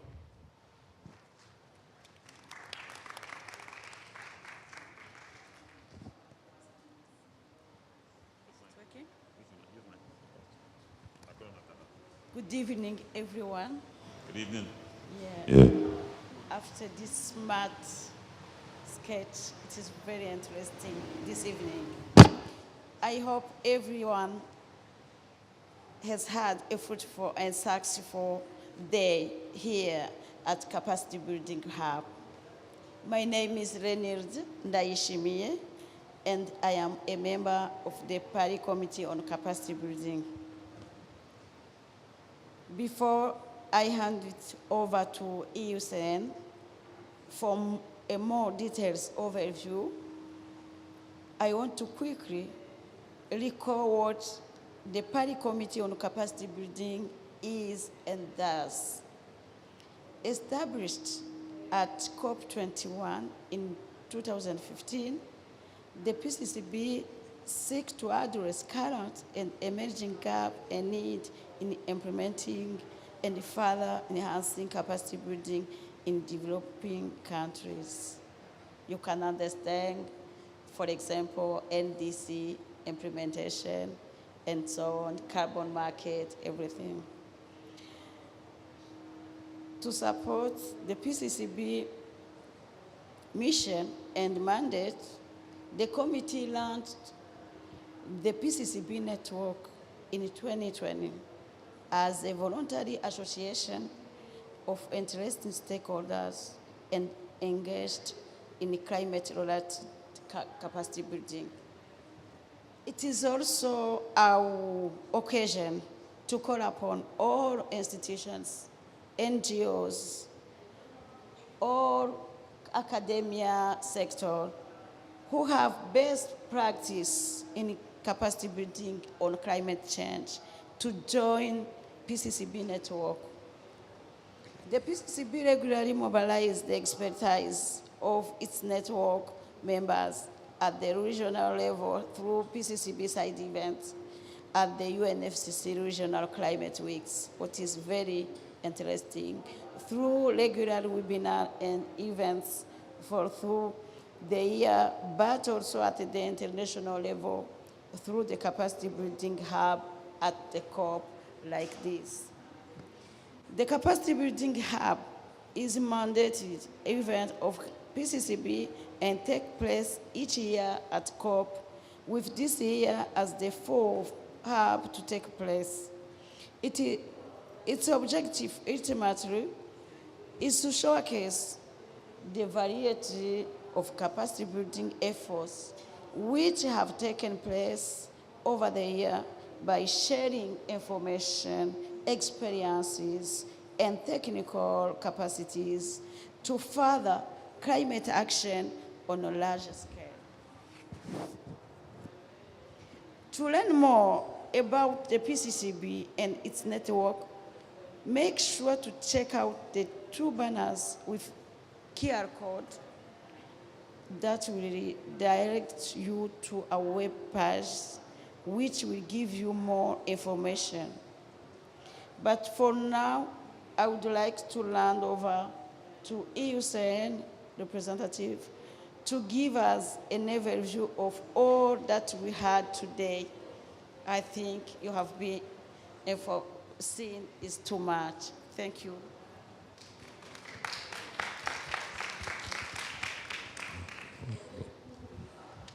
Well, thank you very much. My name is Stuart McGuinness. I'm Deputy Director General of IUCN. I won't keep you too much longer because I think it's been a very long day, but I just want to say what a fantastic set of sessions and what a brilliant ending with Amphitheatre. So thank you very much. I'd also like to thank the Paris Committee for capacity building, for creating this space, for sharing, and for actually establishing a land and ocean dialogue for COP27. I think IUCN feels privileged to have been chair and a lead partner in this process. Now, today we've heard about a wide range of perspectives and presentations. Really have gone from locally led actions to integrated ocean and climate governance. We've heard narrative. We've heard perspectives from agriculture, from technical innovation, and also traditional knowledge and how that actually all comes together. There's been a green thread that's ran its way through all that, and that's around nature-based solutions. And I could ask, well, why is that? And I'd say it's nature-based solutions really are integrative. They solve a series of problems at once. I think part of our challenge has been that for the last 40, 50 years, we've taken these very narrow, very sectoral approaches, trying to solve one problem at a time. But in solving one problem at a time, again, and I think that as we heard in this fantastic theatre presentation, we also create a whole load of problems as well. Nature-based solutions actually has the option of addressing several problems at once. And why is that? It's because we're working with the power, working with the potential that nature actually brings. We can deal with climate adaptation, resilience of livelihoods, restoring ecosystems, and climate mitigation all at once. And it works because it builds synergies across different sectors. We've also heard that it actually it also complements other approaches. And we heard that today with these grey-green examples from the experience on the field. I think the other thing that's really important is that nature-based solutions is a high-integrity framework, and this is actually really important. That it is framed. There's an agreed framework, definition of what nature-based solutions is, and it's also actually underpinned by a set of standards that my organisation worked with a range of stakeholders, 800 experts across the world, to put in place to give something that was robust and scientific and science-led as an operational framework. I think one thing though that's very important for us though, and I think, and again I'll come back to what we saw in this last theatre presentation, is I think we as a community need to get bolder in calling out what is nature-based solutions and what is not nature-based solutions. So for example, an ocean-based geoengineering solution that seeks to increase the amount of absorption of CO2 in the ocean, that increases ocean acidity, that impacts ocean biodiversity, is not a nature-based solution. Call it something else, but it is not a nature-based solution. We need to call that out. Let me give you a couple of other examples as well, if I can find my notes. A land-based project that risks local food security by displacing agriculture with carbon sequestering plantations is not a nature-based solution.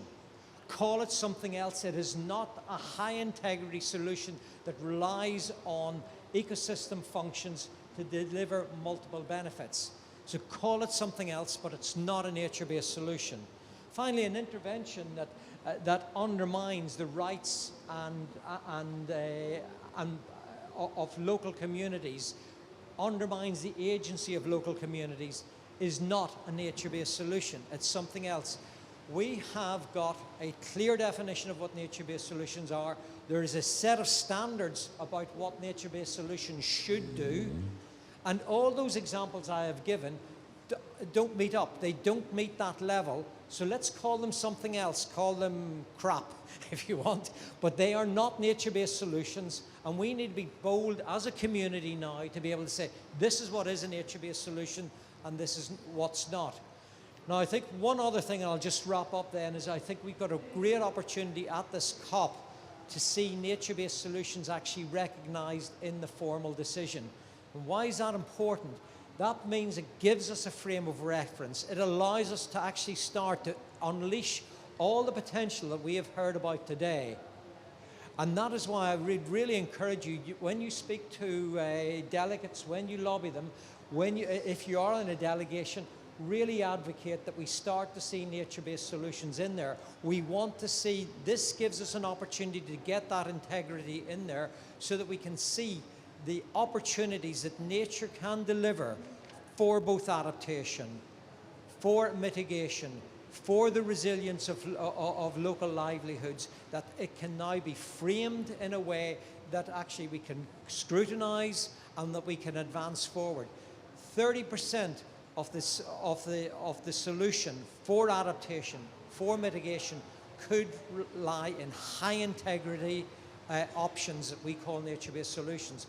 So we've got to take this moment, we've got to lobby the delegates to say, let us see nature-based solutions in there, and then we can move forward. Final thing I'll just mention is in 2 days' time, thanks to the Egyptian presidency, we will launch a framework, a partnership framework for both state and non-state actors called ENACT, Enhancing Nature-Based Solutions for Accelerating Climate Transformation. And I would really, there will be a series of events around that. I would really encourage you, get aligned to it. Everybody can contribute. It is for, as I say, it's for state, non-state actors. We want to be able to mobilize this to really demonstrate the power that nature-based solutions can deliver to addressing this climate challenge and to address it starting today. So with that, I would say, I see you've got a question. Would you like to answer, would you like to ask? How was the framework developed, I suppose? Like, what process and which stakeholders were involved in developing the framework is my question. Thanks, that's a very good question. So the Egyptian presidency said that what they would like to do is that they wanted to run a number of partnerships in parallel to the formal negotiations. There's one on water, there's another on agriculture, and they then they asked IUCN, how we'd like to do something around nature. So we worked together, say, let's put something on nature-based solutions. We ran a consultation with in the run-up to the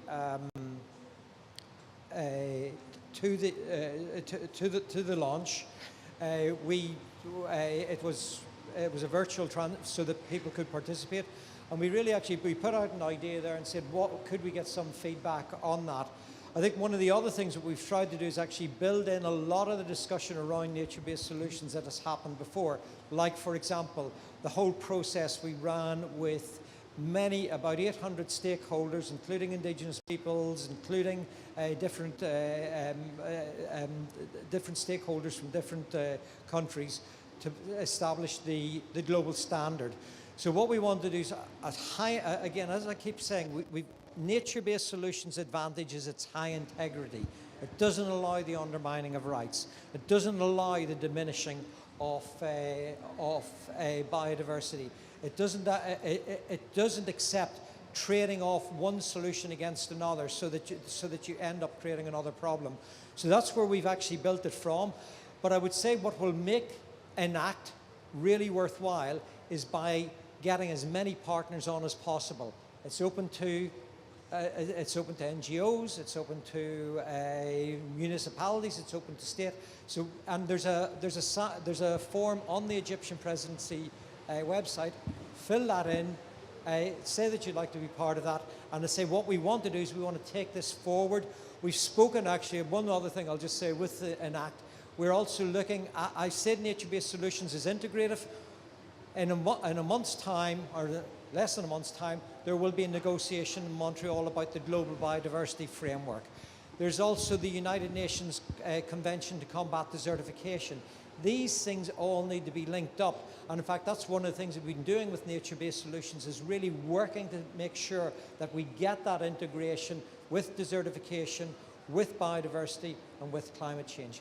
So with that, I would say thank you very much for all the contributions today.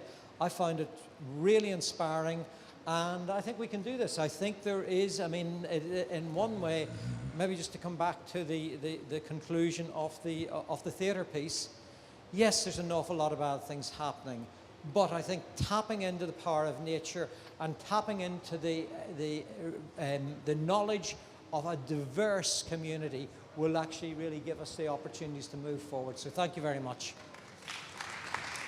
Thank you. So, tomorrow is set to be the 6th day of the Hub, under the theme of Building Capacities with Action for Climate Empowerment, or ACE Day. And we hope to see you all there. The lead partners, Climates, together with other organizations, will deliver events which will explore capacity building efforts in mobilizing all of society for inclusive climate. We would like to once again express heartfelt thanks to our lead organizer for today, IUCN, for the efforts in planning and presenting the day's events. Thank you all for being here, and have a great evening. Thank you.